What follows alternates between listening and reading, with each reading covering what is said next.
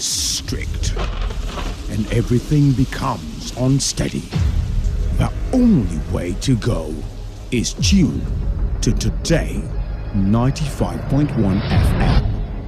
And the world of information, entertainment, and education will be served as breakfast, lunch, and dinner. Welcome to the show. You're listening to today's Quest. A newspaper review segment is what we've got. Now who says I can't bring the party to your house right now? Because, even if it's raining, I still bring the heat right here. I am here for you, and I know you are here for me. It is surely the best 15 minutes of football you can find anywhere on radio. Back here in the garden city of Port Harcourt. Today, 95.1 FM. Nothing but the best. Nothing but the best.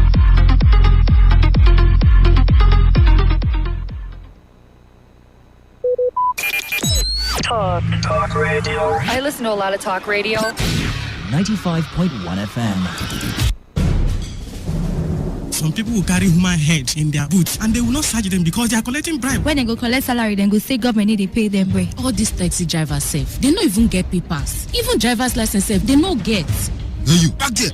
Hold on there. Their cars are in bad shape. Very, very bad shape. They have no ethics of driving. That is why they will continue to bribe so that they can have their way. I could shoot you down. I could shoot you. Headlights, you no get. Side mirror, you no get. Motorway to where they carry animal. Now you take put for road to carry human being. You never even wind the motor when rain they fall. You no get conscience at all. Take, you be number 15. You be number 5. More than no forget on a number. Let's allow them do their job. Do not obstruct justice by giving or taking bribe. Avail yourself a check. Even you, Oga driver, stop reckless driving and always update your papers. This information is brought to you by Today 95.1 FM. Voice of the people. Officer, give me change. Now 1,000 I give you. Okay, all right. All you need to know about this one is that 95.1 FM. Such a unique dial. 95.1 FM, voice of the people. And we're back. Every day, every hour, when the big stories break, depend on our 24-hour news team to bring you the latest. Today, 95.1 FM. Today, 95.1 FM, Port Harcourt. News update. Hello and good afternoon. Here is the news update on Today 95.1 FM Port Harcourt. I am Dave Robert.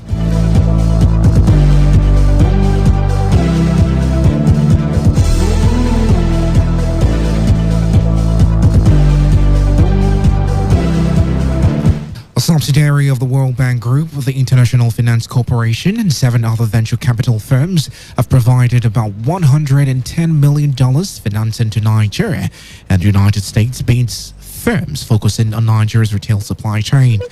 According to the reports, Trade Depot had secured the funds in equity and debt financing to extend its merchant-based buy pay later offered to more Nigerians and American businesses. The firm reportedly had 40,000 merchants on its platform, but now it services more than 100,000 merchants. The Chief Executive Officer, Trade Depot, Oyekachi Izukwani, was quoted as disclosing that the firm's gross merchandise value had grown by 5 times between 2020 and 2021.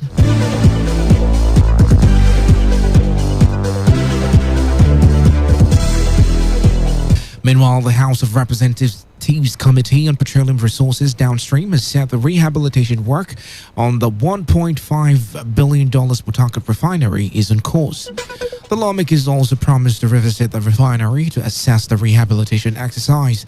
The committee, however, urged all stakeholders to give their maximum support to the project, describing the 24-month timeline for the project as realizable. The House Committee Chairman Abdullahi Gaya said this during the committee's visit to the Port Harcourt Refinery Company in Eleme, River State, and promised to return in 3 months to see the progress of work. Moving on, the Nigerian Communication Commission has said Nigeria's 5G plan will allow efficient allocation of spectrum for 5G deployment and ensure its effective deployment in major urban cities by 2025. The Commission also disclosed that the much anticipated mock auction of the 5G spectrum for qualified telecommunication companies will hold on Friday in preparation for the main auction scheduled for the 13th of December 2021. These were disclosed by the Executive Vice Chairman / Chief Executive Officer NTC, Professor Omar Dambata, at a capacity building workshop themed 5G deployment at the next level for Nigeria's development organized by the Commission in Kano. It said it is expected that the rollout of the 5G will be carried out in phases, beginning with major cities in the country where there is a need for high-quality broadband, stressing that the 2 slots to be auctioned will be picked up by successful bidders at the end of the auction on Monday. Also, a foreign firm has acquired Nigerian data center in $302 million deal. The foreign firm Equinix Incorporated has announced that it is acquiring Main One in $320 million deal that is set to be sealed in the first quarter of 2022. Now, according to Equinix, the acquisition is its way of expanding into Africa, since Main One has one of the biggest presence in Nigeria, Ghana, and Cote d'Ivoire, adding that the deal was still a subject to the satisfaction of customary closing conditions, which it said included the requisite regulatory approvals. The company said the transaction has an enterprise value of $320 million and is expected to be AFO accretive upon close, excluding interrogation cost. President and Chief Executive Officer Equinix Charles Myers, who made this known, said that acquisition of the Nigerian data center will represent a critical point of the entry for platform Equinix to enter into the expansive and rapidly growing African market. Another foreign sin, Australia has revealed that it will create a licensing framework for cryptocurrency exchanges and consider launching a retail central bank digital currency as part of the biggest overhaul of its payment industry in the quarter of the century. The country will also broaden its payment laws to cover all online transaction providers like Apple Inc. and Alphabet Inc.'s Google, as well as buy now, pay now later providers ending their run of operating without direct supervision. John Freiberg, who made this known, said it has become necessary to create a platform that regulates cryptocurrencies, stressing that if they do not reform the current framework, it will be Silicon Valley that will determine the future of paying the system.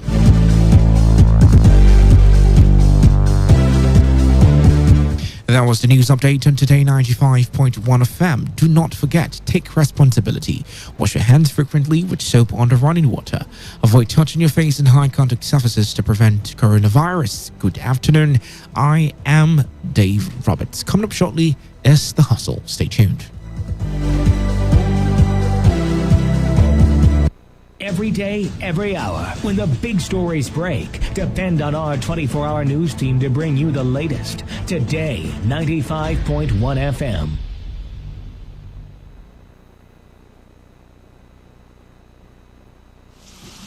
When the weather becomes strict and everything becomes unsteady, the only way to go is tune to Today 95.1 FM, and the world of information, entertainment, and education will be served as breakfast, lunch, and dinner. Welcome to the show. You're listening to today's Quest. A newspaper review segment is what we've now, got. who says I can't bring the party to your house right now? Because, even if it's raining, I still bring the heat right here. I am here for you, and I know you are here for me. It is surely the best 15 minutes of football you can find anywhere on radio.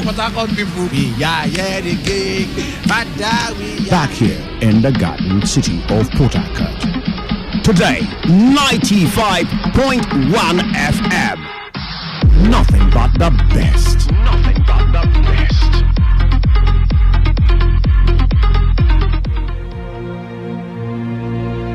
Today is business. Today is a new trend for your businesses. We give you all the information you need to grow your business, new ideas and innovations that keep you earning more and staying relevant. Every day, we engage in business, buying and selling, trading, and exchanging of services as individuals or as a country. Money goes round, it goes up and down.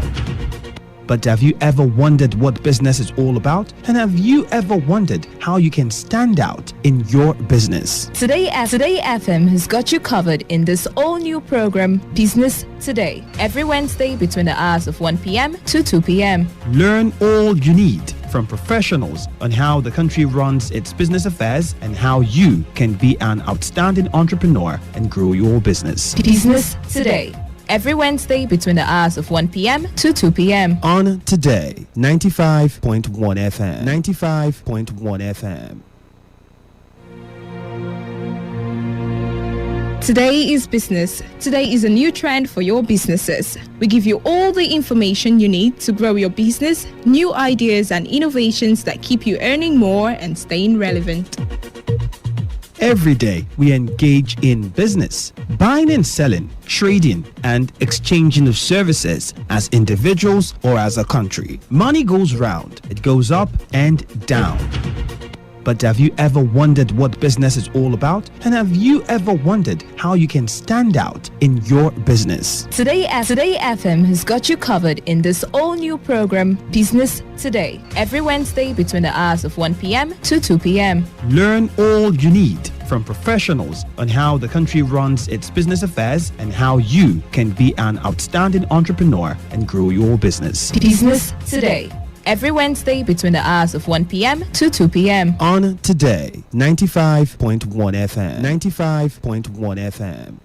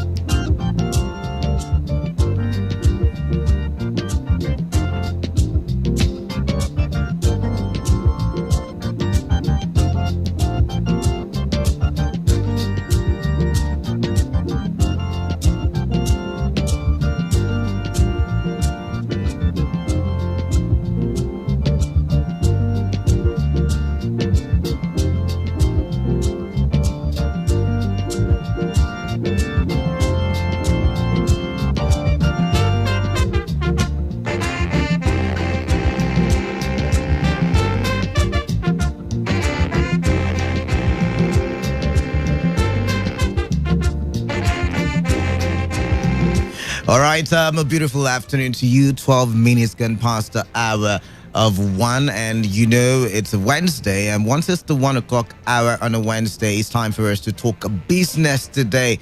And that's what we will do. I am colored and I like to think of myself as the man of the people. And you are tuned to Today 95.1 FM, the voice of the people, your premium talk radio station. But we started something last week. We started the segment on the show where we said we were going to be looking at the food inflation rate in River State, because sometimes when the NBS brings out the statistics, we'll be like, this is not reflective of our market prices. I mean, the onions in the marketplace is still expensive. And of course, the gari, the bowl or the basin of gari is also still expensive. So we will be looking at the food inflation rate in River State in the past 1 week, just like we did last week. And we will be doing that every week. I hope you're having a wonderful afternoon. I hope you're having a wonderful day. If not, I'm bringing conversations your way that will make you feel good. I have with me in the studio right about now Professor Monday Robinson Olulu, who is a lecturer at the Department of Economics, University of Port Harcourt, and I have his associate, Kelechi Inamdi. Good afternoon to you, gentlemen. Good afternoon, Kalada. Good afternoon. All right. And now, this is for this week, And like you said, MBS will bring figures, and at the end of the year, they will do the computation. A lot of variables would have changed. But this is raw figure from the open market. All right. And so for the second week, this is the report for inflation monitoring team. We are from economics department, Investor of Port Harcourt. All right. That team. So before we go into the data, what markets did you visit? Let's get into the markets. We visit Choba market. All right, Choba markets. The Omocholo market. Mbiama market. All right. There's a market in Degema. All right. Which we visited. All right. And then the fish market at town. Creek Road market. All right. So we get the price of these goods, and then we take the average. All right. For 3-4 markets, we take the average, and then we have commodities, food commodities up to 21. We mentioned them here. Yes. Now we do the price of bread on Monday. That's what we do. Start of business on Monday, and then close of business on Friday to see the change in price. All right. And so the commodities that we get the price are bread, corn, rice in bags. You know, they have their measurement. Beans in bags, gari, gari in basin, cow meat, chicken, ice fish, catfish, crayfish, egg in crate, palm oil in 25 liters, 20 liters, groundnut oil in liters, onions in baskets, plantain in bunches, tomatoes in baskets, carrots, orange, watermelon, potatoes, yam. That's 21 items. 21 items. Yes. All right. And so you can see how it will reflect the market. Before we get into how it reflects the market, last week we talked about you had a percentage, at the end of the calculations. Yes, we are coming. Okay, you still go back to last week? Yes. Okay. Yes. Okay. Fine. Yes. All right. Yes. Let's hear you then. So as of last week, the inflation rate in Rivers State was 6.7%. 6.7%. That's the increase in price, and we said that is high. That was high, right? Now, for this week, we also follow the same method. The price of the goods we listed above are confirmed at the first start of business on Monday, and then the close of business in the open market on Friday. All right.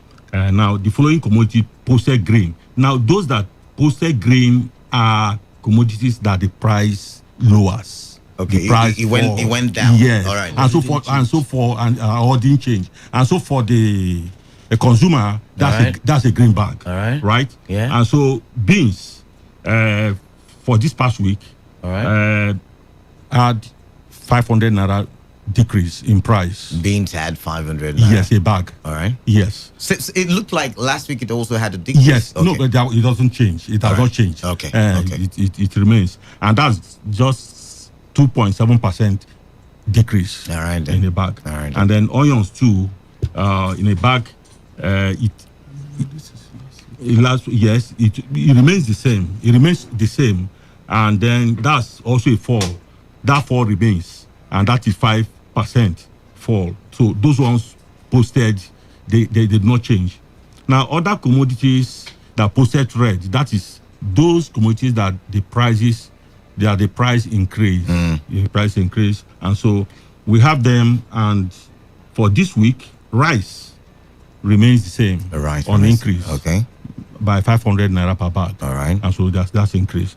And that is 1.8% increase. Now you have chicken, that increase remains 500 naira per kilo as it remains last week. And that's 14.3% increase. All right. It does not change. And then ice fish for this week, that's increase in ice fish by 20% again. All right. You can see ice fish. Now crayfish remains the same. Crayfish remains the same, 1,000 naira a bag, and that is 5% increase. You have egg per crate. There's increase. We reflected that increase last week. All right. And that's 100 naira increase per crate of egg. And that remains. It has not gone up. It has not come down. All right. Then palm oil. We said that last week. There's increase in palm oil price by 4.3%. All right. In addition to what we have last week. All right. And so for palm oil, I think that as the Yuletide, as Christmas draw closer, the price will continue to increase. All right. Yes. All right. Yes. All right. Then we have bread. Bread remains. Tomatoes, yes. Tomatoes also add 2,000 naira, but again, it has increased again by 25%. Okay. This week. And so that's not too good for the economy and for the economy of the families. All right. Then we have Gari remains the same. Gari, that is 5,500 naira per basin. That is the standard Gari. You know, we have different types. We have Ikwere Gari, we have Enugu Gari, but the Ikwere Gari, that's the star Gari. And that one per basin is about 5,500. All right. And then it have not changed. Corn do not change. Have not changed. All right. It remains 1,000 naira in addition to what has been cow meat. That's 250,000. That's the whole big cow. It remains like the full cow is 250,000. It remains. It has not changed. All right. We are interested in that because of we do not produce that here. All right. That comes from the north, and All right. so we're interested in it. And then we have catfish. Catfish standard size now is 3,000 naira. All right. It remains also, and then yam remains. The additional 1,000 naira have not changed. So the catfish did not change in price. Yes. But ice fish had a 20% increase. Yes, ice fish. Catfish is locally produced. Okay. And ice fish is imported. Really? Yes. Okay. We don't produce ice fish here. It comes in carton. And then what happens is it will reflect the exchange rate. All right. That is the truth. All right. So if we sum it up, we'll find out that the change we have for this week basically increase. That's last week. Last week was 6.7%. Yes. So this week is what? This week is but slightly 6.9%. Wow. For this week. 6.9%. So there's a 0.2% increment. Yes. And so at that rate of within the week, at that rate, it's not too bad. All right. Right? Because there are slight increases. All right. And if it remains like that, I think it's fine for the economy. But generally,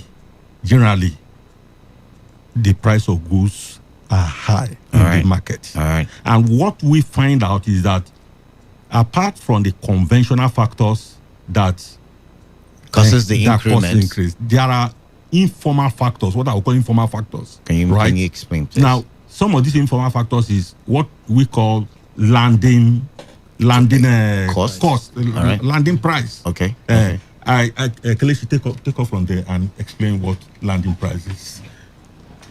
Okay. When goods get to the market. Go ahead. Okay. Thank you very much, great people of Rivers State.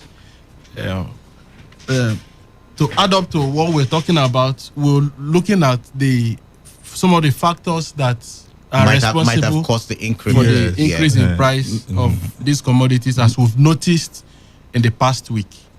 You know that we have the increase in landing cost of these commodities are one of the core issues that were identified in our survey. All right. You know, looking at the fact that a lot of expenses, the traders in the market pay they make some expenses as regards like what they call produce costs. They pay for what they call produce. Produce costs. Yes. As these lorries enter into River State, at the point of offload, they pay produce cost and some other levies. Is it based on taxation and levies and all of that? Yeah. Okay. Kind of levy. A lot of that is informal. All right. So, which is responsible for the hike in their price in some of the commodities that we recorded here. All right. Now, like the produce levy, right?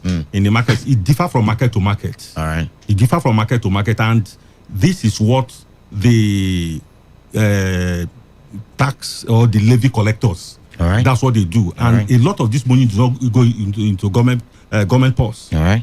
But the sellers or the dealers will add it to the cost of goods. All right. And so we buy in the market the main cost, the cost of production, and some of those informal. So if Rivers State government will look at the issue of landing costs, right? Various costs that the distributors, not even the main producers, the distributors, the kind of cost they incur before the goods is allowed into the market, right? That at that point is very, very important. So the government should look into some of these informal levies, like a lorry, because if you're traveling along the East-West Road, you see a lot of tax collectors on the road stopping lorries and all of that stuff. And when the commodity and when the lorry gets to the park, right? Now they call it landing cost. Different type of different type of levies. All right. And then for some commodities, there's exchange. The wholesalers will be like the wholesalers, and the wholesalers will not be one group. You understand? Yeah. What the group will sell to the other, group will sell to the other, like tomatoes, before it gets to the market. And then for each of those group, they add little things to the price, existing price. It's one of those things. These are unconventional factors that influence Rivers State. Now, I know there's one other thing we discover. Basically, Rivers State do not produce up to 30% of what we consume in terms of foodstuff.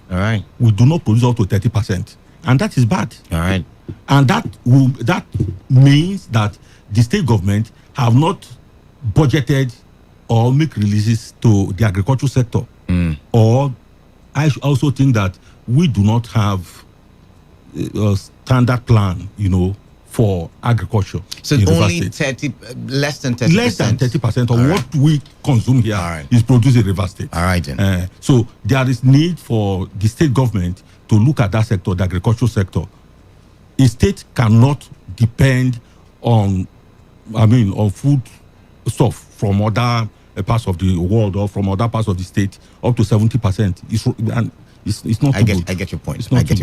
So today's lesson one, we should look into the levies, on some of these foodstuff that are coming into the state. Exactly. And then multiple levies. Multiple levies. Yes. All right. And then secondly, the River State government should look into diversifying the River State economy. We should look into agriculture, especially in the areas that we have comparative advantage. All right, then. Like stock, catfish, so forth and so on. All right, then. That's too much we can take, Prof. If you're listening, we've been looking at the food prices in River State, in various markets, and Prof and his team have been able to do justice to that. And we had a slight increase in the inflation rate when we talk about food, by the way. And we had 6.9 compared to last week. We had 6.7% increment. And some things did not really rise, some things did rise, some things were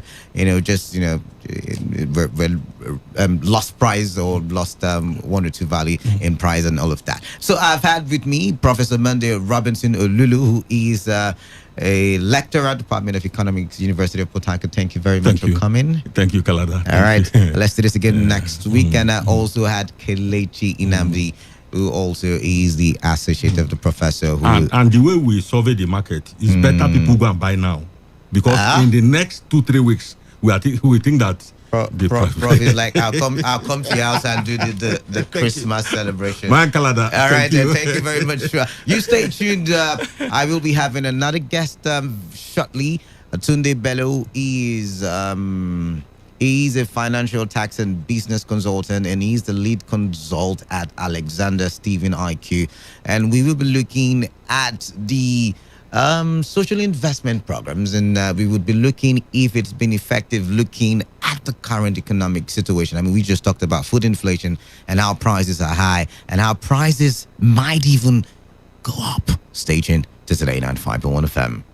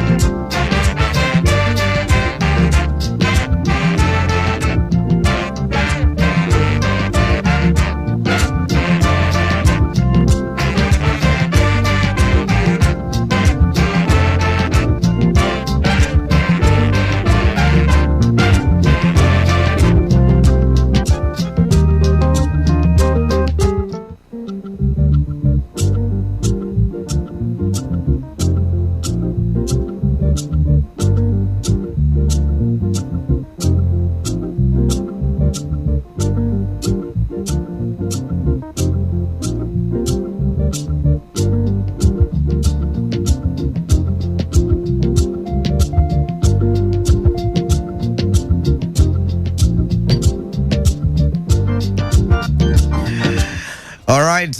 Thank you very much for staying tuned to Today 95.1 FM, the voice of the people. I remain Kalada, and I like to think of myself as the man of the people. And right about now, I have Mr. Tunde Bello. He's a financial tax and business consultant, the lead consult at Alexander Stephen IQ, a firm of financial accountants, tax and business advisors. All right. So he's here in the studio, and we will be looking at some, not some. We would be looking at the what do you call it now? The social investment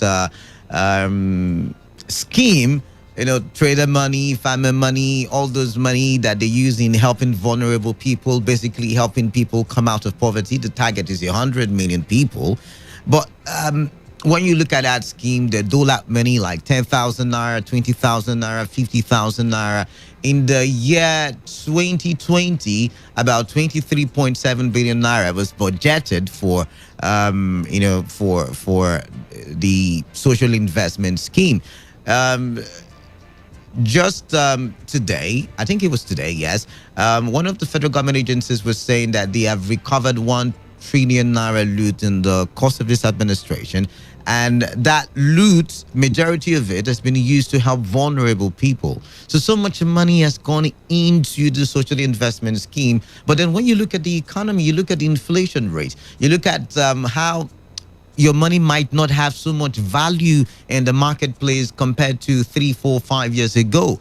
When you look at the possibility that the subsidy will be removed by the end of February, and which might also have the ripple effect on the economy, one would want to ask the question, the target effects of the social investment scheme, would it still be effective? Will it not be effective? And that's why we've brought in the expert, the economic expert to come talk to us on this matter. So once again, good afternoon to you, Mr. Tunde Bello. Welcome on the show. Good afternoon, Carla. It's good to be on your show. All right. So first things first, I'm guessing you've been able to read on the social investment scheme. What can you say about the government's intent, to help reduce poverty to the barest minimum? Let's start from there. Okay. Why I won't want to castigate or just throw away whatever intentions and programs of government, I would like to start from the fact that the motive of doing something is more important than whatever you're doing. All right. So, yeah. So if you have a motive to do something, the next question will be, why are you doing this? And then let's look at the reason why you're doing this. And then at the end of it all, we are able to evaluate the process and the result against the objectives. So the government intends to take 55 or 56% of Nigerians out of poverty. Because you mentioned 100 million. If we take 180 million, as the number of the people, that we have as Nigeria, then we'll be looking at about 6% of Nigerians. All right. So that we assume that all of Nigerians are poor. If we assume that the whole of 180 Nigerians are poor, 180 million Nigerians are poor. So for me, it looks vague, in terms of objective. All right. If you say you're taking 100 million Nigerians out of poverty, what determines you have less than 1 and then there are a lot of nomenclatures that have been given: vulnerable people, marginalized people. So we need to know, because it's a country that we do not have a proper and valid database management system.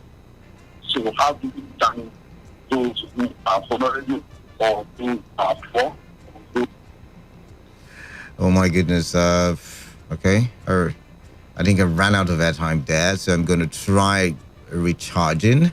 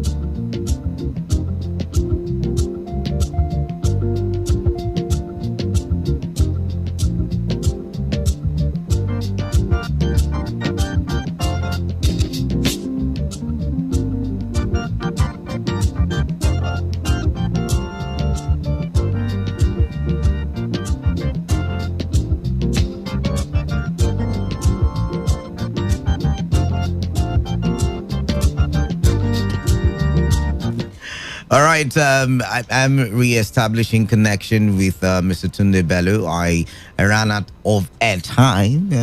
You should understand that economic weather is also blowing in my direction as well. All right, so yes, we have re-established connection. So welcome back. You were saying, sorry about the disruption. Yeah, sorry for the network interruption. Yeah. Okay, I was saying that the government needs. Not again. And now this is network. Wow.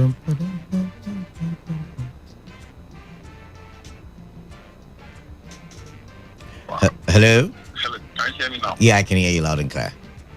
Oh, okay. So government needs to tell us what the intentions are, the original intentions and the destinations of what poor people are, marginalized people are, and all of that.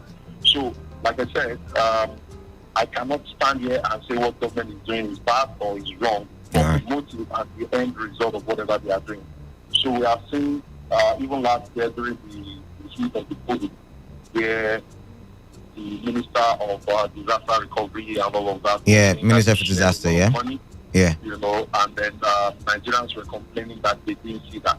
We also need to look at the fact that indeed monies were shared, which I think I know one or two persons, from within the circle of where I am, who have received the intervention.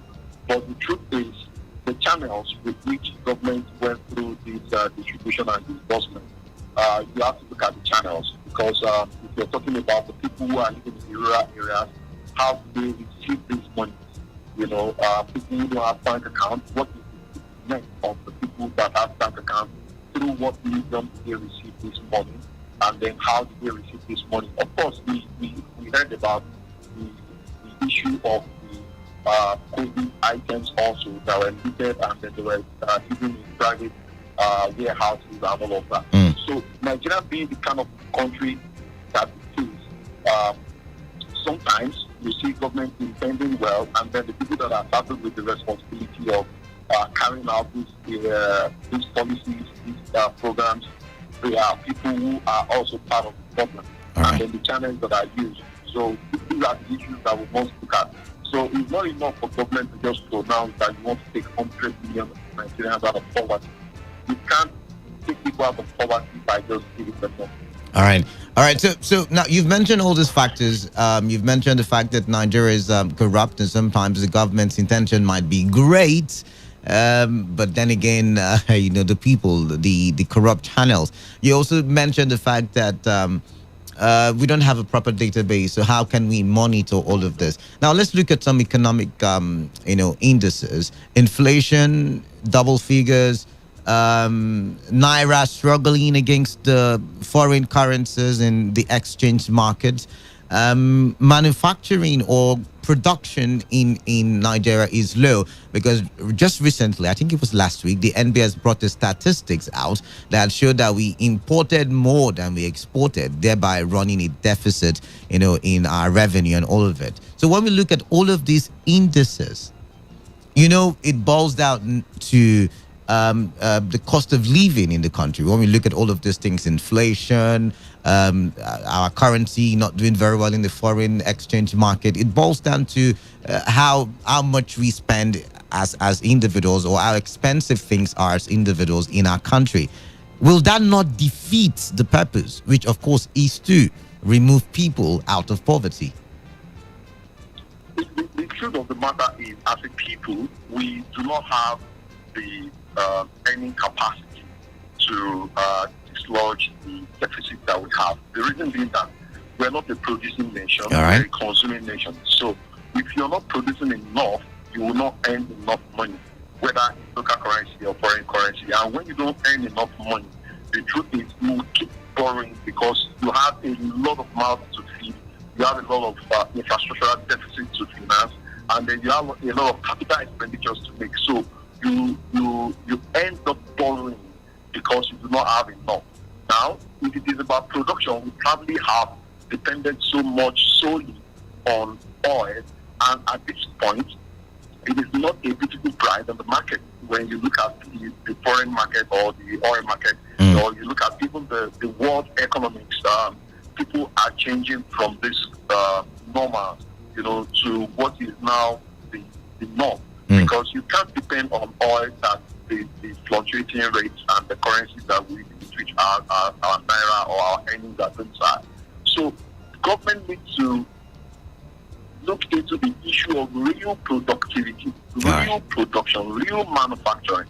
Now, I would have thought that all of these goods that was recovered, the 1 trillion, the 1 billion, the 1 million, and all of the monies that were recovered were put into, for example, agricultural offtakes.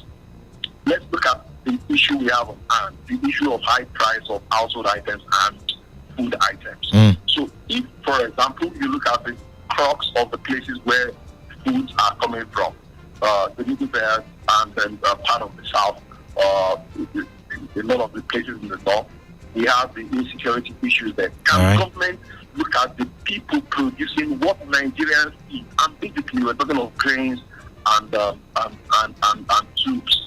too bad. So, the government is going to uptake from those who are producing directly. You buy off them, and then you come to your own commodity market and sell to Nigerians. Because if you, I was listening a bit to the professor in the studio, who rightly said that cost of land. Now, if you get, for example, from Benue, from Enugu, from Kaduna, from Katsina, and you buy off them, and then you have your own market where people come maybe once in a month or once in a week to buy off you as a part of a social investment intervention, then you are automatically eliminating the issue of the middlemen who are going to add their own money because of cost of security and cost of transportation that they add to the money. Now, let me tell you, Canada, if you go to a place like a chain, in Kurita, to go buy things and you buy them at say 1,000 naira. Let me just give an example of say plantain or ripe plantain or whatever it is. By the time you bring it to Port Harcourt and you want to sell the same thing, it's going for 1,500. Just within two local governments in a state. The Brita, that is Ishopo or I don't know the local government. That's Equator local government. Equator local government and Odiabo or Falga. I'm talking of just 30 minutes drive. And you're having a price difference of 500 naira, 1,000 naira. Now imagine if you're taking food stock from Benue State. Imagine if you're taking tomatoes from Katsina down to the south here. Just imagine the multiply. So government needs to look at this intervention that they are doing. You can't dash people 5,000 naira and you expect them to come out of poverty. Because the poverty is a word that shows the level of inability of people to afford the basic needs. Not just food, including housing and access to basic infrastructure, roads. So if you're going from here to Enugu, for example, going from here to Imo State, for example, you see the number of hours it takes you to get there. So government need to channel these monies into better infrastructure or better arrangement of programs like optics, like manufacturing.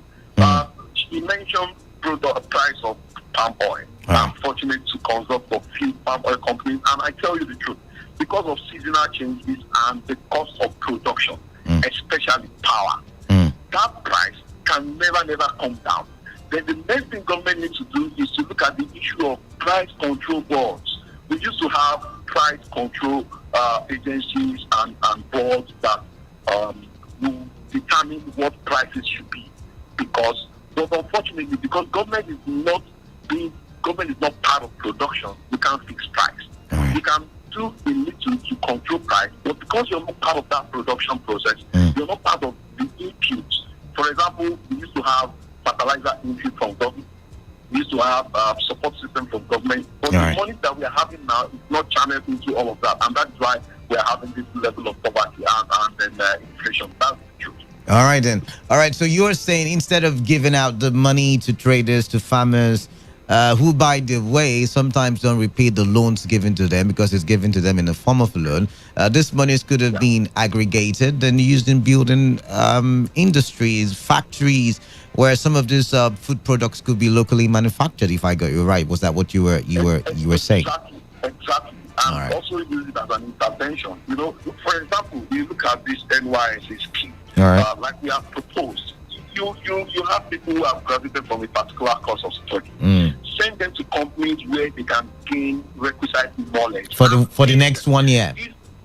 Exactly. So instead of this company looking for money to pay for staff, you send these people who need these staff to work and to learn and to become better and to increase entrepreneurial skills and ability. Then you pay them. I mean, why do we involve in just spending money that doesn't result into productive results?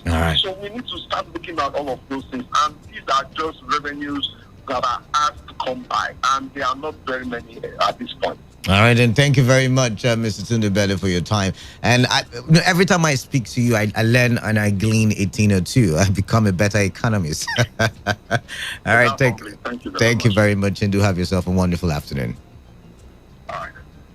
All right, you've heard all the conversations that we've had on the show this afternoon. It's time for you. I know. I'm sorry. You know, we had so much to cover, and so there is little or no time left for your contributions. But let's try, and let's see what we can do with the remaining about 13 minutes on the clock. You can call me and tell me what you think. Thus far, I know it's a 10-year plan. It's a 10-year plan. The social investment scheme is a 10-year plan. Trader money, farmers money, all the other things, school feeding programs. You know, it's with the intent to reduce poverty in Nigeria. Now, like my guest over the phone said, whether the government is right or wrong is not what we want to look at. The government might have the best of intent, but what we want to look at is looking at it from the economic standpoint that we find ourselves in. Given COVID-19, recession 2018, looking at all of these economic factors, it's good to ask the question if the required effectiveness or the effectiveness of this program is high up there, or if it's becoming redundant, so to say. Because I mean, if the farmer is giving 10,000 naira for fertilizer, for instance, and then the cost of things in the marketplace is high, the 10,000 naira might not be effective. That's the efficacy we're talking about.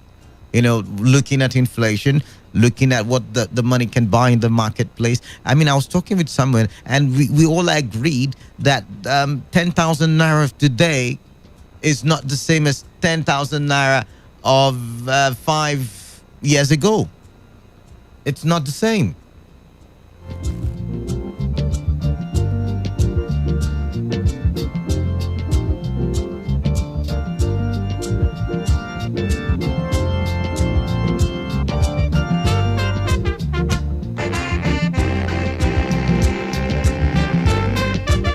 All right, so the numbers to call me into the studio with are 0810 951 951 and 0817 000 0951. Your text messages to the number 07019339962. First caller at 95.1 FM. What's your name?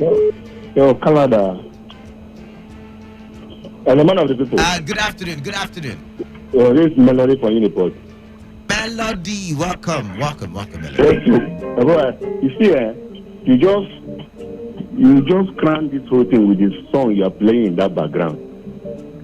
If you listen to the full or the wordy part of that song, it's talking about animal things. We can't talk about the wordings on radio because I don't think NBC would allow it. The truth is that if you look at what our government say they are doing, ordinary, honestly, sometimes we think some people don't have business being in government. You see all this money they say that they're giving this, their money, this, that. If this money has been accumulated and use it to industrialize in Nigeria, most of these people you feel you are giving short time feeding money and whatever money, most of these people will get permanent job, will get job that is sustainable.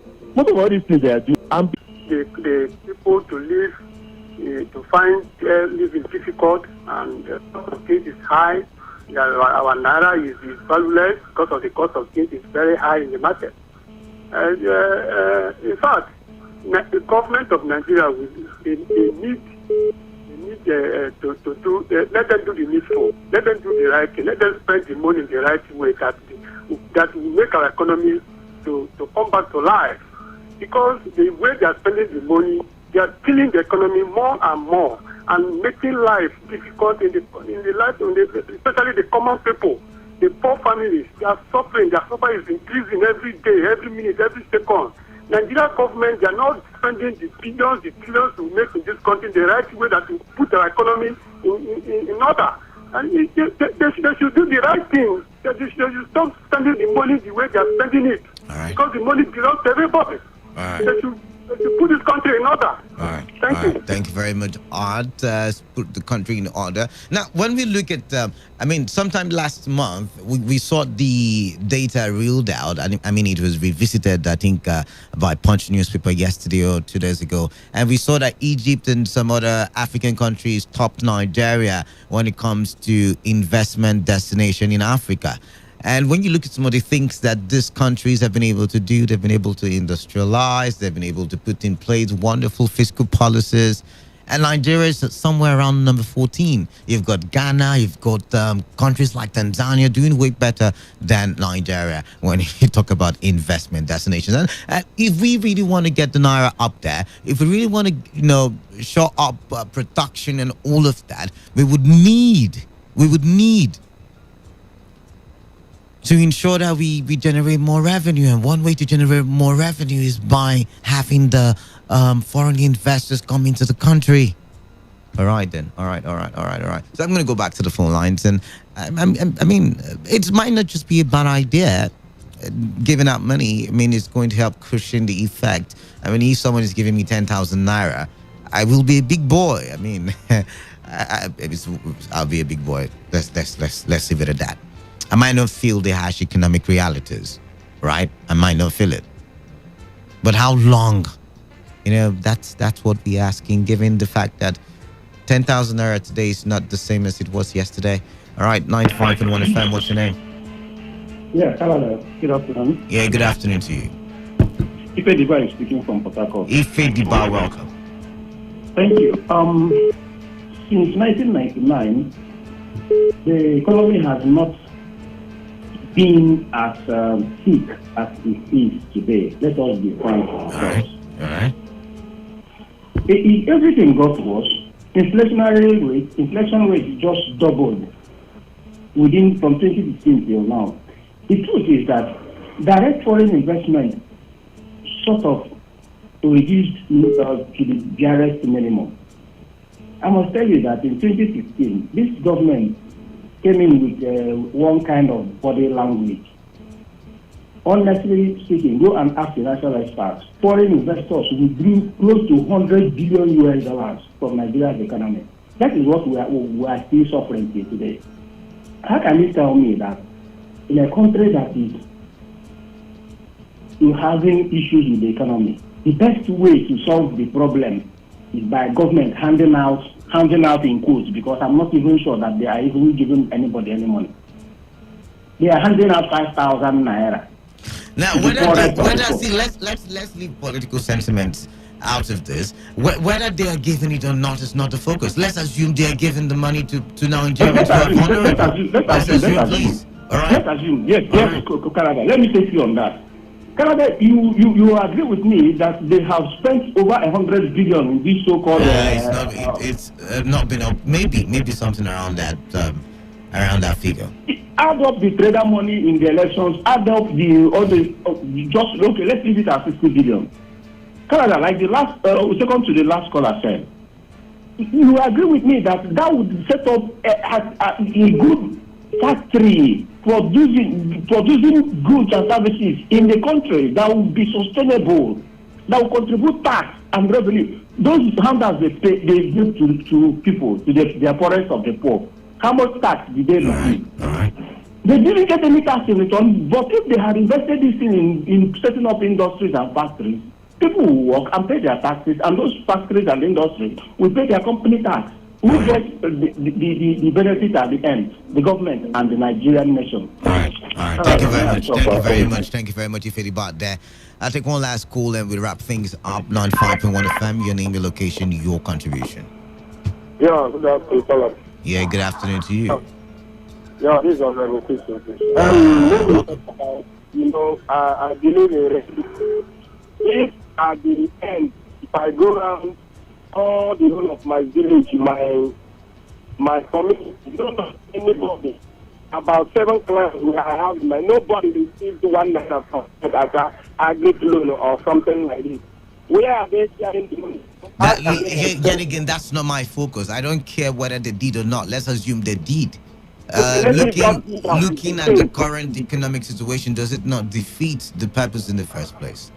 Like what I'm seeing here, they are just like the price control somebody was saying. I do go to market to buy something. I price fish. So somebody should tell me, okay, we are talking about physical something that you know that it is not on paper. You know, market is where other people. So what are you saying? What are you saying? What I'm telling you now is what how can federal government be signing money to people that build up there? They call them. They say they are agricultural. If somebody that build mansion, they are signing money to that person and expect that person to give to the money to who? They are just sharing the money within themselves. All right, thank you. Yet again, that's not the focus. Whether they're sharing the money or not, that's not the focus. I would have to leave and go for the news update at 2.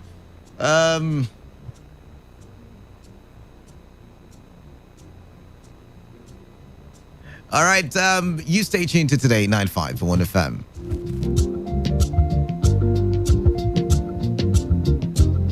Every day, every hour, when the big stories break, depend on our 24-hour news team to bring you the latest. Today, 95.1 FM. Talk radio. I listen to a lot of talk radio. 95.1 FM. Today, 95.1 FM. Port Harcourt. News update.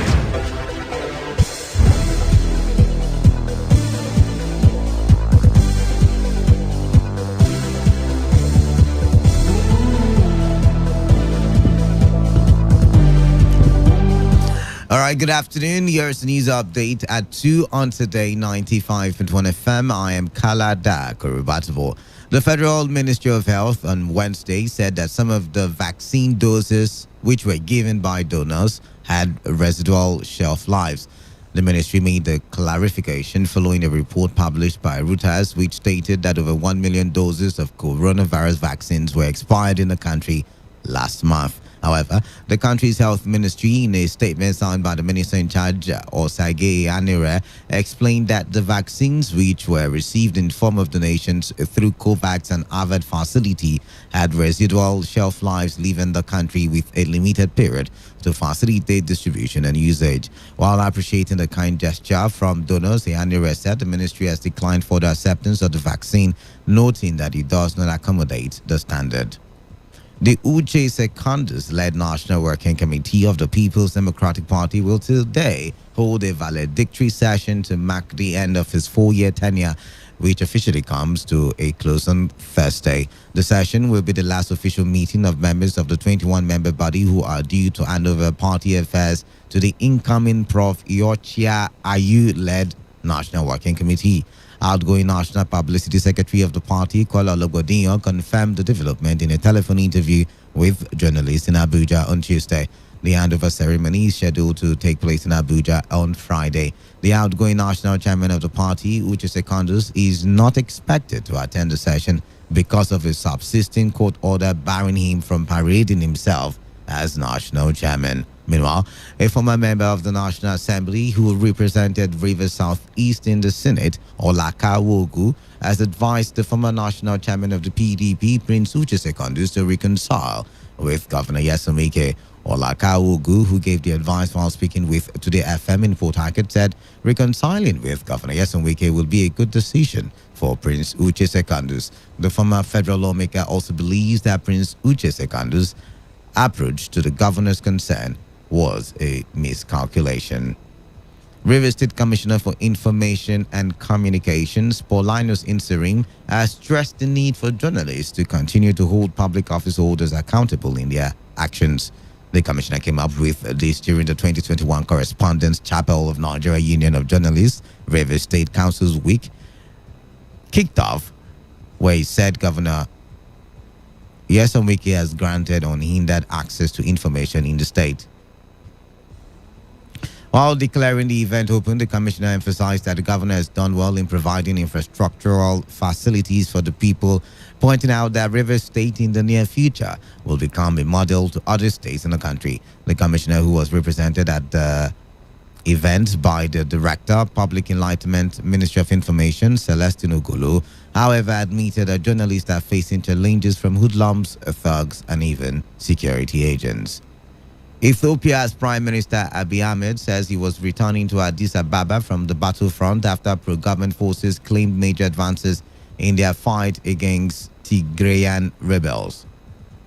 The government on Monday said pro-Abiy forces had retaken the strategic towns of Dessie and Kombolcha, the latest turn in the 13-month-old war. After the Tigray People's Liberation Front rebel group reported significant territorial gains as part of a march towards Addis Ababa, Abiy announced last month that he would head to the battlefront, handing over his regular duties to his deputy. Since then, state media has broadcasted images of a uniformed Abiy, a former lieutenant colonel in the military, as fighting reportedly raged on at least three fronts. The Confederation of African Football has dismissed rumors that next month's Africa Cup of Nations could be moved away from Cameroon following the recent discovery of the new Omicron variant of COVID-19. The new variant has led to travel restrictions being introduced by some countries for several African nations, with Nigeria, which neighbors Cameroon, the latest to be added to the United Kingdom's red list. In recent days, some media organizations have suggested the dates of the 24-team tournament could change or even the location be moved, possibly to Qatar. CAF's Director of Communications, Alex Siwe, said neither his organization nor leading Cameroon officials have discussed such events. And that concludes the news update at 2 on Today 95.1 FM. Do not forget to take responsibility. Wash your hands frequently with water. With soap on the running water. Alternatively, have with you at all times alcohol-based hand sanitizer. Avoid touching your face and eye contact surfaces to prevent the spread of coronavirus. Good afternoon. I am Kalada Karubatbo. Thank you for listening, and do stay tuned to Today 95.1 FM.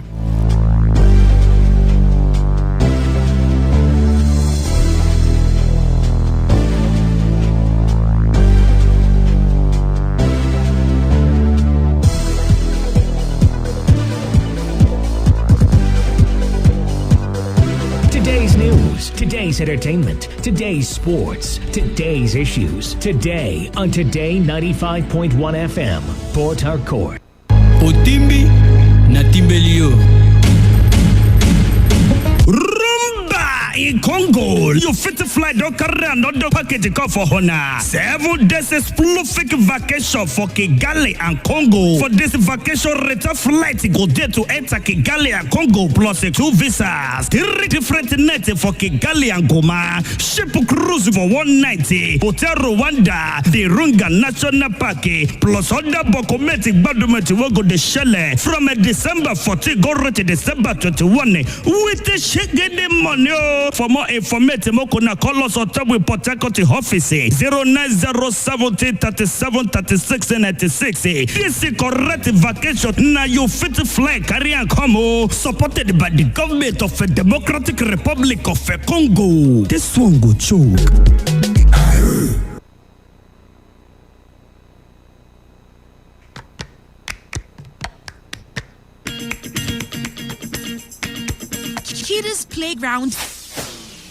Kiddies Playground is back on radio.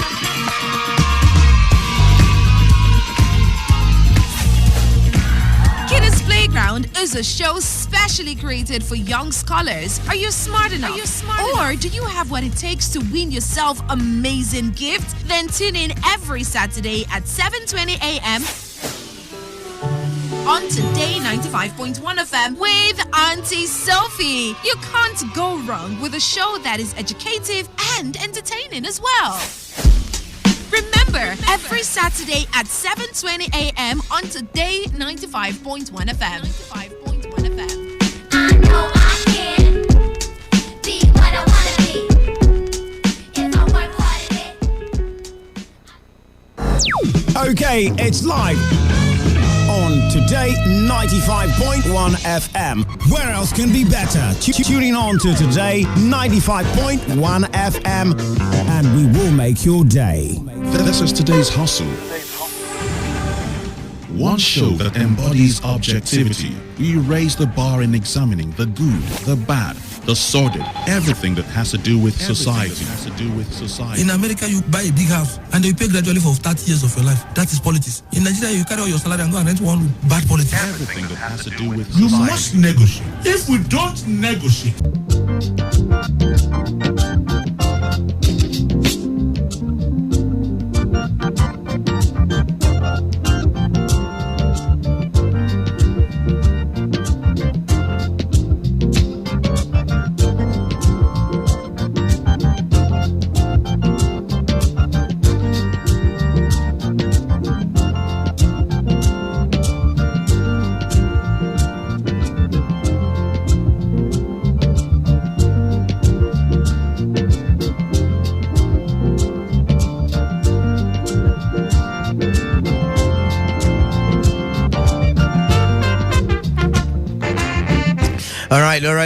All right. 10 minutes gone past the hour of 2. I'm excited to be in the studio today. I don't even know why. But I mean, always having the opportunity to have a chat with you on the other side of the radio is something I always look forward to. And it's no wonder, even when I'm sick, I still make it to the studio. I am Kalada, and I like to... I'm Russian. I am Kalada, and I like to think of myself as the man of the people. And you're listening to Today 95.1 FM, the voice of the people, your premium talk radio station.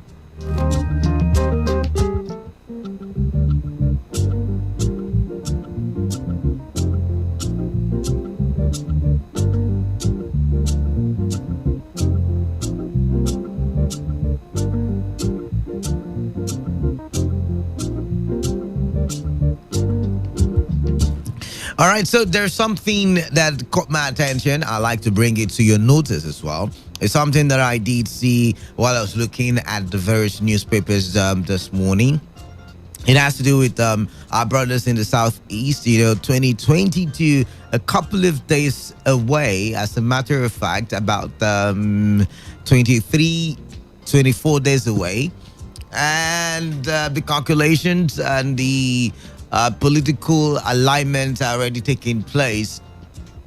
Who will become the next president? Who will become the next governor? These are some of the things that are already being calculated. So you're seeing conflict here, conflict there, or PDP is trying to put his house in order. APC is struggling to put the house in order as well, all for 2023 elections. Of course, there is INEC, and there is the Electoral Act that has been amended by the National Assembly before the president waiting for his assent. And all of these things are already happening. All of the drama already in display. But there's something that has been, on the table for conversation for so long a time.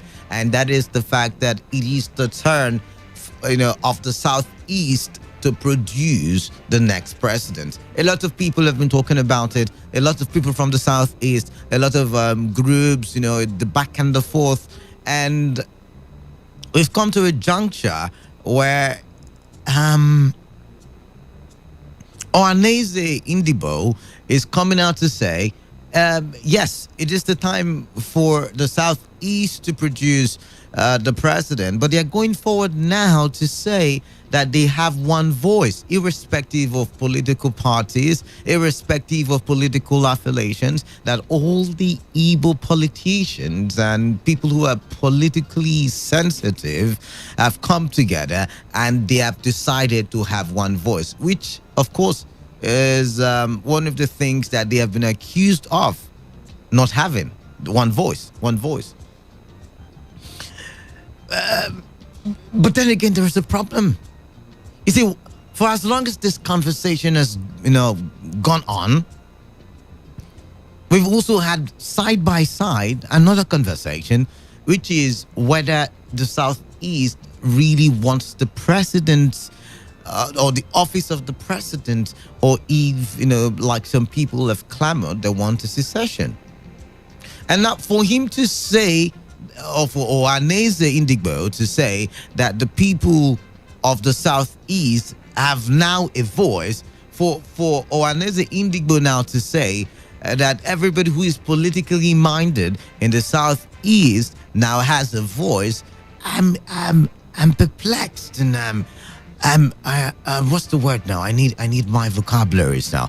I am so intrigued by the situation and the statement that I am now beginning to ask questions in my mind, which I want to share with you. Maybe you might have answers to the questions, and maybe we could talk for development from there. Now, Nnamdi Kanu is going to come into the picture, because recently we've seen a lot of politicians, a lot of elder statesmen in the Southeast talk about Nnamdi Kanu's situation, and they have even gone ahead to meet the president, and there are talks about a negotiation where Nnamdi Kanu is lifted from whatever incarceration to the land of freedom. I know there is still the back and the forth, but it looks like the political elites in the Southeast agree on that one, and that is the fact that Nnamdi Kanu should be released and allowed to be a free man. So could it be that even Nnamdi Kanu, who is an advocate, who is the voice, who is a champion for the secessionist movement of the Igbo people, could it be that he's also now looking at the political alternative, which is, of course, the fact that they might just have the Igbo presidency come 2023? Now, while that is being still figured out, I'm talking about Igbo presidency, by the way, because we still have some very stubborn regions still coming out to say that it's probably a little bit too late for that political alignment. I'm talking about the Igbos aligning with other regions, because the other regions are also going in for the position of the president. The North is very active. The Southwest is very active. I hear some people are raising their hand from the South. So you never would know. It's a very competitive political year, or it's going to be a very competitive political year. So, everybody probably gunning for that position. But I want to focus on the statement by Ohaneze. And that is the fact that the Igbos now have one voice. So are we saying, because another reason why, some people have mentioned it, some people have said the reason why we are scared of giving, is because they might just, divide the country. So the people, because I'm wondering, I'm really wondering. The federal government would tell you, for instance, that a lot of the things that have happened in the Southeast as a result of movements towards secession. Now, whether they are right or wrong is yet again not the focus. The focus is, do we now have one voice in the Southeast? And I'll be one of the most happy people if we can have one voice politically, by the way. I mean, because I know we can't always agree on everything.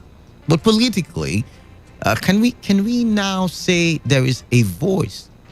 Because even if they all agree for Igbo presidency, there is the argument, who's going to be the Igbo president? I bet you Rochas Okorocha won't have a go at the presidency. I bet you Ode Uzokalo will want to have a go at the presidency. I bet you, what's the name of this guy now? His name just skipped my head. The minister for, is it the minister for labor? The minister, Chris Ngige. I bet you. Chris Ngige would want to have a go at it. And I still bet you there are some people from certain South states who will tell you that I am from the Southeast due to this connection, this lineage and that lineage, and this is how I'm connected to the Southeast, and they also might want to use the opportunity to run for the presidency. I mean, we saw Goodluck Adebele to his name. All right. I mean, just don't mind me. All right. So the point is, even if they all agree, okay, let's drop secession movements and let's look at how maybe the Igbo presidency can have, in my opinion, I mean, I don't see how, it would affect the Southeast. Maybe I might be wrong, but if they agree to the Igbo presidency, will they be able to agree to who becomes the actual Igbo president? I mean, that's one of the most difficult tasks. Really. And I guess that was one of the biggest challenge the former president, Goodluck Ebele Jonathan, faced when it was time for him to leave the platform of acting president to a substantial president. Because there were so many politicians. There was Donald Duke from the South. There is Peter Odili, Dr. Peter Odili from the South. There is Timipri Silva from the South. Of course, Amechi, the then governor, Rotimi Amechi from the South. There is help me with the names, please. There is Rotimi Amechi. Who else again? Am I not calling? Okay, no. Come on now, help me. I mean, there were names at the time. Still, currently, if you were to bring it to a level playing field, I don't think the former president would have become president. And this was part of the challenge that he did face, when he was about to become the president, move from acting president to becoming the president. There were rumors. There were words on the street. Now, this biggest battle was not even in the north. The biggest battle was in the south. The south. So even if we now agree, everybody says, okay, let's have the Igbo presidency. Will the Igbos be able to have a voice? And I bet you the reason I'm having this conversation is to sample the voices of the Igbos. Once they call in, you would hear. Some of them would tell you, I already know what some of them would say.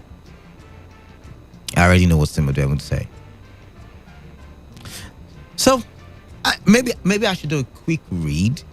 Let's do a quick read. So, 2023, Southeast ready to speak with one voice. This is coming from Ohaneze. The Ohaneze Indigbo yesterday assured Nigerians that the Southeast geopolitical zone would speak with one voice in its quest to produce the next president of the country. President of its National Youth Wing, Damian Okafor, stated this in Abakaliki after he led members of the group to inspect projects executed by Governor David Umahi. He noted that the era when Igbo politicians spoke with discordant tones in their aspiration to protect the political interest of the zone had gone. He said the youths of the zone have noted with great delight the unity of purpose in the political utterances of Igbo leaders who have so far spoken on the 2023 presidency, noting that this was the first time Igbo leaders were showing such oneness despite belonging to different political parties. I need you to underline that part. Despite belonging to different political parties. The Ohaneze youth leader called on the governors to consider organizing a zonal political summit to be attended by representatives of all political parties, 7 governors, National Assembly members, religious leaders, traditional leaders, civil society organizations, market leaders, women, and youth groups. All right. The Southeast geopolitical zone cannot afford to miss the opportunity of 2023. It is time to speak with one voice. I'm happy that as we speak, Igbo leaders are united in their quest for Nigeria president of Igbo extraction in 2023.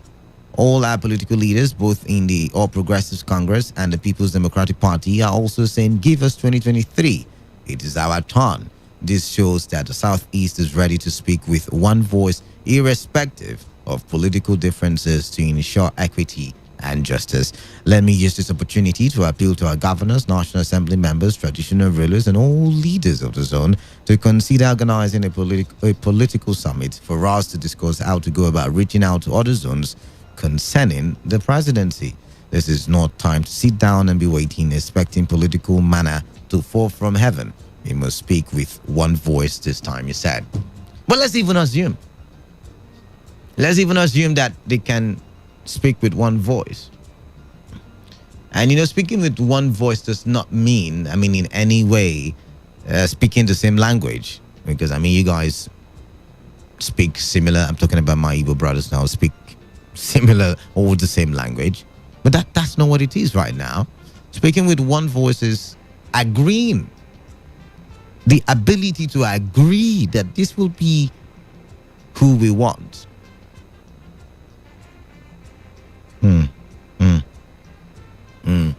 But then again, even if they're able to speak with one voice, the question I'm asking in my head is, will they be able to convince the other regions? This is 2022 already.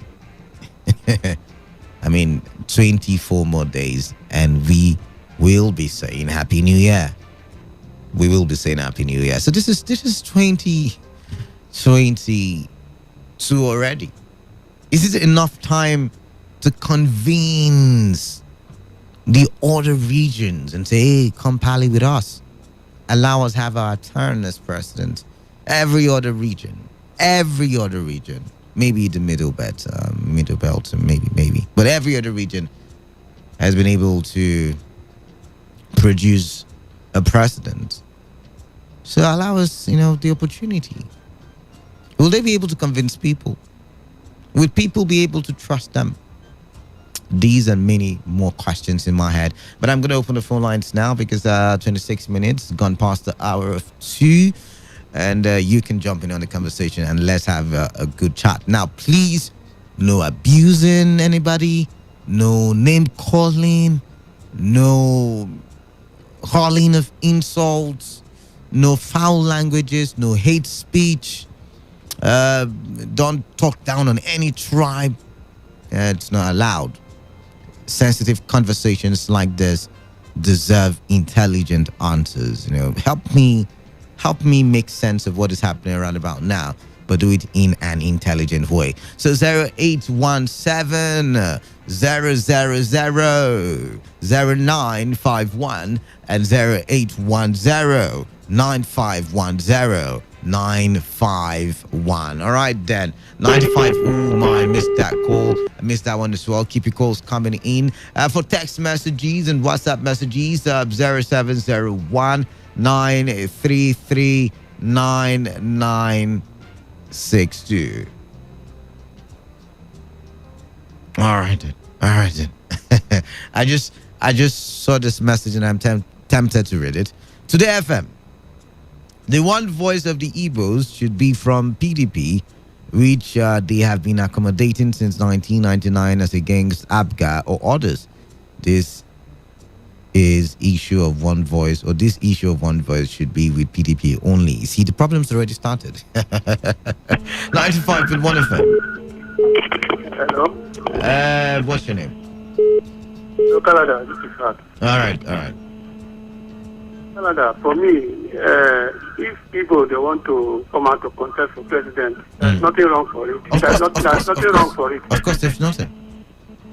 But the problem is Nigeria needs somebody that will turn this country and make the economy of this country. And I believe the Igbos have such a person.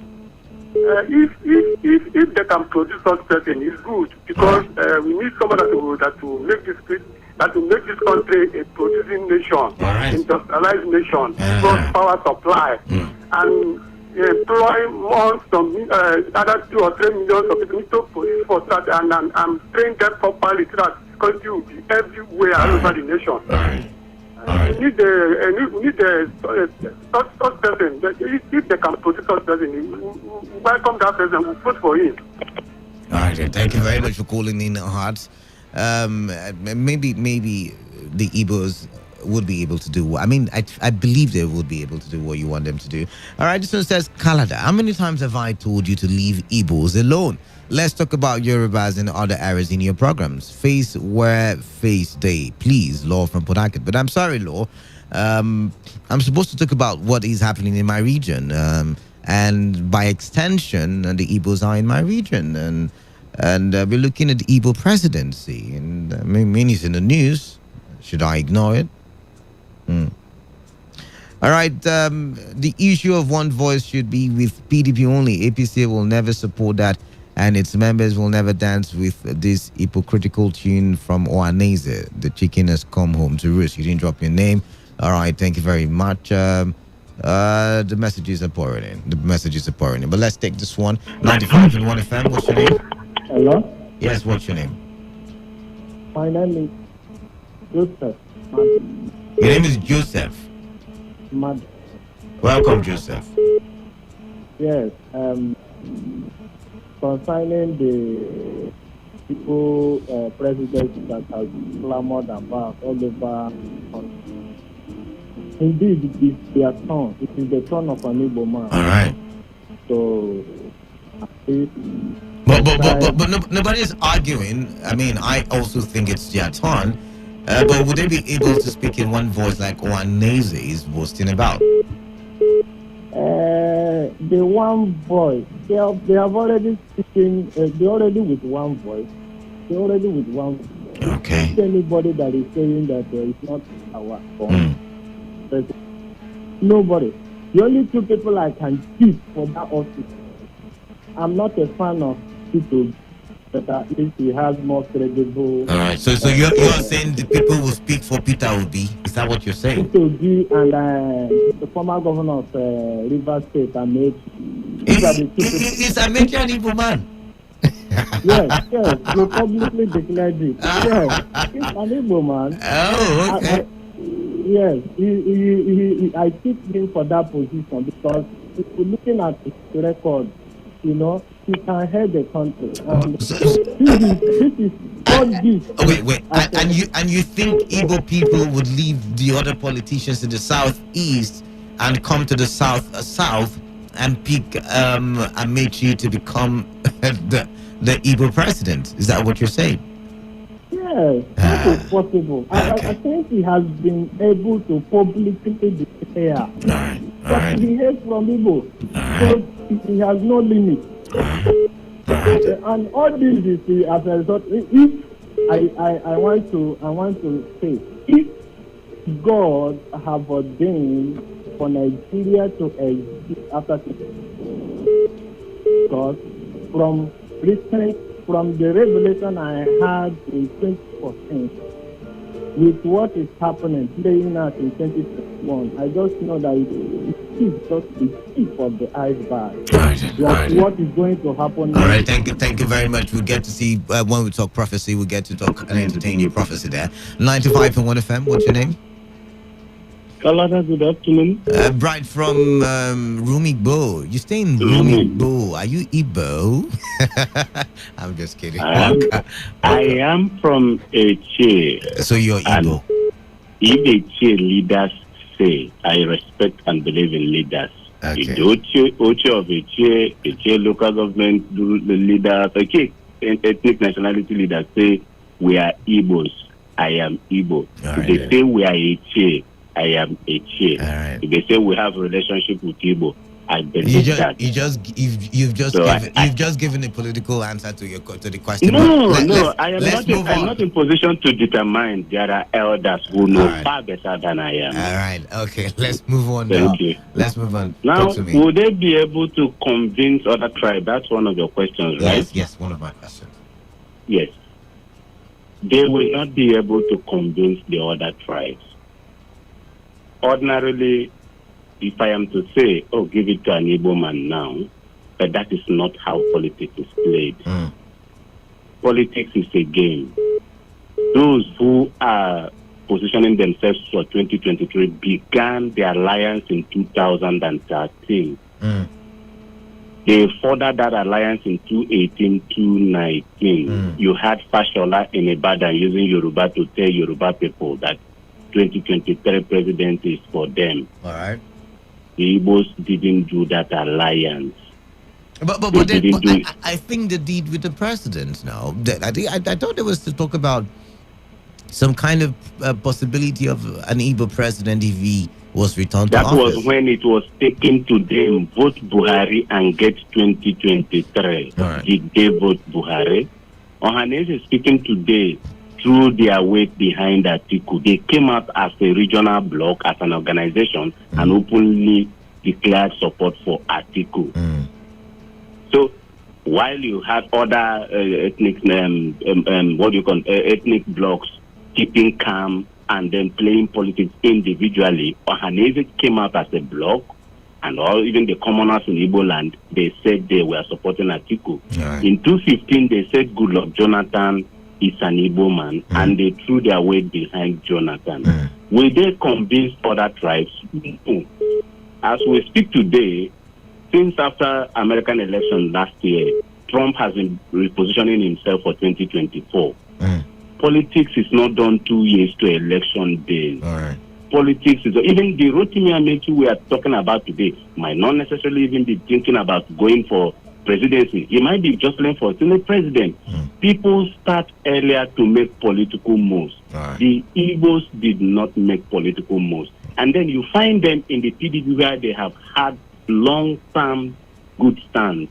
In taking order and in the scheme of things now, they are not in good position. You find them in APC. The person they had to project in APC, Rochas, was one of the founders of APC because he led a block of ABGA to form APC. Even Rotimi Amechi was not even part of those who formed APC. They joined APC. Meanwhile, Rochas was part of those who formed APC. What has happened?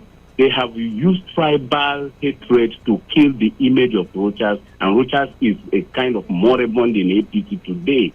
Some of their brothers who had even made a move to reposition them in APC, because there is one thing we should understand. For you to get that presidential seat, you must have upper hand with the government in power. APC was able to do it in 2013 because there were strong forces that came in alliance and they defeated Jonathan. But as it stands today, Igbos don't have that convincing voice to convince other tribes. It is late. It is late for them. Thank you very much. You said it is late. I guess the Igbos would not agree because they are speaking in one voice.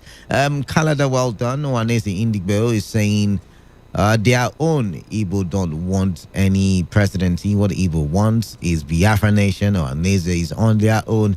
Millions die because of Biafra. Can Ohanese bring them back? Biafra is Igbo paradise, and Nnamdi Kanu must achieve it. Nothing will happen to him. One voice is Biafra, not presidency. Biafra is our prize. All right, Emmy boy from Taraba State. All right, you see, this is what I'm talking about. But then again, what if, Emmy boy, what if, the people who were shouting Biafra now want Igbo presidency? What will you do? Think about it from that direction as well. This one said, my name is Anucha Paul Williams. I want to ask the question, must all regions produce a president? What Nigeria needs now is a competent and effective individual who can move Nigeria from this third world nation to at least second world nation. We should go beyond regionalism. All right. But why is it a turn when it is the turn of the Igbos that you want to go beyond regionalism? Look at it from that angle as well. 95.1 FM, what's your name? Kalada, good afternoon. Sounds like Cookie Gam. Kalada is Cookie Gam, Kalada. Oh, welcome, Cookie Gam. Kalada, the Southeast president. Kalada, Ambassador government, Southeast produced 5 Senate presidents. That's not the argument. They've never produced a president. That's what we talk about. I know. They produce. I thought that they produced 5 Senate presidents, 5 ambassador government. Okay. They were 5 Senate presidents. Each of the states produced 1 Senate president. Each of the states, the 5 states produced Senate presidents. All. Why? Because they want any person that goes there wants German to go there, let him go. Parties cannot come together to produce one president. Canada, take it for free. If they don't love themselves. If a tenure of a president any of each of the states produce over 3 presidents for the 5 states. How did they can united to put president in Canada? That's what I want to ask them. How they do it now? Brother, take it for free. If this election comes, each of the party will produce one president from the southeast. Each of the party, one party president. So from that person, if the election is coming, let them put up our president because they cannot be united to take president. They are not united for the world. They say Ibu have no king. They will get it. That's the fuck. Ibu not king. Nobody is their king. So they have to produce a president. One does not have king. So how will they produce president in this country? Let them go home, prepare themselves, and come forward for us. Not just that they are united for once. Thank you, Canada. All right, so they are the ones telling you they're united and you're arguing with them. 95.1 FM, what's your name? Canada? Mascot, where have you been? Brother, I've been aware since 1 week now. All right, welcome back. Thank you so much. Canada. I hear you guys are united now. Igbos are united, and they have been united. Okay. As far as this presidency 2023 is concerned, it is a matter of urgency, political urgency, political legitimacy for the. I'm telling you, Canada, in 1998, there was this national agreement, national consensus to allow the Yorubas. In that 1998, there was this pressure group that was formed, known as the Eastern Mandate Union, which I am a member and still a member today, Canada, for the political rehabilitation of the legislative selection appointments. Just for Igbo presidency, before those that the powers that be in that decided to compensate the Yorubas for whatever happened to Bashir and NT Abiola. Today, it is the turn of Igbos, and once that national consensus Canada that reigned supreme in 1998 to reign in 2022 in 2023, so that an Igbo man will be president. All right. Not talking about the Igbo who are not united. No, this is the question. This is the conversation. Assuming we all agree that the Igbo should be president, would you, as Igbo people, be able to come to an agreement who will be president? Or would you be able to say this is whom we want, to lead us as a country? All right. Yes, we will be. All right. If we give Igbo man ticket, everybody in land will become APC. I'm telling you. But if they make mistake and say, okay, they want to give it to a Yoruba man, I want to come to Canada. This is, I have studied the political behavior of Igbo. And people, by mistake, brings a Hausa man, there will be protest votes of all Igbo certain houses voting for this Hausa man. If it will come to the south, and they say it's not good for the south, it's good for the southwest or south, without the southeast, honestly, the political behavior of Igbo will return to the north if PDP brings out another presidential candidate. And this is do for the south for southern political hegemony. So for me, the Igbos are united. It's a matter of urgency, it's a matter of political concern that Igbos be allowed to produce this president in 2023. And since 1998, Canada, they are the only one that are not producing the vice president, not the president. All right. Canada, please let us sustain this agitation. All right, then. Thank you very much. And God. Thank you very much. Thank you very much, sir. Let's try this for the call. 95.1 FM. Yes, sir. Canada. Yeah, who am I speaking? This is Chris. I'm calling from Port Harcourt. Chris from Port Harcourt, welcome. Yes, it amounts to cheap blackmail to say that Igbos are not united. Igbos are politically.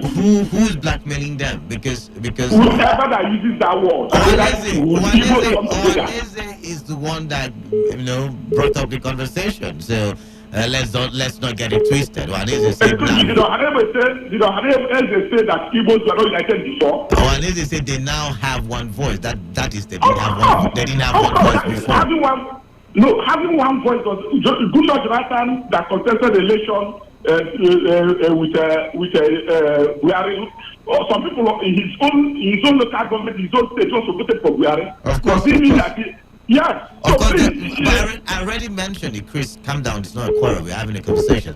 I already mentioned that when it was Goodluck's time, his own brothers fought against him becoming president. His own people fought against him. It's no news. It's there. It's on the streets. Go ask questions. You'll find out. Okay, but why is it that whenever an Igbo man comes out to contest election, especially the presidency, there will always be this, will they come together, will they agree on a first? Have you ever seen, even in a family where people are of the same father and the same mother, have you ever seen them come together and agree? There is always a situation where the people will disagree to agree. And that is why I say that it is tantamount to political blackmail.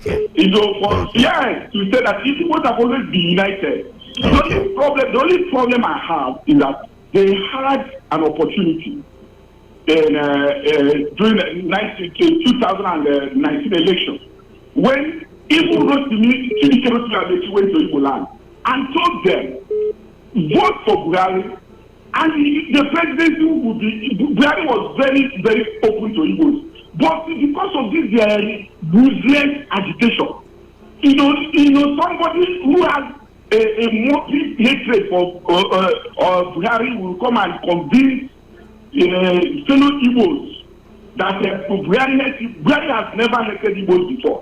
Look at the kind of project that Buhari is executing in the Southeast. I don't think there is any other region in Nigeria that such project has been executed. What's your point? My point is that Igbos are ready. Igbos are ready. He cannot be an Igbo man. And he can, as well, he is an Igbo man. And from all indications, Chibike Rotimi Amechi is going to be the next president of Nigeria. I'm telling you, it's just massive. And it's from Igbo extraction. And Igbo will support him. He is married to an Anambra woman, and in Anambra State, Chibike Amechi is a native. He's a native in Anambra. Anambra people like him. So we are projecting Chibike Rotimi Amechi as an Igbo man. And the FPC will produce the next president through Chibike Rotimi Amechi. All right then. Thank you very much. There. All right. Let's read some more messages. Top of the day, Kalada. The agitation of Biafra in the southeast will jeopardize the chances of an Igbo man becoming the president. From Tango Atwegbu. Thank God you can't tell they are having a voice now. This one says, please, anything about Igbo presidency is a failed business. Igbos cannot be president of Nigeria. What their Biafra quest, please. What, I don't know what you meant. What their Biafra quest, please. Do you think? Okay, what about it? I believe you meant to say. What about the Biafra quest, please? Do you think that Nnamdi Kanu loves Nigeria after all the things me and my family want Biafra, not Igbo president? What do you call it? Chris there with that one. Man of the Oanese Igbos. NK is just a troublemaker. She said, I'm man of the Oanese Igbos. All right, I'm man of the Igbos. I'm man of everybody, so I'm man of the Igbos as well. This one says, an average Igbo man is not interested in 2023 president.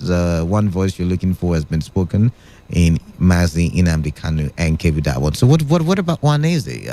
NK, are you saying? I mean, that's the apex Igbo sociocultural group, right? What do I know? Nnamdi Kanu has opened our eyes. An Igbo man that is talking about Igbo presidency is joking. Igbos have suffered much in this country. Nnamdi Kanu had suffered much because of Igbos. Instead of them to support him, they are there talking about presidency. Who will give it to them? It can never happen. Oanese come out and support Nnamdi Kanu. Hausa man cannot give you president. Igbo cannot come out and seek president. Oanese think twice. Remember that Nnamdi Kanu is suffering now. In the Igbo is now to support Nnamdi Kanu. Nnamdi Kanu will be free. Thank you, Emmanuel from Taraba State. You've sent a message before. Thank you very much. Chris again says, I and my family don't want anything than freedom. All right. Good day, Canada. Politics is give and take anywhere in the world. It works by alignment and realignment and long-term strategy, not by intimidation and threat. So let us, the Southeasterners, have long-term strategies and also build lasting bridges to other regions. These are the ways to go. Long live the Federal Republic of Nigeria. Alabo Jackson from Transamadi. Alabo Jackson, thank you very much for that one. Someone just said something to me. The Igbo nation is beyond the Southeast states. Really? Acho Omodu? Can you explain that to me? You're going to start another round of controversy on the show right now. But just explain that for me. Explain it for me. What do you mean by it goes beyond the southeastern states? All right, let's take this call. Hello, Canada. Yeah, good afternoon. I'm Noble. Noble, welcome. From LA. Welcome. Talking about Igbo president. It's just like there is something so special about this president. Yeah, of course there is. Of course there is. Former president of this country, Goodluck Jonathan, is from Bayelsa, right? What did he do for his own community, his own state? What did he achieve as a former president? Is it not his brother that betrayed him and called him all sorts of names? Even told us that Buhari is the Messiah, that when Buhari enter each West will be done. Who said Buhari is the Messiah? Amati said so. Oh, okay. Yeah, that go clean up will be done.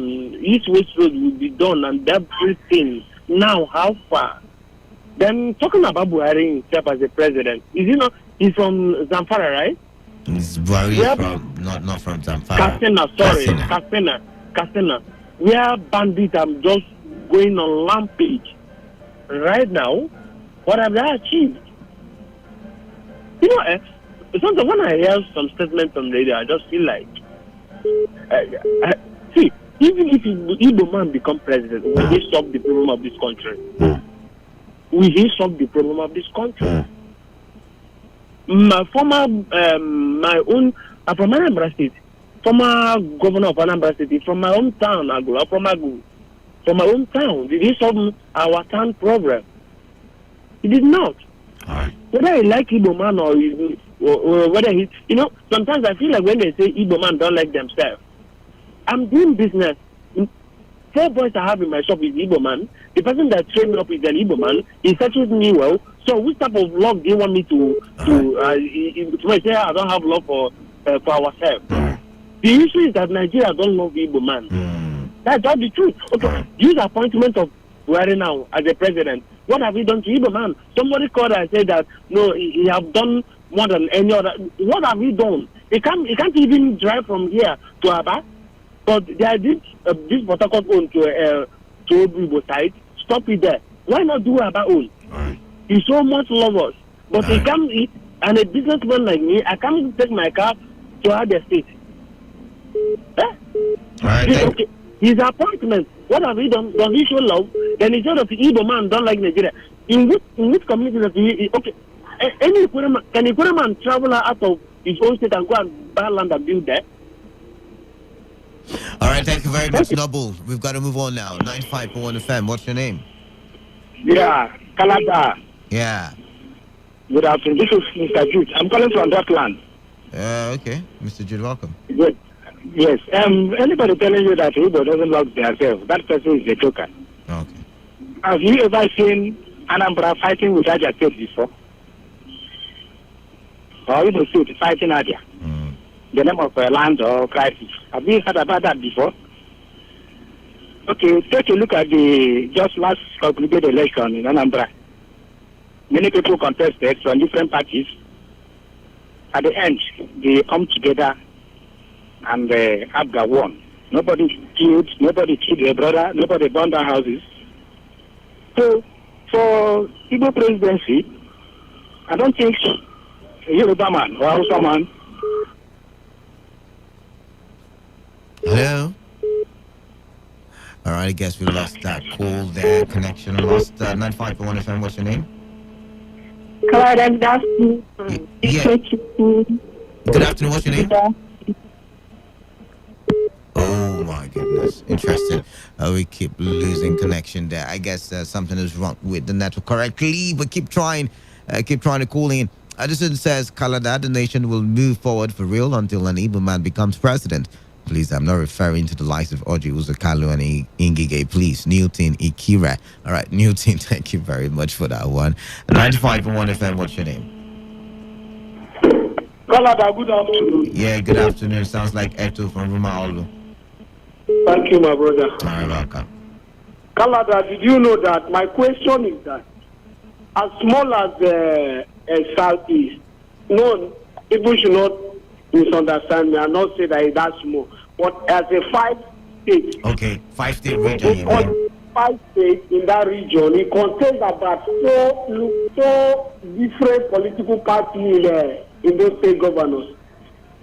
So, are you they telling me that, or they telling the Nigerians that, if because the last time I checked, all of them they are going to bring in their different parties, they are going to bring their presidential candidates in all those political parties.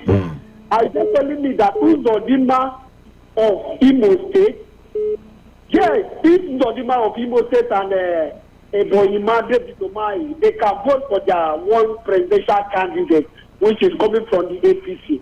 Are they telling me that Ogwani of Enugu will now go and vote for, maybe if APC brings somebody and they stand on it on the southeast, Ogwani of PDP of Enugu man will go and vote for that APC man, for that APC man to stand, for them to have a one voice.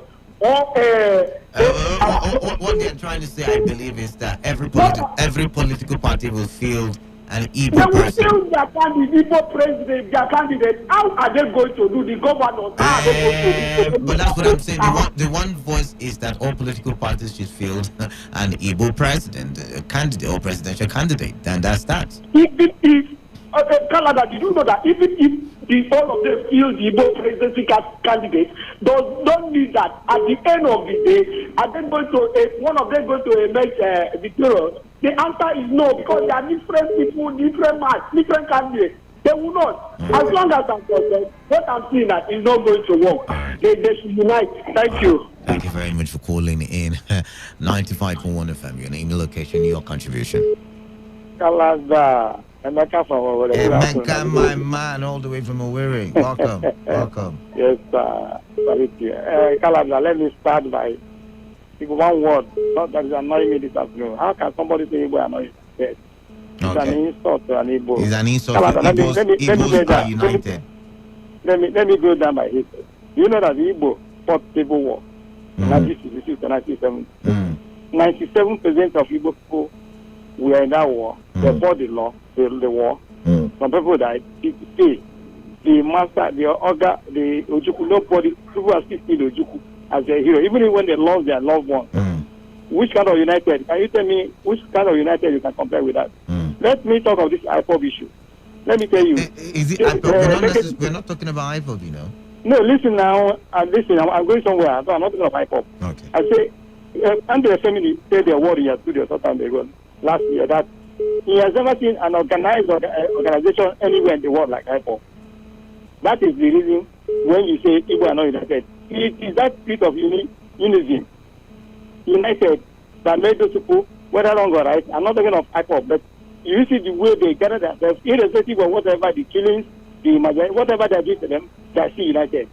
See, if there is any part of Nigeria that is more united than Nigeria, I would say it is Igbo. Leave politics. Right. You know, Nigeria politics is so funny that you sometimes you don't know where to put your hand at it because of Nigeria politics. The weight of Igbo people, when you talk of people in general, whether they are united, I've traveled all over so many parts of this country. People are more united than any other time. The issue of somebody telling me that Igbo are not united, and somebody you made the example. What happened to good luck? If you know that Igbo united against support of good luck, it was Igbo that even protected good luck in 2015, more than even the Southers. Are you aware of that? That is which other way do you want to compare when people are united? People should mind the way they talk. The people that betray good luck most The good that became good on both was from South. Even that she's celebrating his failure. I listen to the radio. So then we call and say good luck in. Thank you very much. So if there's anybody that said that, it's not come from South, honestly. Thank you. Thank you very much for calling in. Kalada, good day. I've just been laughing with some calls. Kalada, people just need to be sincere. As an Enugu man, I knew what it took me to marry outside Enugu to go to Abia. Even as a workman, I know what it takes for an Igbo man to do business with his fellow Igbo man. Let's just stop the prank and be sincere, Igbos. I know United Defiant Chuku will do. All right, and tell your opinion. People are not agreeing with you. The Igbo nation is beyond the southeast states. There are Igbo nations spread to some parts of rivers and delta states, Acho or Modu. All right, okay, that's what I don't know if those people agree with you, but maybe that's a controversy for another day. I've got to step out of the studio. Thank you very much for being a part of the show. Let's do this again tomorrow. Time is 2 p.m. Until then, keep listening to Today 95.1 FM.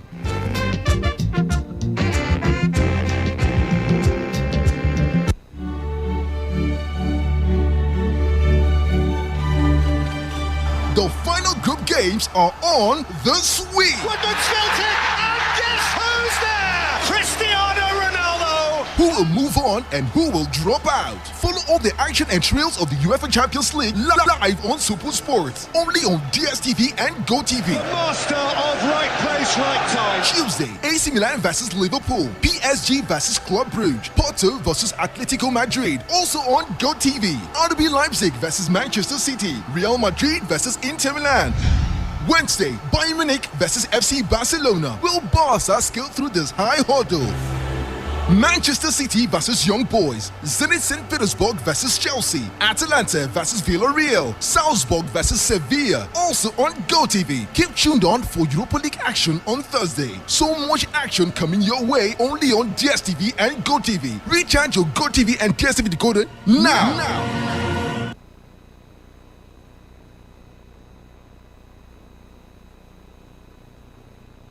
Radio has never been this good. Today, 95.1 FM, Port Harcourt.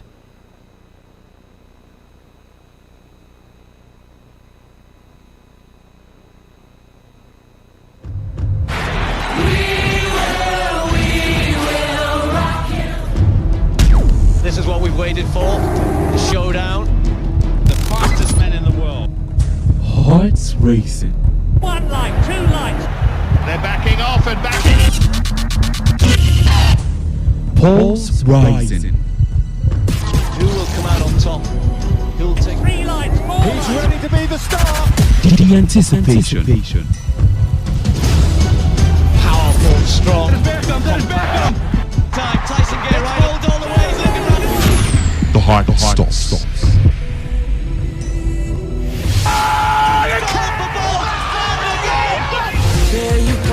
Catch the sports gang on Sports Attack Mondays through Fridays, 7:30 a.m. and Today's Sport Live, 3 to 4 p.m. and also on the weekends, 1 to 6 p.m. Only on your premium sports radio. Today, 95.1 FM. My name is Gianni Infantino, FIFA president. For the best of sports, always listen to Today Sports Live on Today 95.1 FM, Port Harcourt.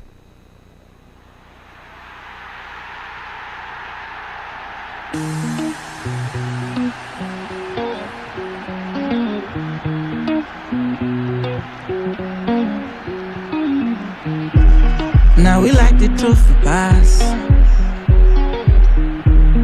We go raise the trophy last.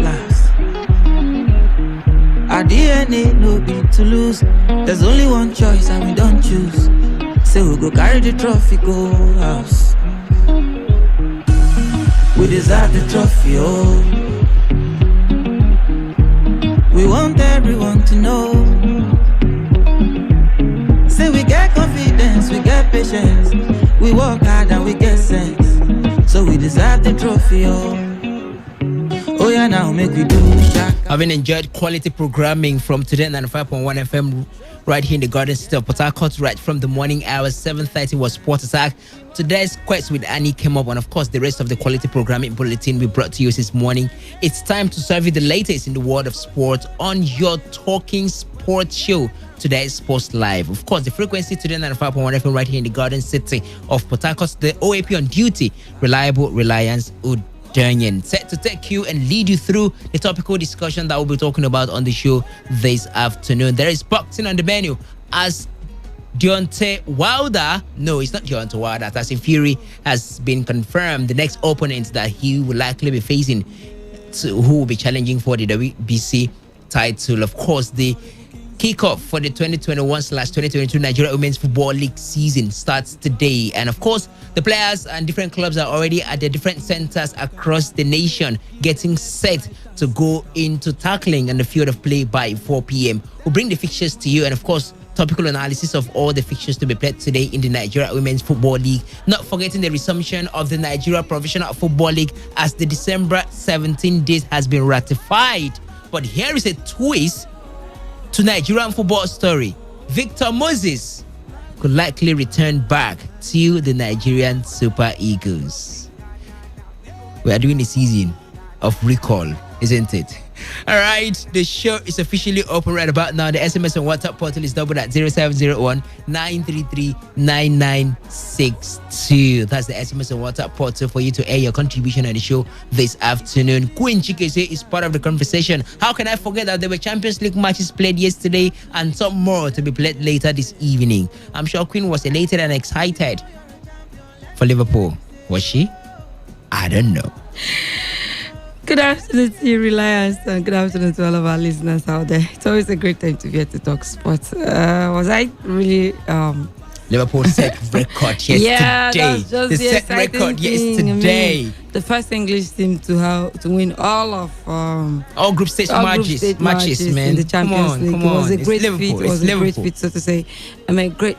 But my excitement is that the Nigerian women football is back. I mean, where we get to see all of those dazzling, all of those, things that our ladies, can do on the field of play, and for that, probably give us some kind of excitement. I mean, it's been a while since we did witness a competition. When you talk about competition, I mean, female competition here in Nigeria, it's great. Just imagine this: the NWFL kicks off today on the 17th of this month. The NPFL returns. How about that for maximum premium excitement? That's it. But my worry is it's coming late. I mean, if it had come that's how it's supposed to be. It's supposed to be, the men team begins and then that of the maybe follows suit almost immediately. I mean, let's say maybe highest should be a month or two after the end of the league, but we have to wait this far. But then it's great that they are all back. We're going to be having excitement. We're going to have a whole lot to to feel to chill. I mean, the celebration period is on the way, so you can just relax. You watch this, just enjoy yourself while you celebrate the festive period. That's how it's going to be for the festive period. They've promised us that there's going to be innovations for the new league season, the NWFL, MPFL, I beg your pardon, and of course, maybe TV coverage as well and all of that. Well, there was a meeting yesterday, the General Assembly of the LMC, and they confirmed the December 17th date for the return of the league. But we'll start the show this afternoon from boxing. Now, let's get to it proper. Here's the story. Tyson Fury has been ordered to defend his heavyweight title against British rival Dillian Whyte. The World Boxing Council has named Whyte as Fury's mandatory challenger, and the two parties have 30 days to agree a deal. You can recall what happened to Fury, right? You recall, don't you? He retained his title with an 11th round stoppage of Deontay Wilder in their third fight on the 9th of October. That trilogy remains epic battle. So finally, it's Whyte to face Fury. No more unification bout, maybe, but they just have to wait.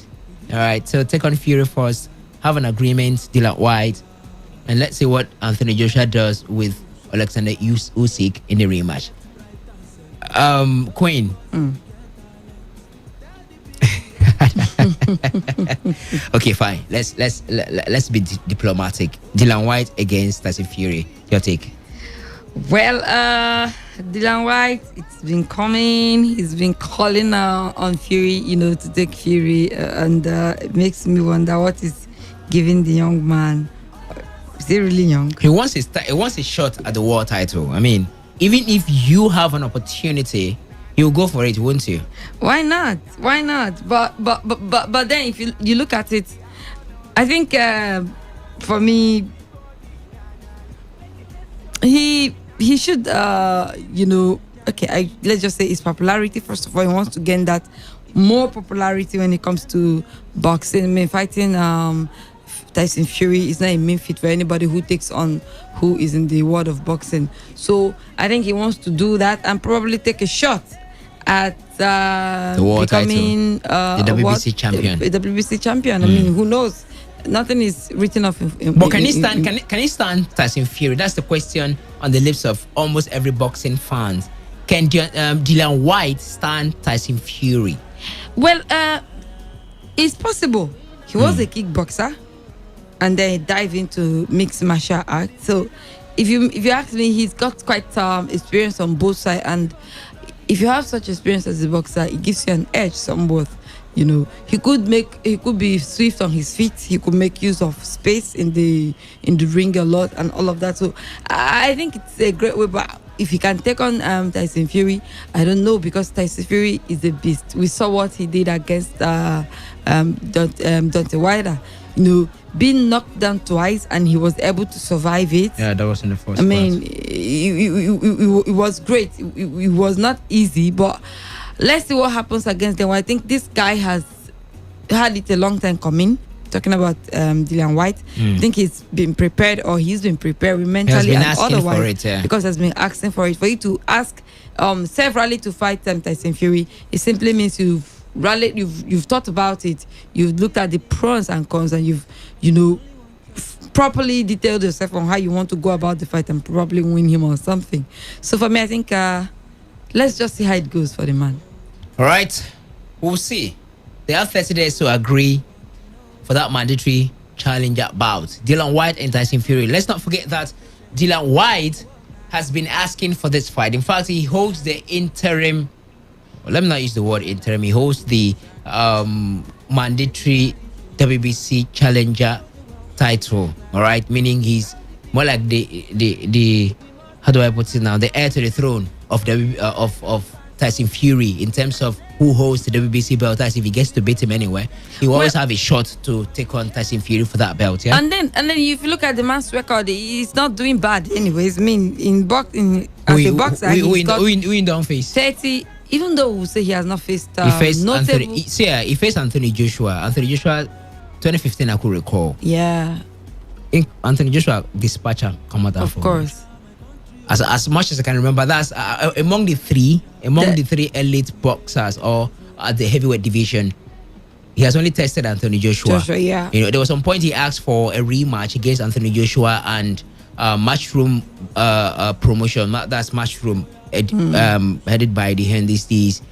Kind of didn't really go for it and all of that because there were so many other opponents on the line for the man to take, and for Anthony Joshua, that would maybe bring more money and all of that. But we'll wait and see how it happens. Let them have an agreement.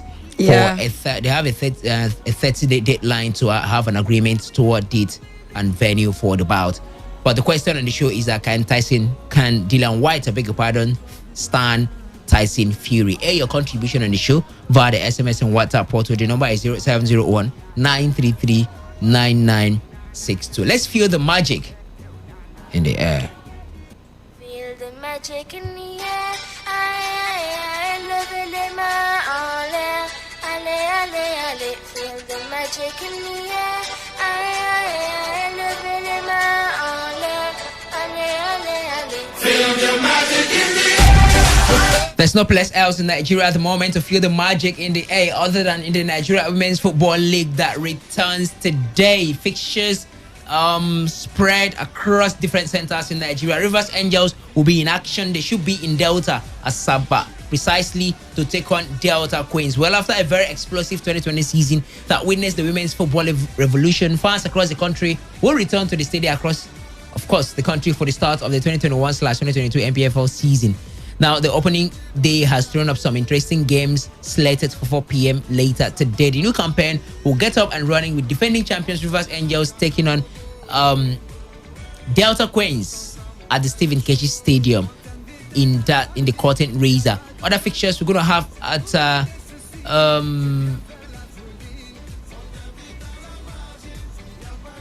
Confluence Queens will take on Pelican Stars. It's going to be Niger Rattles against Oshun Babes at Area 10 Sports Complex in Abuja. Adamawa Queens will take on the Do Queens at Pantami Stadium, Gombe. Sunshine Queens will play battle on the field of play against Bayelsa Queens at the Ondo State Sports Complex. All right, so I'm going to confirm further fixtures for you to expect in the NWFL as the show progresses. But first off, the NWFL is back, Queen. First match day. I'm just looking at which of this fixture you think would serve an enticing competition between the pairs.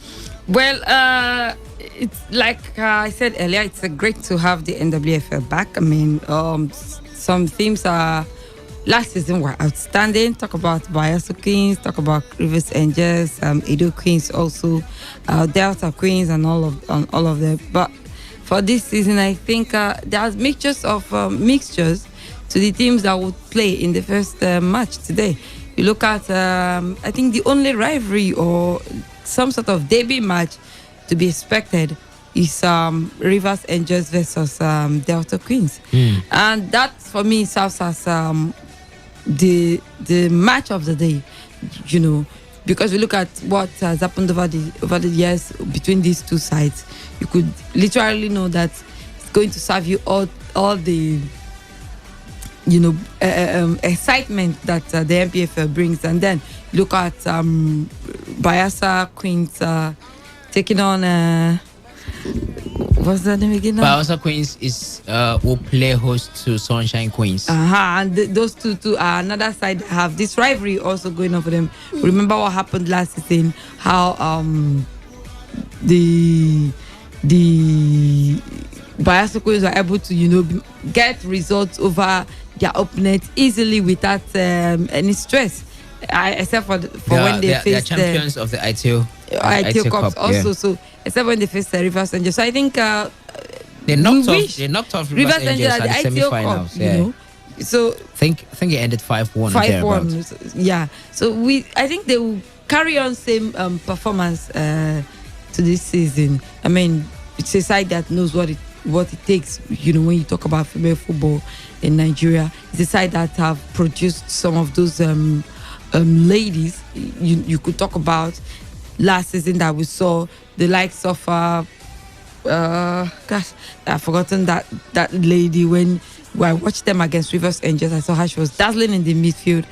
You could literally see, and then that goalkeeper too was also at her best, saving them from some of those shots that came from the likes of Marianne Ezenago of Rivers Angels last season. So for me, I think it's a good one. For Rivers Angels, they didn't do entirely well at the inaugural edition of the CAF Women's They didn't do well. League. Which one is entirely well? Yeah, they were because knocked out of the competition. They didn't do well entirely because it was not entirely their fault. So I don't want to talk about it, but they didn't do well. That's the irony of these things. On record, Rivers Angels were not thrown out now. They were eliminated from the competition at the group stage. They couldn't qualify to the semi-finals. That's what I know. But then if you look for at the record. That's for you who knows what happened. Now it's going to take someone to break down history to tell us that they traveled late, they arrived some hours before their kickoff, and all of that. It's going to take someone to give us that history. But on record, how did Rivers Angels perform? And we're here talking about it because we know what happened. So that's why I use that word. But then I think they want to, repeat. I mean, they know the They want to onion. qualify once again. They know the onion of Nigerian Professional Female Football League, and they want to qualify again to prove that it was not entirely their fault. All right, so there you have it.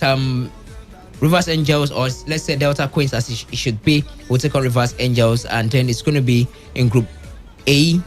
All right, fixtures will see Confluence Queens of Lokoja take on newly promoted Pelican Stars of Calabar at the Confluence Stadium. Lokoja Niger Rattles, as I mentioned earlier, of Abuja, will play their first NWFL Premiership game at home in Abuja against the Coach White Obonda Tutored Oshun Babes of Osogbo. And in Yola, Adamawa Kings will host the Betsy Obaseki Girls, talking about Edo Queens in Group B. We won fixtures of the league season. We will see FC Robo of Lagos play host to Abia Angels of Omoya at the Legacy pitch of National Stadium, Lagos, and Sunshine Queens of Akure will host the Moses Aduku-led Bayelsa Queens at the Akure Township Stadium.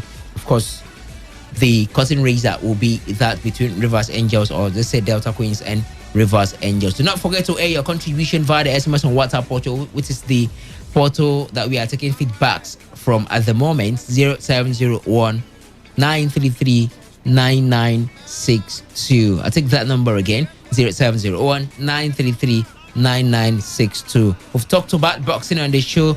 Can Dylan White stand Tyson Fury? And how about the return of the NWFL 2021/2022 season, kicking off today by 4 p.m. across different centers in Nigeria? So air your contribution via the SMS on WhatsApp portal, whereas we're going to take your calls much later.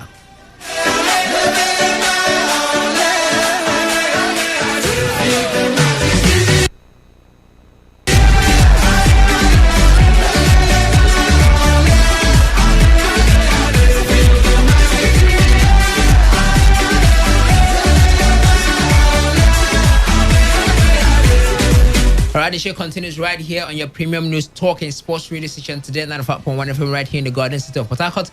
Reliable, reliant student is my name, alongside your sports radio goddess Queen Chikezie, and the show is today's Sports Live. Well, the General Assembly meeting of the League Management Company and MPFL club owners okayed 17th of December as a new kickoff date for the 2021/2022 Nigeria Professional Football League season. This was part of the resolutions at the end of its General Assembly meeting held yesterday at the corporate headquarters of the LMC at Maitama in Abuja. Addressing journalists shortly after the meeting, which lasted for over 5 hours, the executive secretary of the MPFL Club Owners Association, Chief Aloy Chukwumeka, said the new season will start and end early enough in order to align the MPFL program with the international football calendar. Take note of that point. Now, he also said that Nigeria football followers should expect a new brand of MPFL season with lots of innovation and robust competition amongst the participating clubs. Queen, first off, MPFL sure to resume December 17. At this point, it shouldn't be a news anymore. But here is the thing: the timing of the resumption of the league. We are getting to festive period. On a norm, we should be having break maybe within this period of time. Yeah. What do you make of the timing? Well, for me, in as much as we are excited that our league is back, but I think it's wrong timing for me. I mean, it's already close to the Christmas celebration. 17th of December is, so to say, less than 10 days to Christmas. And then you're starting a league. Are you going to play on 25th? Play on 26th? We have boxing day fixtures in the APL, don't we? Yeah, that is because their setting is different from our settings. Yeah, I mean, during this period, everybody wants to go home to celebrate with their family, to be with their family. There are people who have left their families since January, and this is the only time they have to, have this family reunion. All the while they've had break. They couldn't reunite with the family, different. Right? The league has been on break for how long now? Long? Yes.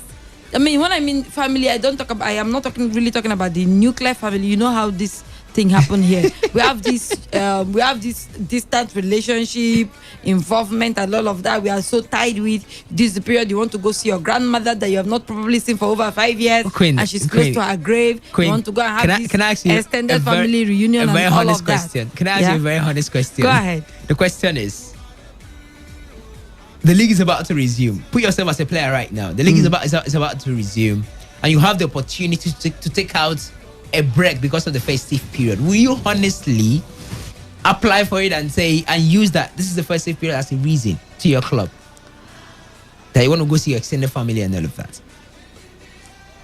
Reliance in this country where we in this league where you're not sure because you're stressing now that the league is resuming. Let's say of first course match day. the league is resuming. December but 17th, the thing is, first match day. are you sure that your bonuses are going to be paid? Because that's most times that the reasons why these we're players. not even talking about that for now. We're talking about will you honestly put in an application? Well, personally, because you want to go I wouldn't really do that. Personally, I wouldn't really do that, but the same cannot be applied for every other person. And we know how these things work anyways, but it's good because I mean it gives some fans at some point some things to chill out with when they're celebrating. I mean, look, imagine having to play go watch a game on the 26th of December, the Boxing you're coming, Day. so it's excitement for the fans, but for the players, is it really that exciting? They've been on break for God knows how long. They should have been able to visit all their family people. It is not just about that. Call their villagers to the town hall and have a meeting with Christmas that really, really excite people. Like from my place. See, let me tell you the truth. As an Ishokbo girl that I am, if you put a match on the 26th of December, sorry, I will not be there. As a player, let me ask you again. Can. As an Ishokbo girl, do you watch EPL December 26 fixtures? I don't. You don't? I don't. It's okay. No, Allah. Now, here's another point. They said that they're looking at aligning the league with international football calendar. Now, considering the timing of resumption of the league, Queen, do you see the MPFL ending on time for them to align with international football calendar? They've told us they want to. But what are the steps they have taken to ensure that? They just said it. But they laid down plans to achieve that. So what are the international calendars? International calendar says between for the international calendars now, leagues have started since August, and this is how many months since August we're about to start our own. The leagues will end by May next year. Probably we can work towards trying to achieve that because from the statement it says they'll start early and end early, and if they have to end early, it means that they have to start. They'll start by this December and then end by May. Probably take a 1 month break and then resume by August. And that is not the mention break when you talk MPFL break. No, when they say they want to align with international calendar, that's how we want to see. But can it be achievable? They go break, we know you come back. Can it be achievable? They've not told us if they've settled the bills they've been owing. I understood that the LMC were owing over 250 million to hotels around Nigeria. They're owing match officials and all of that. They've not told us if they've cleared those debts. So if you do not and you amass same amount of debts again in this time around, are you really going to resume after 1 month, or are we going to see the league go on sabbatical again? All right. So for me, I think we just have to watch them. This time, there's nothing they say again in this country, especially when it comes to sports, that really excites me. I just sit down and watch, and when it happens, we applaud them. But for now, let's see how it goes. All right, we'll see how that one goes. Do not forget that earlier the LMC had announced that more sponsors and partners will be unveiled soon to boost the revenue streams of the league aside MPFL television coverages of the matches and other activations. So our fingers are crossed and we are keenly observing to see those innovations, the unveiling of new sponsors and partners, and how robust financially the league is going to be for the 2021/2022 season. By the way, Enyimba's reverse fixture, or the first fixture that was supposed to be played earlier before the reverse fixture that was played at Aba, has been scheduled for December 17 and 19. CAF released a statement on Monday, and CAF said that match is going to be played in Libya. And they've given Al Ittihad up until December 10, which is today's 8, right? That's 2 days from today, to fix the exact date for the rescheduled game, the kickoff time, and other logistics. And Felix Nyesiagu, the chairman of Enyimba, says, we are going to protest the decision by CAF to replay the match in Libya. It is a biased decision, and we will protest it. We were supposed to have him on the show this afternoon to talk to us, but due to unforeseen circumstances, Nyesiagu will not be joining us live, but hopefully in the coming days we'll have him talk to us about the matter. Is it fair enough to have that match played in Libya? Nope. Like Nyesiagu said, I agree with them. It's a biased decision. I mean, this is a game that was not called off because of Enyimba's inability to travel or their own issues. No, it wasn't. First of all, you didn't even give these people, after the draw was made, they wrote to you severally, wrote to the team, requesting the venue for the game. It wasn't given. And then when they finished arrangement, a late reply was given to them. They rallied around and got to where they were supposed to get play the match, and only to discover that the match has been shifted to Tunisia, and they were not given access into Tunisia. After all of the expenses, after everything, you still think they will have to? No, this is a so what would be the fairer or the most appropriate action to be taken now by CAF? First of all, for me, I think prior to the before the game was called off, there was an initial statement from CAF that the match should be played in Morocco. In Tunisia. In Tunisia. You know, and the Al Ittihad side were not able to travel down. And all of those circumstances, I think even Enyimba had issues entering Tunisia due to COVID protocols. But they were there. The arrangement, they had spent their money. They're and now in Morocco, Casablanca, precisely. Yes.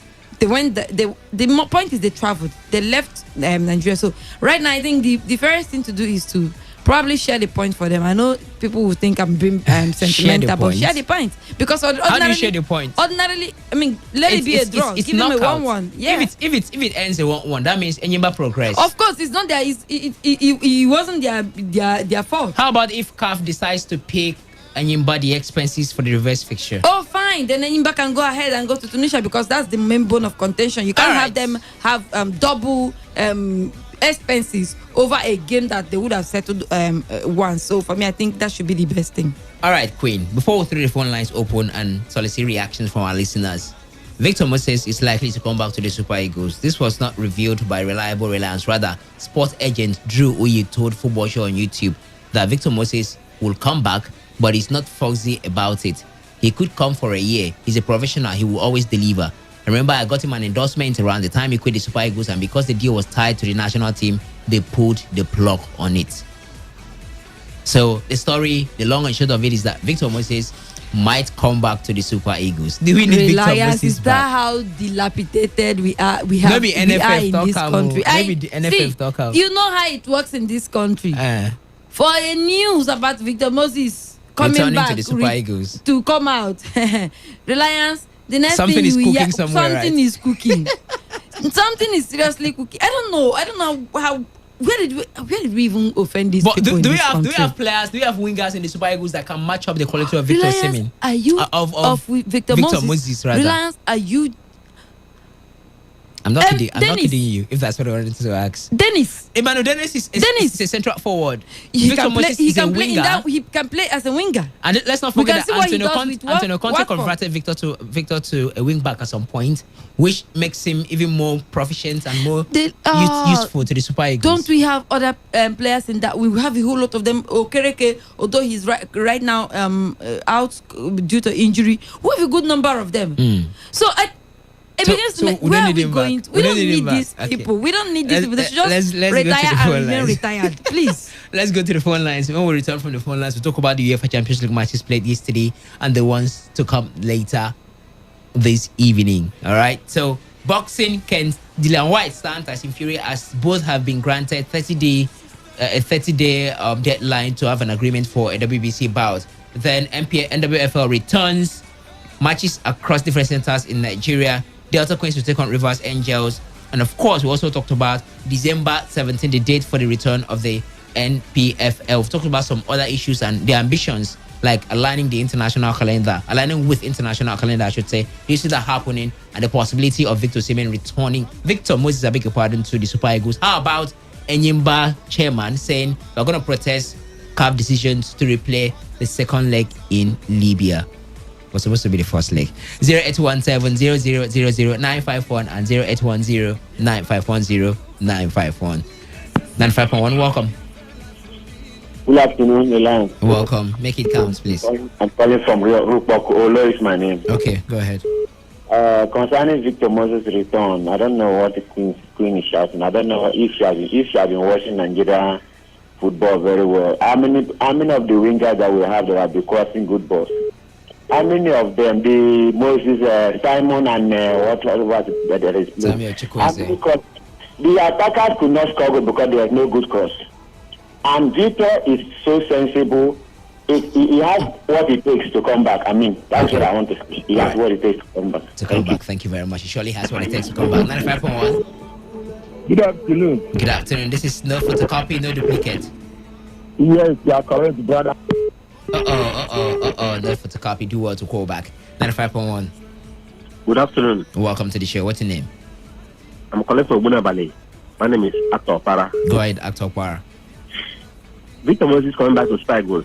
For me, it's a record development. Right. Because just as this the former caller said, we don't have good wingers. We have good number of them, but no one of them have performed since Victor left. What if it's a question of how the coach deploys them?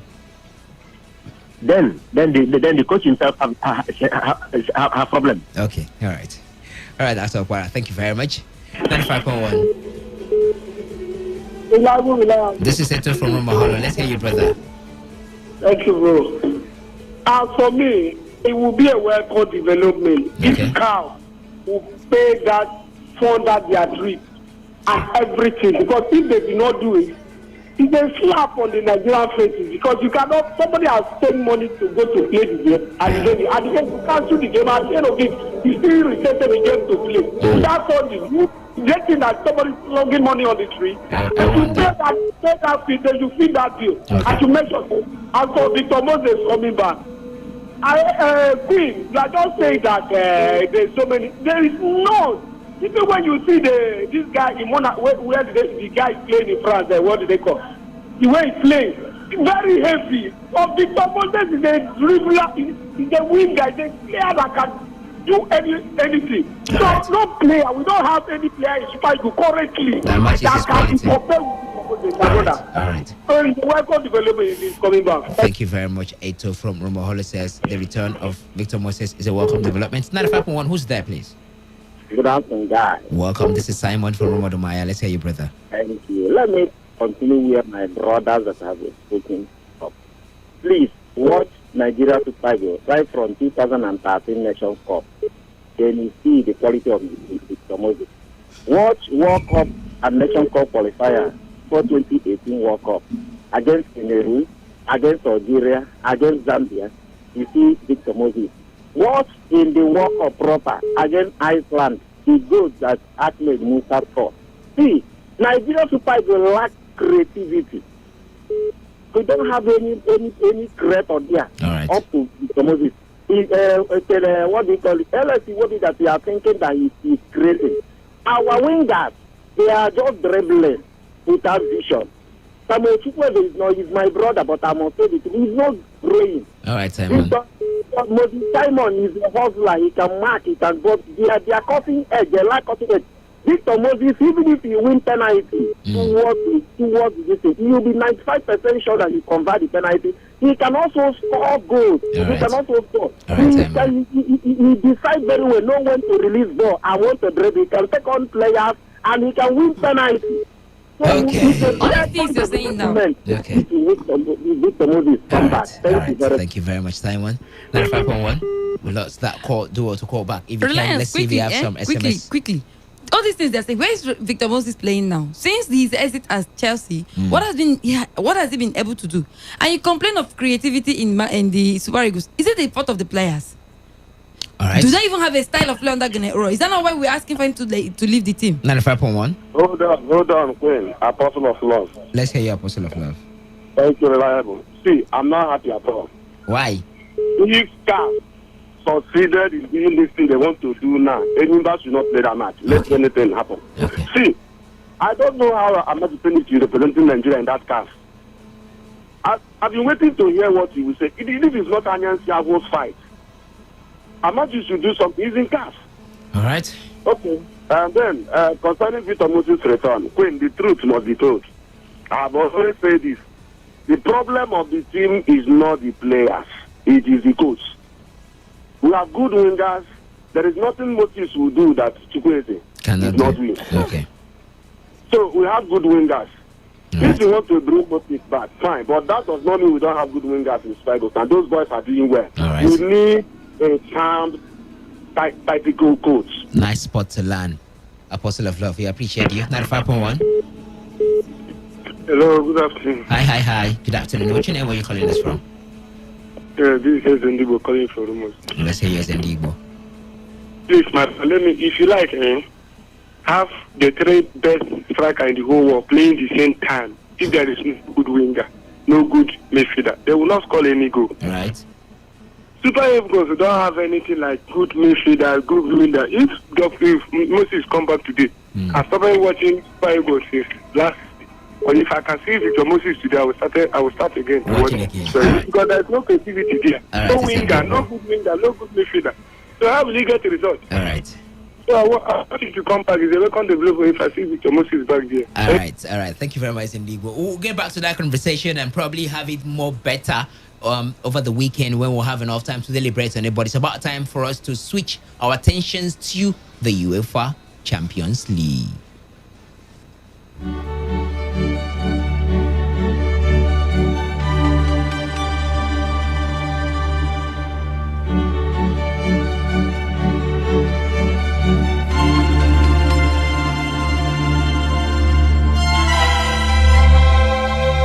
All right, Liverpool became the first English club in Champions League history to win all 6 group stage matches as Mohamed Salah and Divock Origi secured a 2-1 victory at San Siro, which eliminated AC Milan from Europe.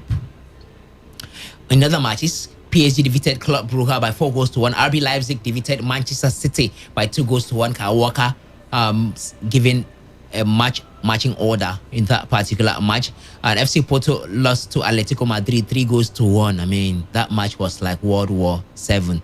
AC Milan lost to Liverpool 2-1. They went, I think, about 2 red cards. Three red cards. FC Porto and Atletico Madrid. Ajax defeated Sporting Lisbon 4-2. And Borussia Dortmund spanked Besiktas 5-0. Real Madrid with 2-0 better than Inter Milan, while Shakhtar Donetsk draw FC Sheriff 1-0. What do you make of Liverpool's run? Are they in poor position to win the Champions League once again after that feat in 2019 or so? I guess it should be. Okay. Well, impressive performance by the Merseyside or the Reds from the Merseyside. It was great to see that Mo Salah is able to get those goals for the side. Now, the question I've been asking, Queen, is how can Liverpool feeling almost a second team, maybe apart from Mohamed Salah starting and Divock Origi, I think Mane also played at some point. Apart from those 3, the rest of the players, 8 of them were almost second team, and AC Milan could not beat them at San Siro. Well, that's to tell you how strong the side is. I mean, these guys, you know, one thing with players who haven't played for a long time, so these so-called French players, I always tell people, there's this mentality that you have to perform. If you're given the chance, once you get that first chance, you run with it. You just cannot but perform, because you could somewhat increase your chances of getting into the 18, because I mean, if you look at it, if you don't perform, when are you going to? Because it's rare chances. So most times you get the result or better results when you play some of these French players, because they feel like they have something to do. I'm talking about Divock Origi. I think this guy is beginning to prove something.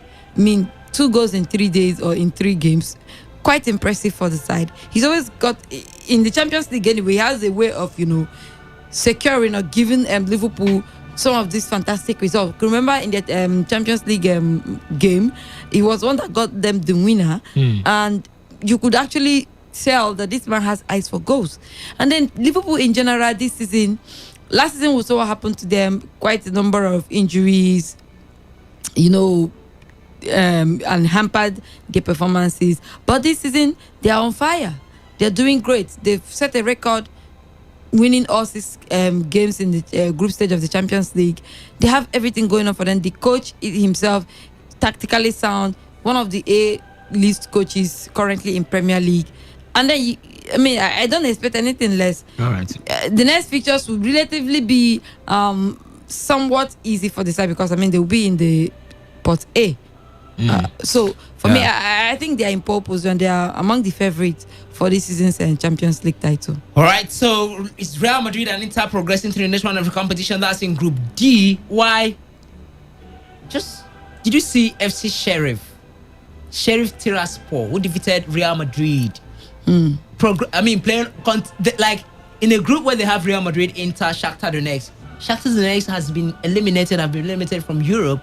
But Sheriff will play in the Europa League, man, alongside Borussia Dortmund, by the way. I mean, it was great. I mean, the way these guys came in, and like I always say, when the team is relatively new somewhere, sometimes it's plays to their advantage, and I think that is what happened to the Sheriffs. I mean, you don't know these guys. Most people don't even watch their league because most times they are not on television and all of that, so you don't really know how they play and all of that. Okay. So most times it works for the fan. I think that's what had happened to FC Sheriff. But for AC Milan, it was they are terrible. nowhere to be found. It was terrible. Someone said the Serie A is going to Europe. Well, it's going to Milan. Well, it could be the other Milan. It could be the other Milan. Ajax and Sporting Lisbon progress in Group C. Borussia Dortmund will be playing in the Europa League. And then let's look at other groups. I've told you Real Madrid and Inter progress. Liverpool and Atletico Madrid progress, leaving FC Porto to play in the Europa League, while AC Milan have been eliminated. And then in the other group, that should be Group A, if I'm not mistaken, Manchester City top the group alongside Paris Saint-Germain, who will be playing in the Champions League. But for Club Brugge, they are out of Europe. RB Leipzig in the Europa League. There are going to be fixtures. There will be fixtures. There will be fixtures. There will surely be fixtures this evening in the UEFA Champions League.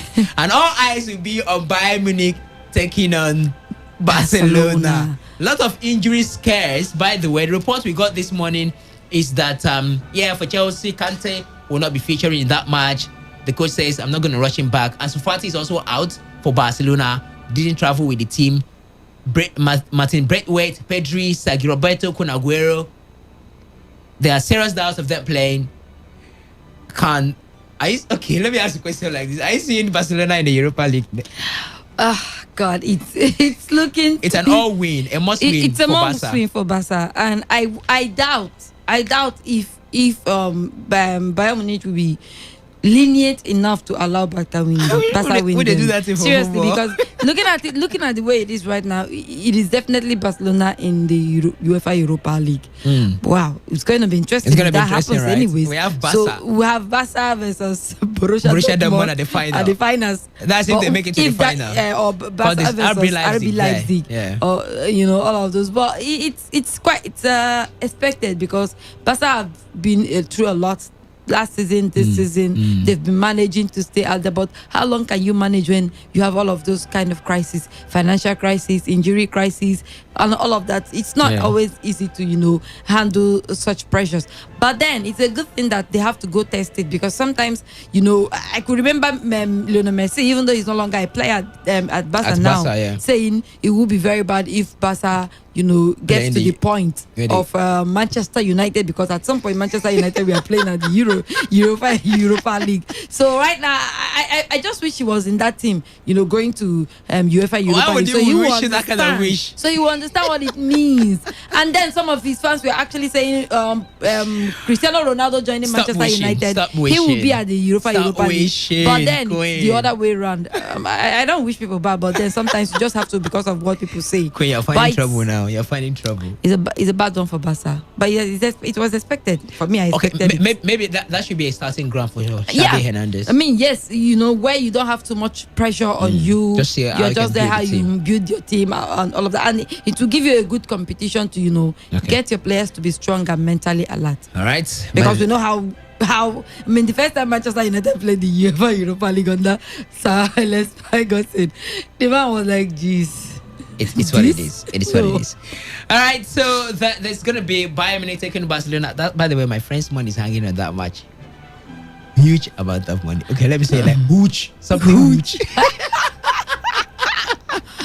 All right, Zenit St. Petersburg will take on Chelsea. It's going to be Manchester United, Young Boys, Juventus, Malmo, Benfica, Dynamo Kiev, Bayern Munich, Barcelona, Atalanta, Villarreal, RB Salzburg, Sevilla, Wolfsburg, taking on Lille. Those are the features to expect. So let's return to take your reactions as we look to wrap things up on the show this afternoon. Today, Sports Live, Queen Chike is here and myself, Reliable Reliance Udanian.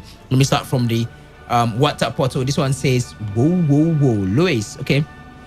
Good afternoon to everybody in the studio. I'm Luis in Rupoko. I didn't have any problem with the General Assembly to resume the league on the 17th of December. My problem is that African Cup of Nations is just 3 weeks away. You are starting the league on the 17th. For me, that timing is very poor. That is just not the problem in this country. Some people are not thinking.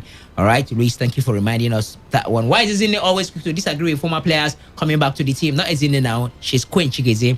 Has she watched Victor play since he left the team? He's the best in that position as far as Nigeria is concerned. TM from Oyigbo. This one says, good afternoon. Taribo West and Obafemi Martin should also return to the Super Eagles since our football is in the state of comatose. What is happening to the players we have at hand? They were put up in the group of death. Champions League is coming back to Anfield this season. Take it or leave it. From no photocopy in Rumigbo. Thank you very much. Good afternoon, sports crew. Bringing back Igalo was kind of nice, but making it a trend would send negative vibes to the team, especially the young players. As for the Enyimba game, Carv and Alitia should pay for Enyimba's expenses with an official apology. Sunny Bobo from Igrita. Apostle of Love from Bar says, good afternoon, guys. It is very bad and highly insensitive for Carv to make such decision.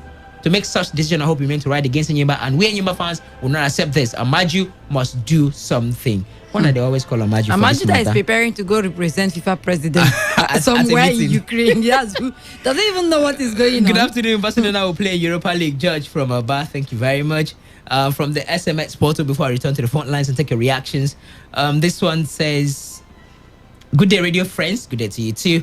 Victor Moses coming back to the fold is good, but bro, what is our playing style? If you like, bring Lewandowski. The Nigeria coach is like Rivers United coach, no playing style. Fred from Elimbo, thank you very much, Fred. Victor Moses is the highest paid and best player at Spartak Moscow of Russia right now. Ndiko. Earlier on, he said the outset Isaiah Ayatu and said the generation of young guns had begun. Ahmad Ahmad's tenure was a disaster. Musepe beginning is on this terrible note. Enyimba should protest this unthinkable decision by CAF. Ndiko. Thank you very much. Of course, the chairman of Enyimba, Felix Inyesagu, has said they're going to protest that decision.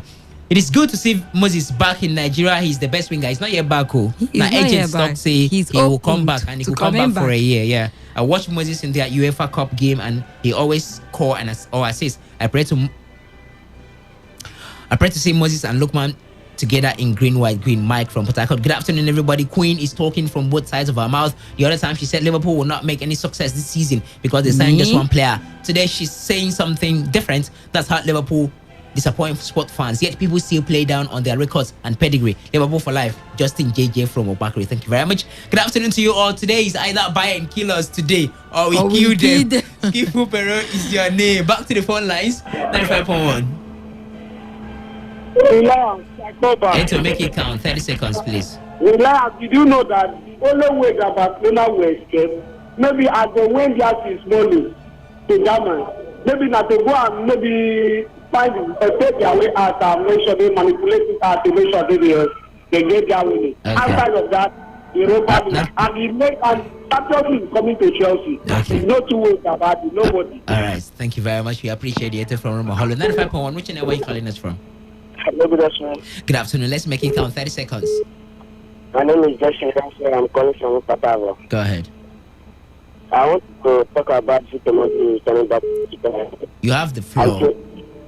I think the story will follow. Even if he comes, the coaching style, the good coach cannot instruct the boys. He just instructing them covering and striking, not crossing. So even if he comes, he's doing the same thing. Right. And the Super Eagles we are building, we are not bringing back old people. We don't need him again. Right. We're not even. How much you could be better than him? And for my Man United today, we trash young boys. Ronaldo has a hat-trick. Okay, Ronaldo for the hat-trick against young boys. He has said. Let's see if that happens later this evening. 95.1, what's your name? All right, we lost that call out. Do well to call us back if possible, you can. Back to the phone lines, 95.1. Hello, good afternoon. Hi, good afternoon to you. Welcome. Yeah, my name is Gifted Gift calling from Imo State. All right, go ahead, Gifted. I have a simple question. If Barca beat Bayern and Benfica win Dynamo Kiev, who pulls through, please? If Barca beats Bayern and Benfica beats Dynamo Kiev? Yeah, who pulls through? All right, keep listening. I'll bring you in on that. Thank you very much. 95.1. Yeah, this is Ndibo. All right, it's Ndibo. Let's hear you. You see Barcelona will qualify. Okay. That means they will beat Bayern, Abi. Either they win Bayern or Benfica will lose. Just mark my word. Okay. Either they win Bayern or Benfica will lose. They will qualify. Just one. Thank you. Thank you very much, Ndibo. Barcelona to qualify to the next round of the UEFA Champions League. Ndibo has said 95.1. Welcome. Good evening. Good afternoon. Let's hear you. Good afternoon. Calling you from OFS. Your name? My name is Barcelona captain. All right. Gerard, I want to say something about Queen. Queen always hates Barcelona. Anything about Barcelona, Messi. But I want to tell her something today. You can never say never until then. Believe me, Barcelona will progress. Because even Dynamo Kiev never lose their match because Benfica must beat them for them to be sure of going through. So anything can still happen. All right. Thank you very much. We appreciate you. 95.1. Brother Simon Cobart. Simon, let's make it count. He's not coming to start crossing door. Crossing is not, he's not even 100% good in crossing. It's coming to take on defender to create line of set ball for striker to stop. Yeah. So creating is not only to cross ball. Yeah. That is the problem of all this, some of all these are wingers. Not that they are not good, they are good though, they are trying. But they are not creating. They are not creating. All right, then sometimes if he waits a second, they have killed the move. The automotive is better in that aspect. Right. Thank you very much. Thank you very much, Simon. Now, if Barcelona beats Bayern Munich, at the moment, it's Bayern Munich 15 points, Barca 7 points, Benfica 5 points, and Dynamo Kiev with no points. So if Barcelona beats Bayern Munich, they will be on 10 points. If Benfica beats Dynamo Kiev, they will be on 8 points. You get the point. So if Barca beats Bayern Munich, they will qualify. They will surely. In fact, it's a must-win for Barca. They must beat Bayern Munich to be sure of qualifying, because anything that makes them, that keep them as it is, and Benfica beats Dynamo Kiev, it's going to be Benfica 8 points, Barca 8 points, and then probably they will not look ahead to head and maybe goal difference. But let me see if I can quickly confirm the goal difference as I take this call. 95.1. Ihani, your line is the volume is low, so you need to speak up so we can hear you. I'm very happy for Liverpool. Yeah. Their performance last night was very nice. Without their key players, they still win AC Milan. This tells me that this league will be coming to England this time. I congratulate them. All right. Thank you very much, Ihani. 95.1. Yeah, that's 5.1. Yeah, Sam from Abba. All right, Sam. Yes, Queen, beginning of the season, you never gave Liverpool a chance. I thought I was the only one that was hearing you. We were just talking about Chelsea, Man City. But thank God that Liverpool is doing what they're doing. That's by the way. You see, the city of competition is breaking in calf. Because what Ali Bangazi saw in Abba on Sunday, they never believed it. And CAF is dancing to their tune. Because initially they were playing Egypt. When the draw was made, they said they would play in Egypt. And plans were being made to go to Egypt. Only for them to resort back to Libya. Getting to Libya, they say it's not Tunisia. Now, CAF waited until after the Abba match before they now say anything. So the protest will go on. They must pay us back what we spent, the things we went through in Morocco. Then we now discuss. They told us we should be on a neutral ground. Right. So going back to Benghazi is not the issue. So thank you. Thank you very much. We appreciate you. Okay, we lost that call on the WhatsApp portal. This one says,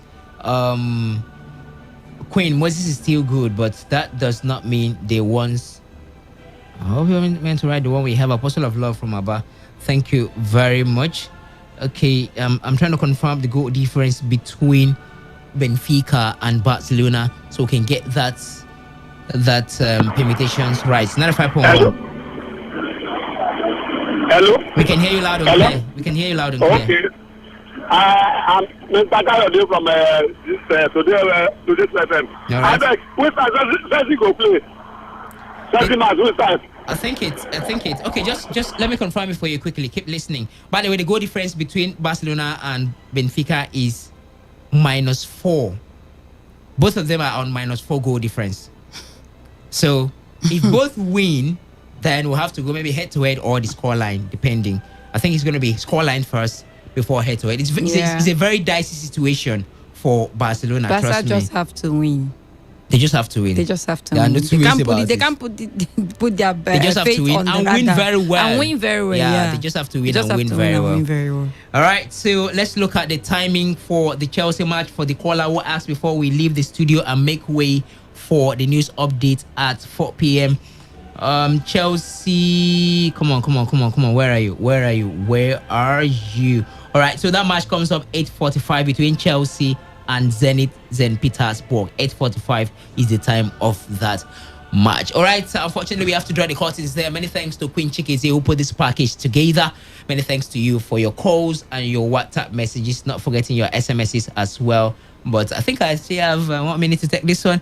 I think a draw should be enough to see Barca through. It depends on what Benfica plays, brother. Please, when is Chelsea playing after West Ham? Okay, Chelsea is playing the Champions League today and it's S45.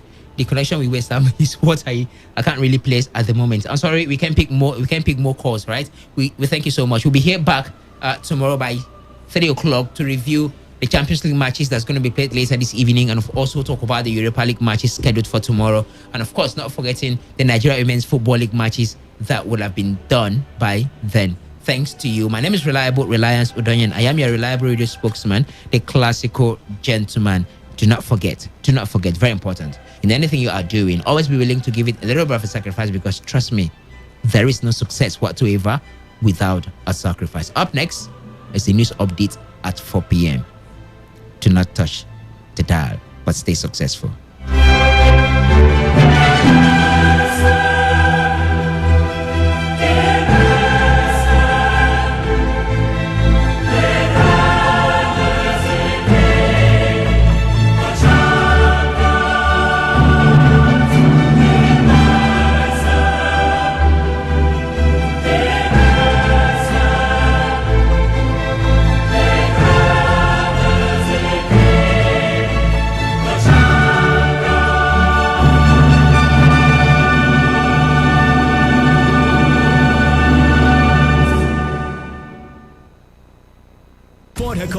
Are you ready? Today, 95.1 FM, the voice of the people.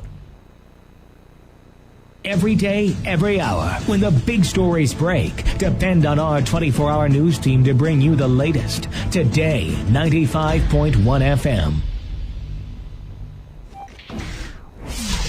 Today, 95.1 FM, Port Harcourt.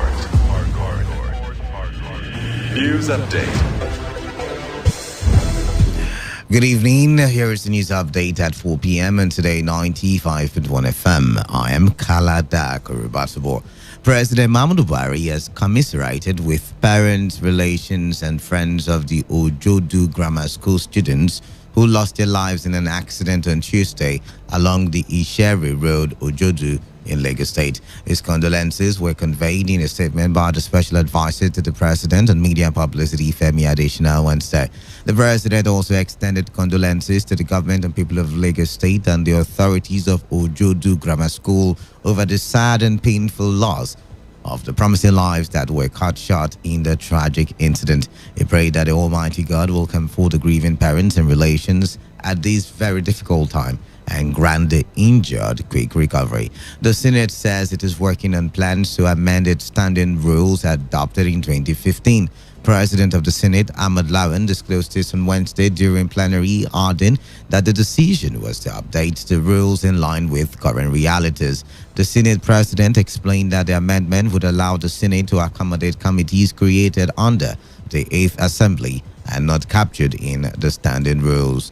The Federal Ministry of Health says it has declined further acceptance of the vaccine donated through the COVAX and Harvard facility, noting that it does not accommodate the standard. The Minister of Health, Dr. Osage Anire, made the clarification following a report published by Reuters, which stated that over 1 million doses of coronavirus vaccines expired in the country last month. Dr. Anire said some of the vaccine doses, which were given by donors, had residual shelf lives, leaving the country with a limited period to facilitate distribution and usage. He, however, appreciated the kind gesture from the donors. A chieftain of the People's Democratic Party in Rivers State, Sergeant Awuse, says Governor Nyesom Wike is well qualified to serve as Nigeria's president come 2023.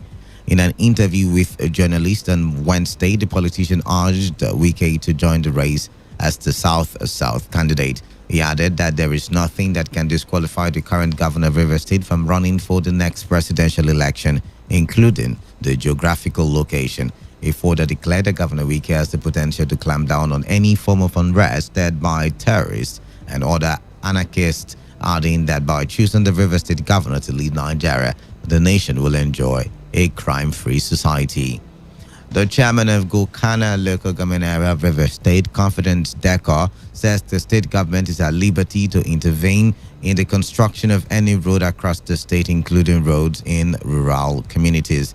A statement comes in reaction to criticisms that the governor is spending the state government resources in the construction of roads that are supposed to be the responsibility of local governments.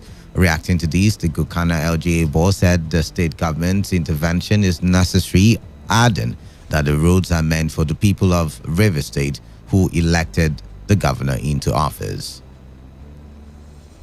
British Prime Minister Boris Johnson is facing intense pressure after a video emerged of his senior aides joking about holding a Christmas party at Downing Street last year when social gatherings were banned under COVID-19 rules.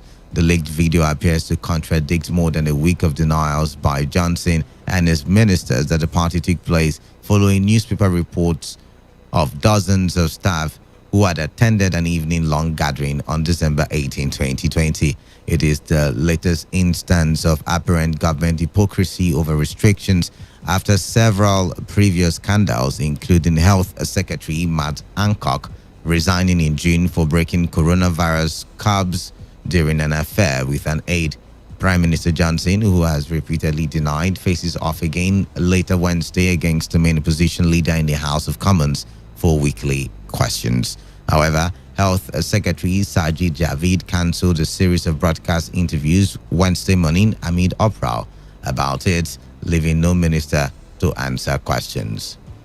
And that concludes the news update at 4 on Today 95.1 FM. Do not forget to take responsibility. Wash your hands frequently with soap on the running water. Alternatively, have a few at all times, alcohol-based hand sanitizer. Avoid touching your face and eye contact surfaces to prevent the spread of coronavirus. Good evening. I am Kalada Karubatibo. Thank you for listening and do stay tuned to Today 95.1 FM.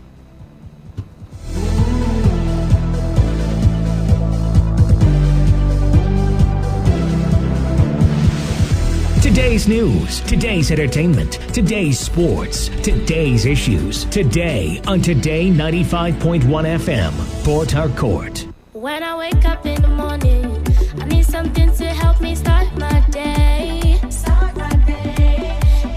Pick 4, 5, 6 has DHA. It helps my brain to grow.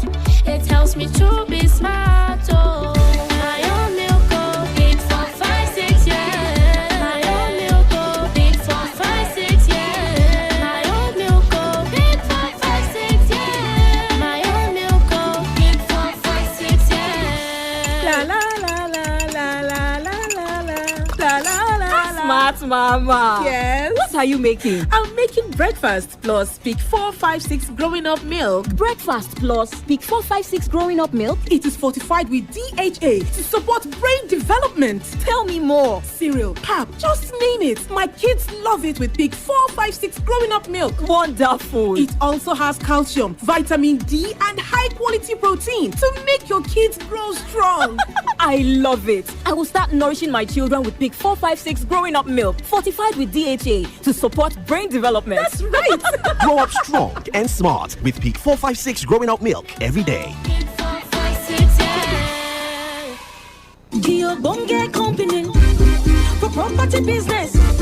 Odibola, Odibola. Now Looking to invest in real estate or tired of the complaints and frustration that comes with property acquisition, or you need a reliable company to handle your construction projects? Then Odibola Properties is your sure bet that helps you buy, sell and develop properties in any parts of Nigeria. You can visit our corporate office at Odibola House, Iyaweli Interim Layout, Tombia Extension, GRA Phase 3, Port Hackett, River State, or at Plot 6 Aliu Animation Avenue, Lekki Phase 1, Lagos State. Visit our website odibolaproperties.com. Call Eze on 0808-591-2630. Lisa on 0706-264-1169. Amarachi on 0813-348-7968. At Odibola Properties, you can do business with us and go to business.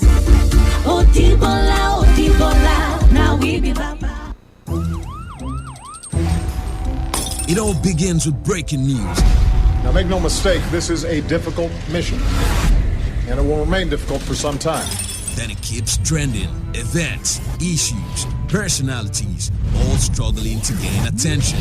But in the race with deadlines, the intrigues, power play, undercurrents are often missed or underreported. Insecurity here is basically a product of poverty. But not anymore. As the platform on radio steps in to fill the missing links on events, issues, and personalities in the news. I'm not afraid of anybody. Yeah! The platform on radio serves only the hottest topics and trending issues. Only on Today 95.1 FM. 95.1 FM. Port Harcourt every weekday at 4 p.m. Get on the platform on radio and be served.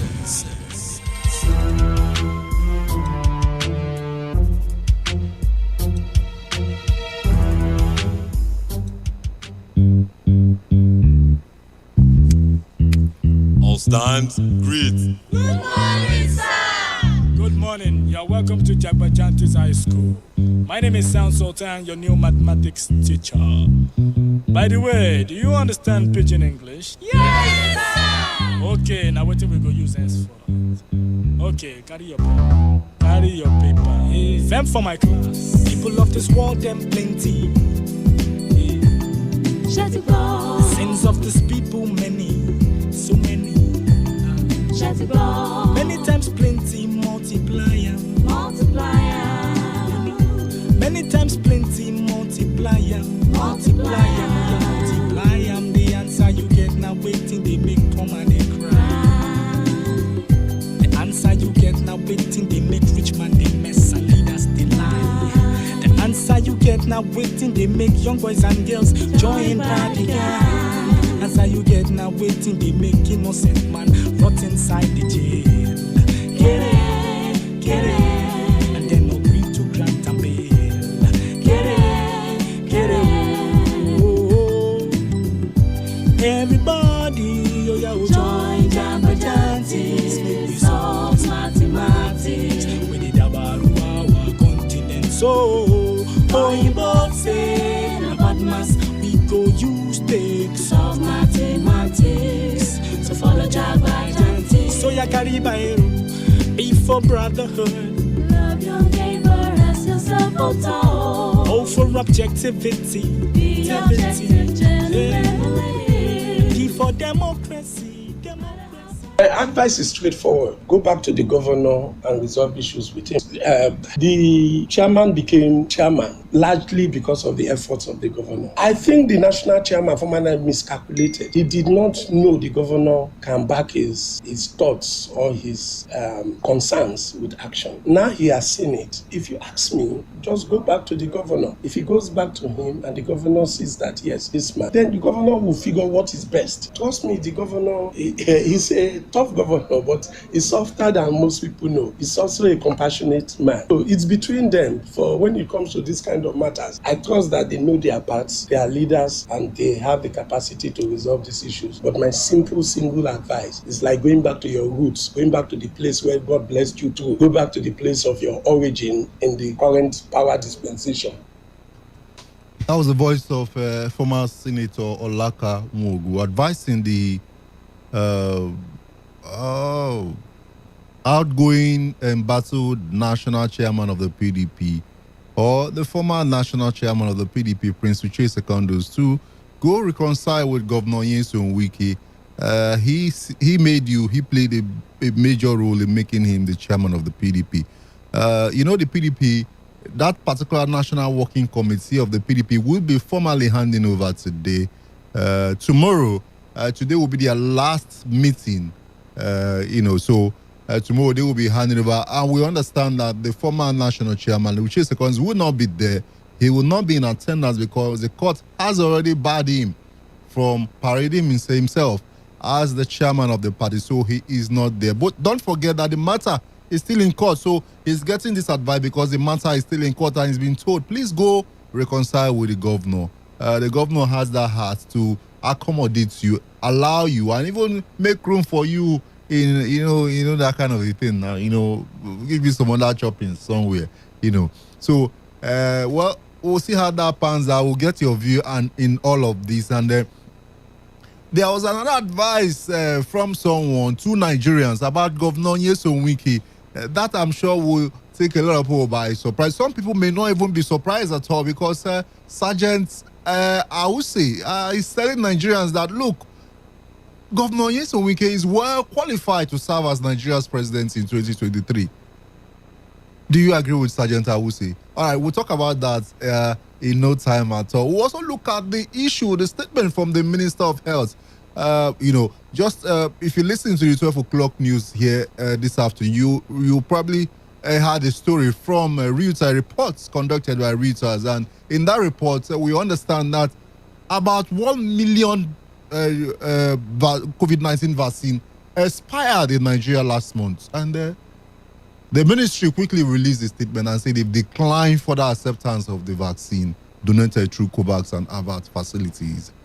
And so we'll look at all of that and the implication of that statement, align that particular media outlet to first inform Nigeria of what is happening. And that didn't come from the ministry from the beginning. And then the ministry is doing a rejoinder, as it were, or releasing a statement because of that particular statement. So we'll look at those are the trending stories today. If you go across any media platform in Rivers State or even across, you see these stories are trending. And so we've decided to bring it to your notice and let you be a part of this discussion. Today, this is a platform. My name is Onyeka Che. This is Today 95.1 FM in the city of Port Harcourt. It is few days to Christmas. How prepared are you? Are you preparing? Some people have asked that it be postponed. Well, it can't never be postponed. Preparation should have started since January. All right. So let's go straight to the main issues on the agenda. We'll just read down the body of the stories, and then we'll have you, call in and have your say.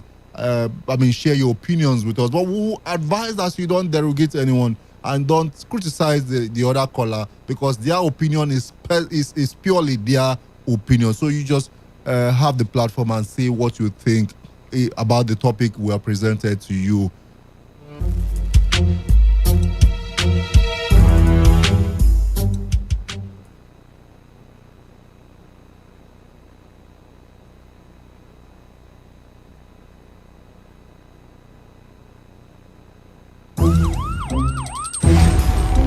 It all begins with breaking news. Now make no mistake, this is a difficult mission, and it will remain difficult for some time. Then it keeps trending. Events, issues, personalities, all struggling to gain attention. But in the race with deadline. All right, let's begin with the advice from a chieftain of the PDP in Rivers State, Sergeant Awusi, saying that Governor Nyesom Wike is well qualified to serve as Nigeria's president come 2023. In an interview with journalists on Wednesday, the politician urged Wike to join the race as a South-South candidate. He added that there is nothing that can disqualify the current governor of Rivers State from running for the next presidential election, including the geographical location.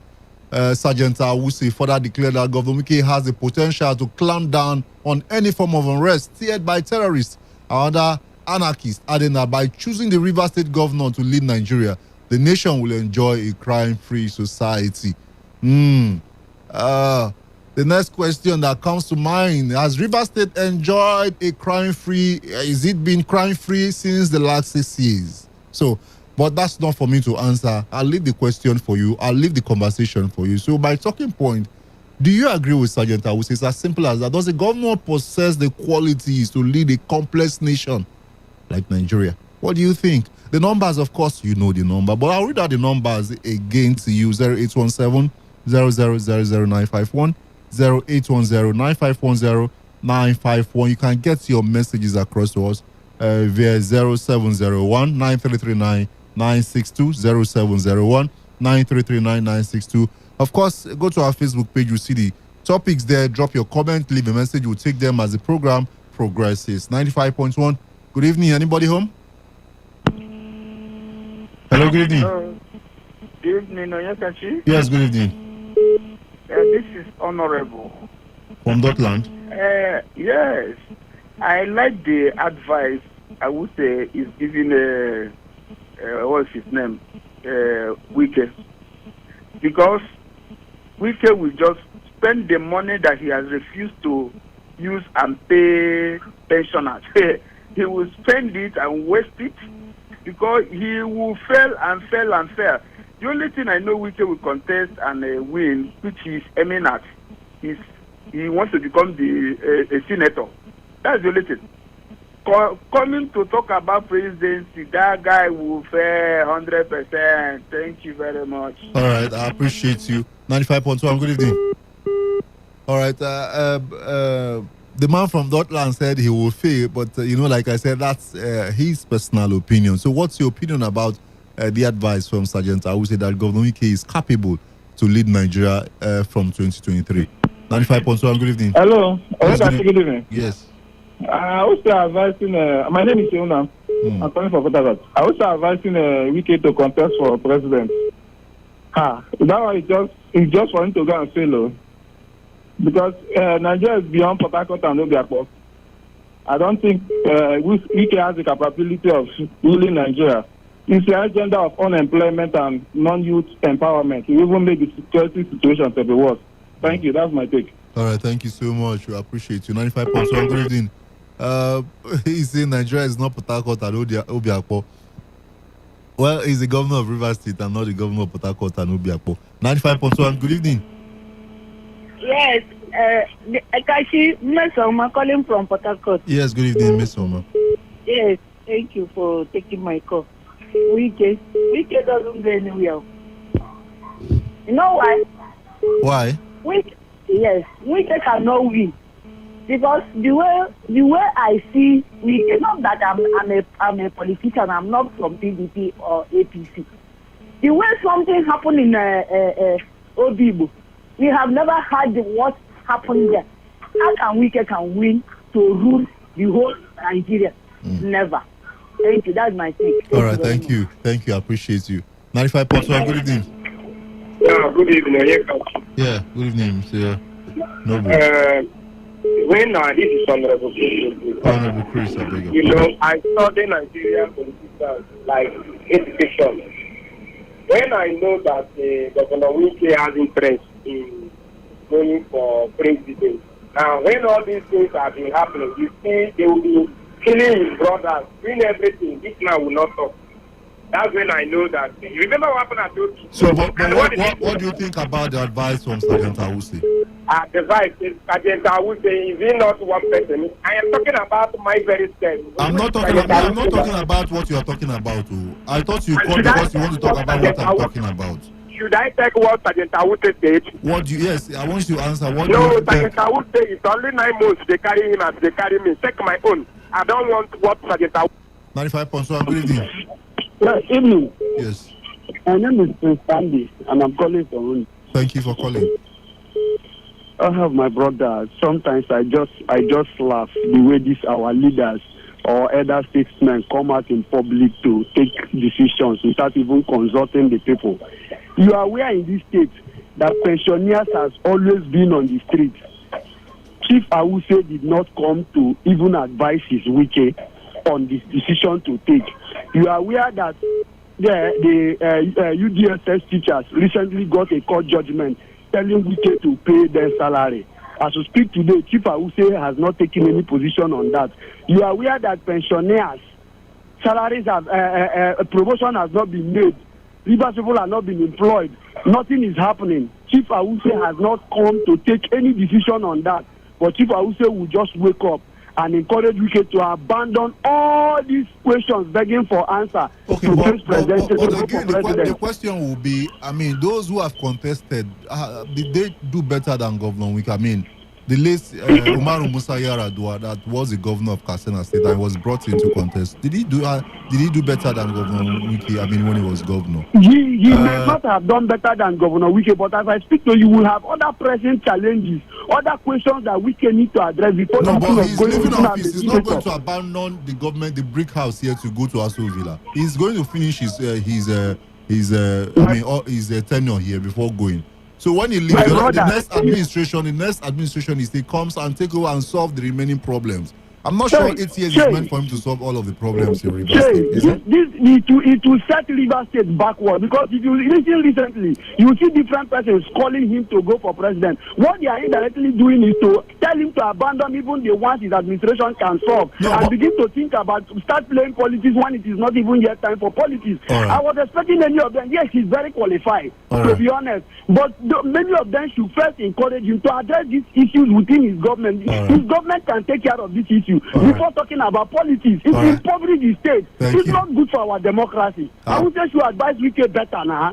Thank you. I appreciate you so much. Thank you so much. Please do go to our Facebook page and leave a comment and send in your message as well via 07019339962 07019339962. Please keep leaving your messages and dropping your comments. We'll certainly read them before we end the program.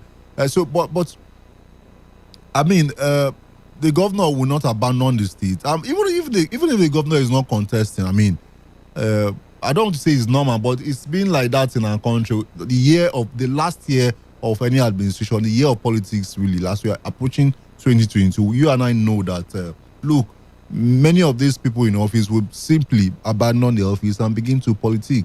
Whether he's going for the presidency or whatever, I mean, he's going to be engaged so much in politics. I mean, he's going to leave more or work more from Abuja. I mean, it's an open secret. It's an open secret. 95.1, good evening. Hello, good afternoon. Yes, good evening. Yes, well done. My name is Benga from Jari. Thank you, Benga, for calling. And our governor is qualified to contest any position in this country. It will be all of them go win. Only one person will win. I doubt any party can win. But he qualified to contest.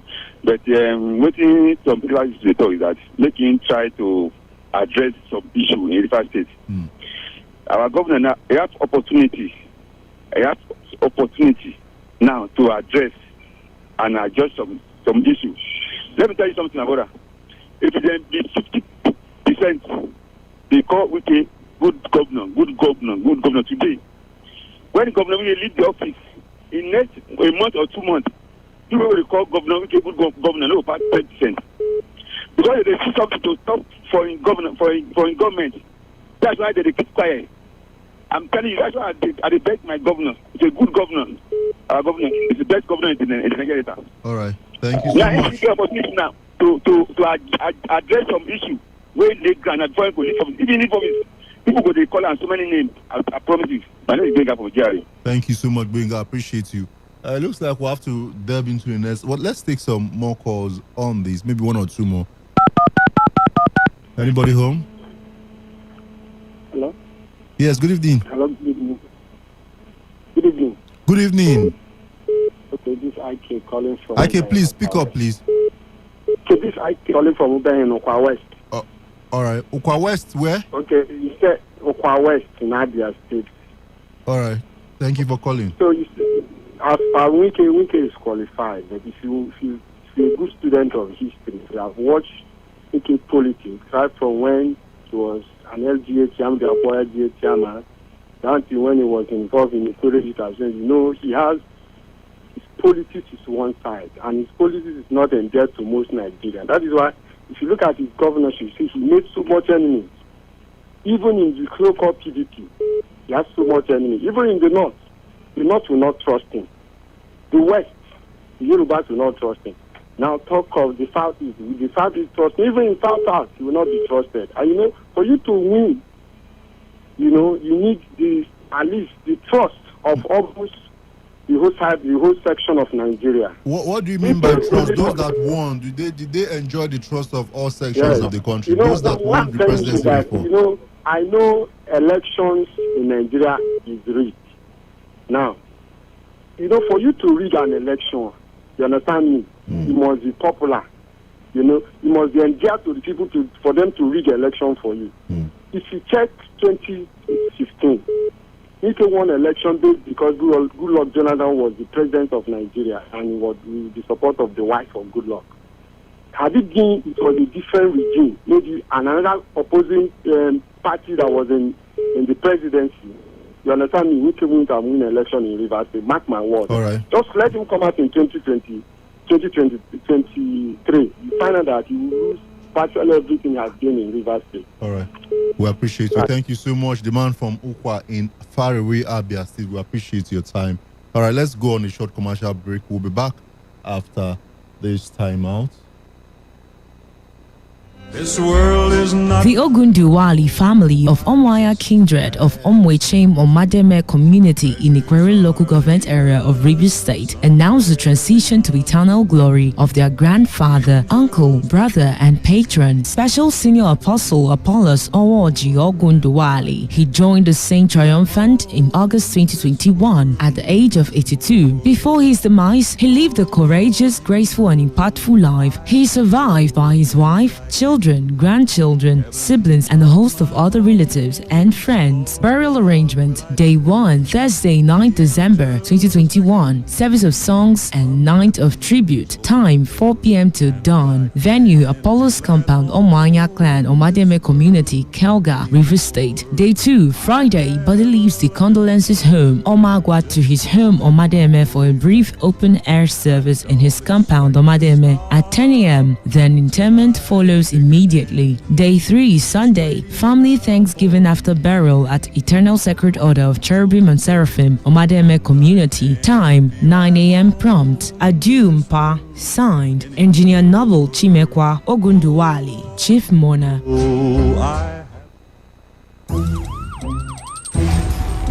It all begins with breaking news. Now, make no mistake, this is a difficult mission. All right, so welcome back. This is the platform on radio. My name is Onyekachi. This is Today 95.1 FM. Let's go straight. Still talking politics, but this time, a former member who represented Rivers Southeast in the Senate, Senator Lakanwogu, has advised the former national chairman of the PDP, Prince Uche Secondus, to reconcile with Governor Nyesom Wike.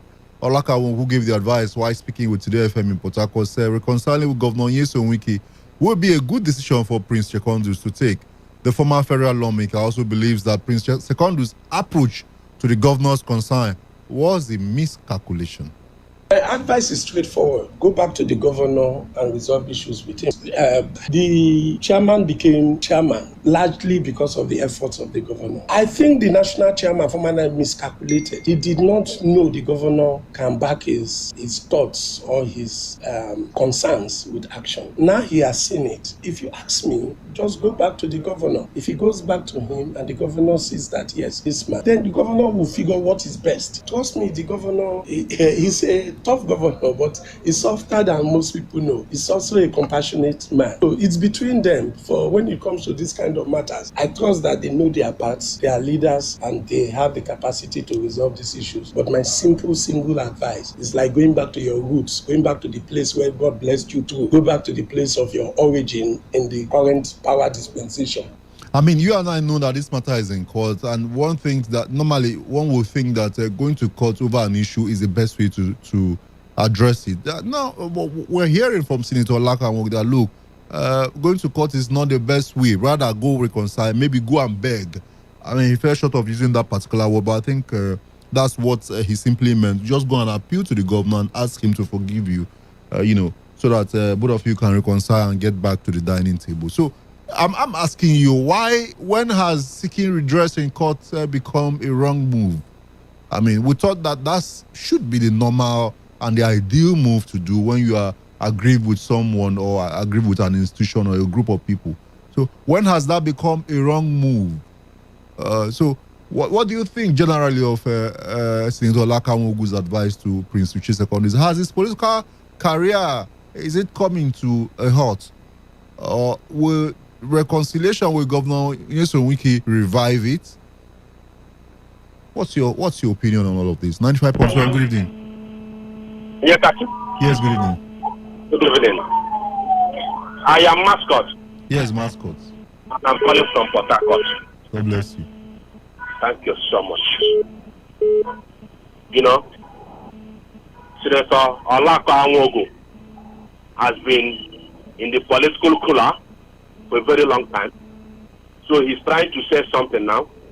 Remember, his tenure was the most unceremonious in the history of senatorial representation in Rivers State. Well, we're not talking about Senator Olakanwogu. We're looking at his advice. Because of time. The saying that Uche Secondus should go back to Governor Uche to reconcile.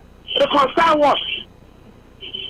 The man is exercising his fully guaranteed fundamental human rights under the Constitution of the Federal Republic of Nigeria.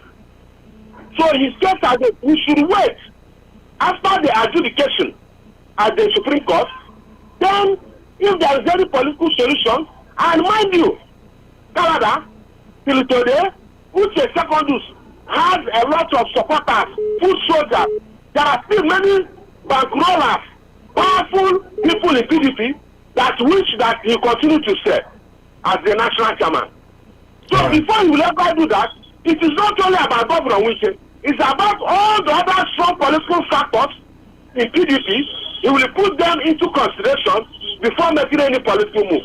For me, the utterance or intervention of Senator Olakanwogu is neither here nor there. I look at it as somebody who is playing to the gallery because of 2023 to see if there is a way he can get some favor from the governor and a ticket to run for Senate. But if President Buhari signs the electoral act for direct primary, it will be very difficult for some of these governors to impose candidates any longer. Right, thank you. And God bless you. I appreciate you, Mascot, for your call. Let's so many messages. Let's take some of them.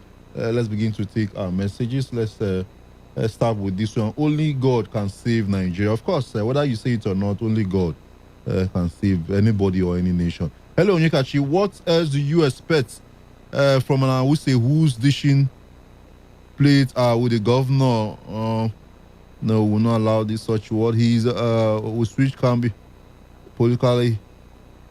Is Rivers State better off? Okay, my answer to your question is yes. Wike qualifies to become president of Nigeria. Godwin from Oyigbo. If Prince Uche Secondus reconciles with Governor Wike, will that make him the party chairman again? Barry Don Williams from LMM. My brother, to tell you the truth, Wike political career end in Port Harcourt. If he contests, he can't win in South. Kachi, on a very important note, Nyesom Wike will never and can never win any election, both in Rivers and Nigeria. Has made himself to be an emperor. He grounded the youth, Mbata Mbata from Kalibo. Good evening, Onyekachi. Why is this that those governors whom their people are crying are the ones clamoring to become the president, like Yaya Bello of Kogi? When I was in Abuja, if somebody tell me that the River people will complain about Wike, I would say it's a lie because of the way he talk in media as if he's the best governor in Nigeria. Ibrahim from Port Harcourt. God forbid he would never win. Ben Bruce, next president. Sorry. Good day, Onyekachi. I think there is no state in Nigeria as complex as Rivers State. So if Wike can lead a complex state like Rivers State, why won't he repeat it at the national level? Jackson from Trans Samadi. I would say he's only playing politics with Governor Wike just to maintain his stake on state treasury. But deep down in his heart, he knows that Governor Wike does not stand any chance. As for Secondus, he should press on with his matter at the courts. I see lights at the end of the tunnel. He shouldn't beg anyone, not even the governor. All right, thank you. Keep the messages coming. We'll take them. Go to our Facebook page, Today951 FM. Drop your comments, of course. we'll certainly read them. Let's go back to the phone lines and take some more calls. 95.1. Good evening. Hello, good evening. Yeah, good evening. Yes, please. Yes, Oma again. Miss Oma. Yes. Ladies don't always call into this program. You are one of the few. I think you're about the third lady that has called in since I started anchoring this program. Thank you. I appreciate you. Thank you very much. I like how advising each secondary to go and meet the weekend. For what now? To reconcile with Governor Wike. No. Which secondary, please don't do so. Because what Governor did which secondary, I myself, I did not like it. And this man maintained, he did not utter a word for him as a man. And he did it as a woman, just keep silent, everything just went like that.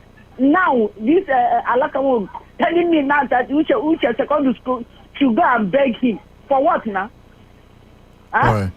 I don't like that statement. Please, let him not do so. Thank you. I appreciate you for your call, Miss Oma. Let's go to our Facebook page. So many messages. Thank God that week. Governor Nyesom Wike is eminently qualified to vie for the number one citizen of Federal Republic of Nigeria. Governor Wike has done tremendously well in Rivers State, and if given the chance to vie for the number one citizen of Federal Republic of Nigeria, it will be a welcome development. Governor Wike has contributed for the peace and unity of the country.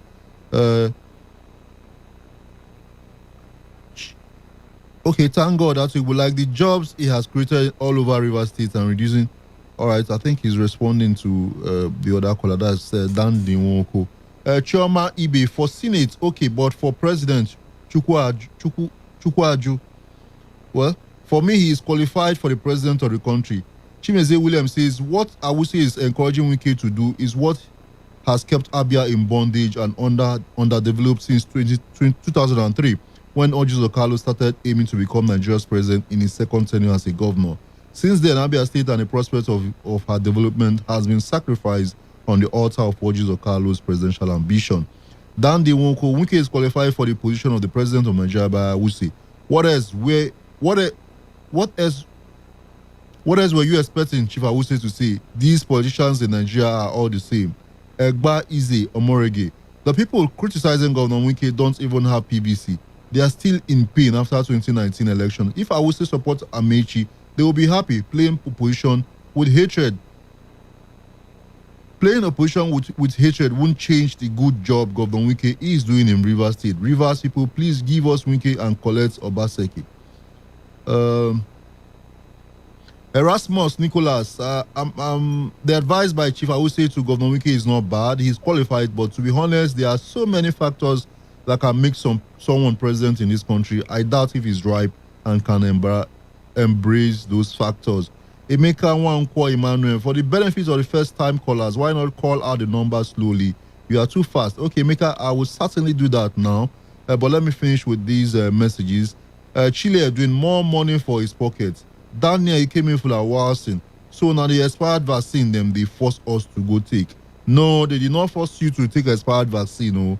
We'll get to that as soon as we're done with this message. Thank God, Atuegbu. The call coming from Senator Lakamog is a welcome call. If pre-secondus will adhere to it, no permanent friend, no permanent enemy in politics, but permanent interest. That's just it. That's what they say about politics. Okay, the number to send in your message is 0701 9339 962. 0701 9339 962. If you want to call, 0817 0000 951. I'll take it again. 0817 0000 951 or 0810 9510 951. I'll take it again. 0810 9510 951. We'll take can we take one call? I don't think so. We'll have to go straight to the next item on the menu so that we need to inform people what it really means. The Federal Ministry of Health says it has declined further acceptance of the vaccine donated through the COVAX and VAT facilities, noting that it does not accommodate the standard. The Minister of Health, Dr. Osagie Ehanire, made a clarification following a report published by Reuters, which stated that over 1 million doses of coronavirus vaccine expired in the country last month. Dr. Ehanire said some of the vaccine doses which were given by donors had residual shelf lives, leaving the country with a limited period to facilitate distribution and usage. He, however, appreciated the kind gestures from the donors. Now, this does not mean that the one we took are expired. No, that's not what he's saying. He's simply saying, I think that maybe the time they donated those drugs to Nigeria, the vaccines to Nigeria, it had limited time. I mean, it wasn't stated, but the time wasn't that long. So after they stored it, it didn't take long before it expired. And then, but my concern in all of this is, why should we wait for report from Reuters for Nigerians to know that we've about 1 million vaccines have expired? Why should we be informed by a news agency? I mean, I thought that the Federal Ministry of Health should have just done that. I mean, just inform us. Now it looks like because the cover was blown, now they're now coming up to say, look, we don't want to collect again from these people. So, I mean, I don't know. I don't know if you're thinking what I'm thinking. I mean, what will be the effect of all of this on Nigerians, on those who actually want to go out and take it? Do you think the federal government managed this information well, considering the effect it may likely have on the minds of those who want to go out and take this jab? I mean, this information I thought should have come directly from the federal government. So what's your opinion, quickly? 95.1, good evening. Hey guys, good afternoon. Yes, good evening. Anthony speaking from Amok. Thank you for calling, Anthony. We are talking about people that are not in Nigeria. Oh God.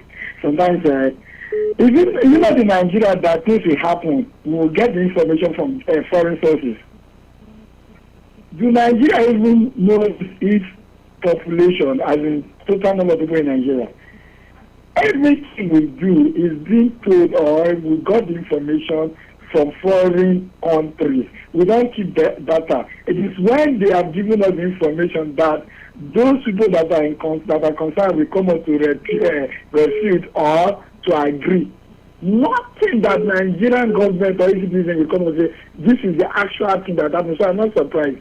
I'm really, really not surprised. If they like, they should cover up. But the truth is that somebody that knows the details, that keeps statistics of what has been given to us, has blown it open that most of those vaccines are expired, and that is why you don't get it. Not the vaccine that were given to us, not the one that we took. That I mean, let's not misinform people. We're not giving expired vaccine. When the vaccines came into the country, they were good, they were okay. They were stored, and in the process, they got expired. We're not administered with expired vaccine. Please, let's not misinform people. Please, let's take some more calls. 95.1. Good evening. Hello, good evening, Yekachi. Yes, good evening. Hello, Yekachi, good evening. Yes, good evening. Yeah. Galoki calling from Romano community. Thank you for calling. Yekachi, when was the vaccine produced that over 1 million will be expired now? You know, here in Nigeria, we play politics with everything. That is just mere politics. Do you know when the vaccine was produced? In any country at all? Do you know when the vaccine was produced? That is just the question I asked. That's what I'm asking you now. You are sounding like you are certain that what they told us is not correct. Just ask a simple question. I said, when was the vaccine produced? You should answer the question. When did COVID-19 came up in existence? COVID-19 vaccine was not discovered immediately the virus came out. It was discovered even 2 to 3 months after the virus. So how come Nigeria own will expire before every other country on Oyekachi? I just asked a simple question. All right, thank you. I appreciate you. Let's take some messages here. Anybody that is promoting Wike to contest for president in 2023 is just trying to reap from Wike's wealth. Will federal civil servant vote for Wike so that he won't pay their gratuities when they retire? Will not vote Wike so that he can tell citizens to go and hug transformer and die? He will bury them. Wike should know that it is not PDP members to win presidential election, and not all PDP members will vote him, even if PDP gives him the flag. Mr. Law, sensing that, I would say,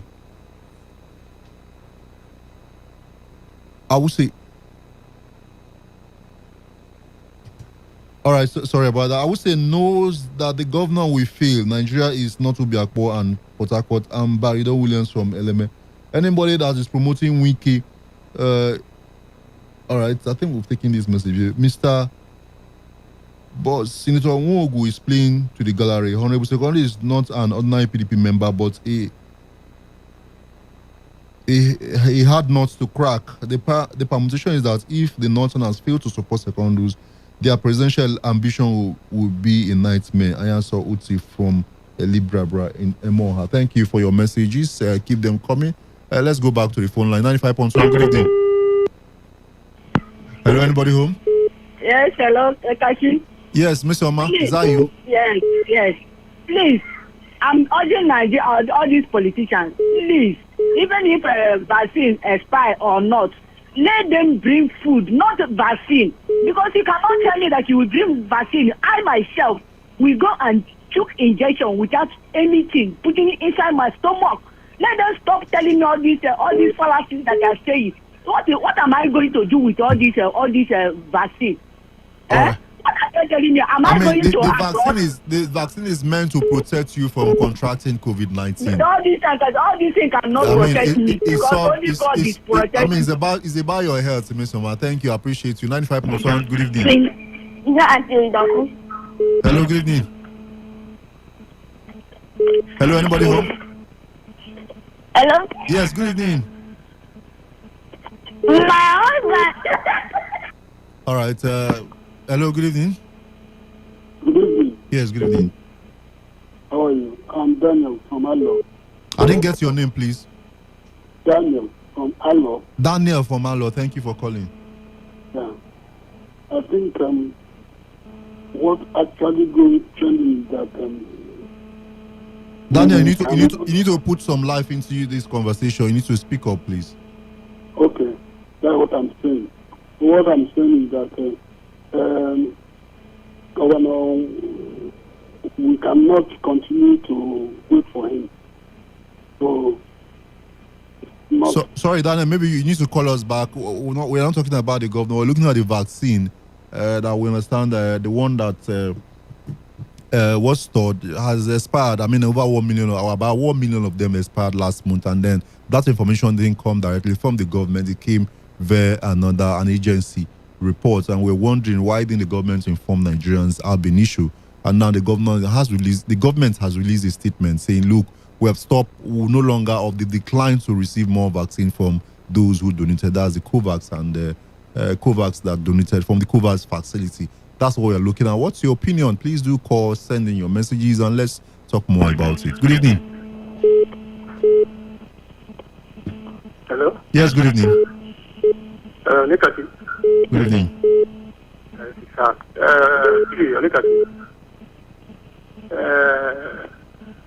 Nigeria government are not trying at all. The vaccine, for the vaccine to expire, I think because of the way the condition of the country is, those from 2015 to today, I don't think Nigeria lose work. Nigeria, the common people, they are suffering increase, poverty everywhere. That the vaccine is supposed to expire because the government of Nigeria, they are not trying for the masses. They only care for themselves and their family. They don't have time for the masses. The masses are suffering. No work, no employment, no industry, no power supply for them to run business all over the country. They are not trying. They are pushing people to war to the war. Where they will die in suffer and poverty. And in fact, I don't see any reason Nigeria will suffer like this. There is money in this country. We are blessed naturally. Yes, I agree. Thank you so much. So the vaccine should expire. I like it. 95.1. Good evening. Good evening, Kashi. Yes, good evening. I don't know, but yes. I don't know, but I know that drugs can expire at any time, not minding the date that you said it will expire.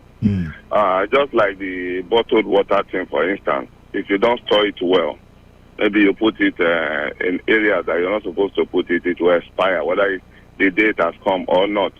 there are some drugs that say store at this temperature. Maybe don't store more than 18 degrees centigrade. So if you store it in 19, 20, maybe 25, it will expire. So not necessarily that it must be so date. Meanwhile, this COVID, what they call the vaccine, is not like a normal drug. It's a drug that has to be in a cold system. No, but JJ, I appreciate all of this information. But I'm asking, that information got to us through an agency report. And I'm just thinking, I thought that the Federal Ministry of Health should have even informed Nigeria had been issue before that report came out. Who was the agency working for? Some drugs, even some of those vaccines even expired. Over how many million expired in India that they tried to call back just like 2-3 months ago. So what are we talking about? No, so if you don't start, you still don't get. Well, I'm not sure you got what I'm trying to say. So which of the agencies? It was through Reuters reports that we got that information. So, and then the Federal Ministry of Health now came out to say, look, we've stopped collecting from this COVAX facility, and so I'm wondering that's report. It's not everything that they will tell you now. They are already managing the whole situation. So why would they come to tell you to cause panic or something? Now that the information is out. So who is the? I mean, and that's what I'm saying. It's just like, let's assume that as you're in the studio right now, right? There's a spark. Hello, are you with me? Go ahead. Yes, there's a spark. And you were able to curtail it and put the whole thing. There was no spark again. Will you go report that, there was a spark over there? No, now. Were they able to manage it? Were they able to curtail that information? The answer is no. Were they administering part of the 1 million vaccine on Nigerians? The answer is also no.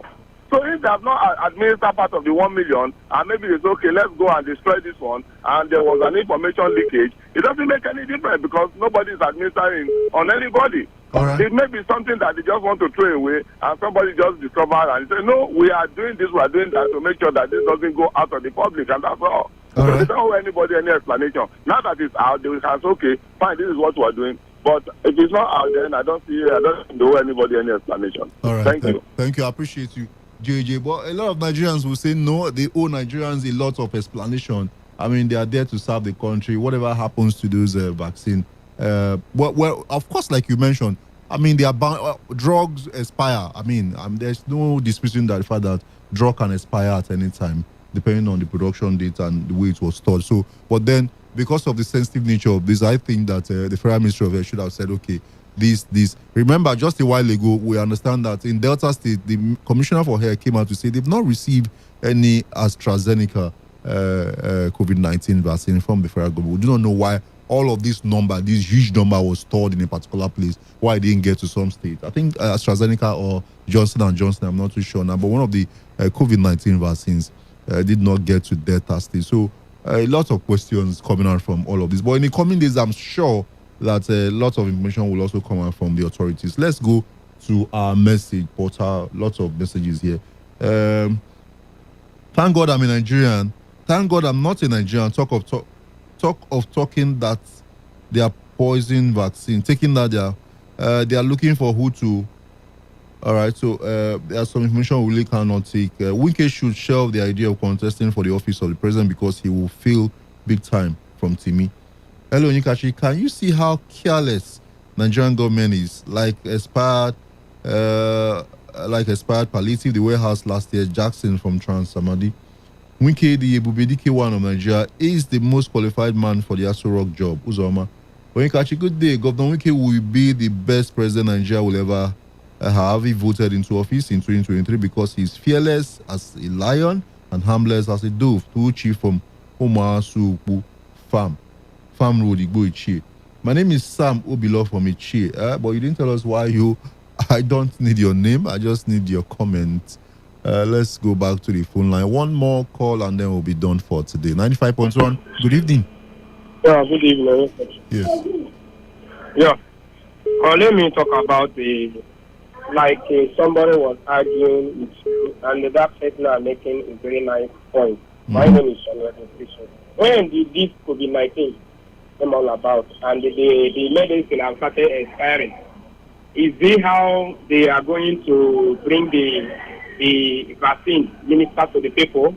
What causes the expiring date? Why? Does it mean that the one they shifted to Nigeria are not good or what? And this is what they are asking public to come and take inside their body. A nice body that God has created. You want to use a man-made something that nobody is asking you to take expired drug. Nobody is asking Nigerians to take expired vaccine. Let's not misinform people, please. Let's not misinform people. 95.1. I think it's a good place to draw the curtain on today's edition of the program. I appreciate all those who have called in. Thank you for your messages. I appreciate you. Let's do this again tomorrow, same time. My name is Onyekachi. It all Bye for now. begins with breaking news. Now, make no mistake, this is a difficult mission, and it will remain difficult for some time. Then it keeps trending. Events, issues, personalities, all struggling to gain attention. But in the race for deadlines, the intrigues, power play, undercurrents are often missed or underreported. Insecurity here is basically a product of poverty. But not anymore. As the platform on radio steps in to fill the missing links on events, issues, and personalities in the news. I'm not afraid of anybody. Yeah! I had no essence, had no meaning, Lord. The Kingdom Mandate International, in conjunction with Dominion City Port Harcourt, presents 120 minutes, The Trinity and the Cross. Ministry. Pastor Talking Drum, Minister GUC, Mr. Wealth, and Ugo Dingpa. Also featuring Vibrant Lady and GP Johnson. Date 12 December 2021. Venue Dominion City Complex, Choba NTA Road in Boba, Port Harcourt. Red Carpet 5 p.m. Main event starts by 7 and ends by 9 p.m. Gate fee free. For inquiries, call 0803 466 3771. Again, 0803 466 3771. Come early and experience the tangible presence of God. You showed up for me.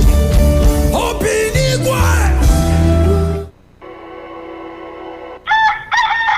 Good morning, sir. My pikin, how are you this morning? I'm fine, sir. You dey go school? Yes, sir. Make sure say you read. Madam, please, can I have one small juice and 2 biscuits there? Please be fast. Okay, customer, bear no vex. I dey come, make her bring them. Please, buy me toy. No, you're late. You're late already. Plantain, buy plantain. See as this small girl dey cross this busy road anyhow. Sweet plantain. So, your mama no know say you too young to dey hawk? Now one for mama I beg come on for road, make I cross road. Made in China. Oh, buy your plantain. Leave the road. The fact that you're not financially buoyant doesn't mean that you should abuse your child. Most times, these children don't have the capacity or knowledge to carry on these tasks. Education, they say, is an important aspect in a child's life. So do well not to take away that opportunity from them, as it will affect them later in the future. Remember that giving out your child for early marriage could also affect the child's life. So stop child trafficking. Avoid sending them out in the name of making money, because the children today are the leaders of tomorrow. Don't ruin their future with your ignorance. Say no today to child abuse. Say no today to child trafficking. Say no today to child marriage. This message is brought to you by Today95.1 FM. We are the future. We are the dream. We are the nation. We are part of this. Yes, we are so amazing. That's the least we shall be.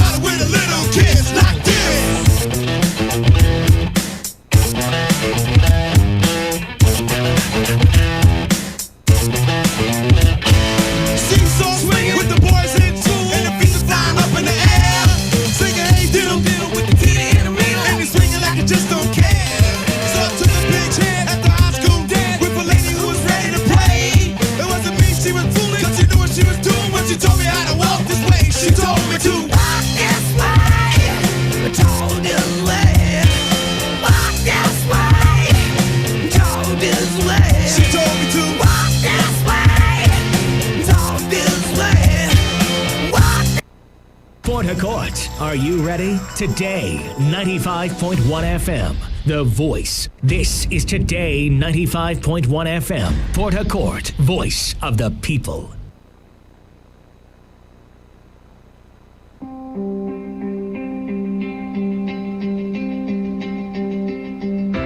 You can never plan the future by the past. He who has a right to live can bear almost any hour.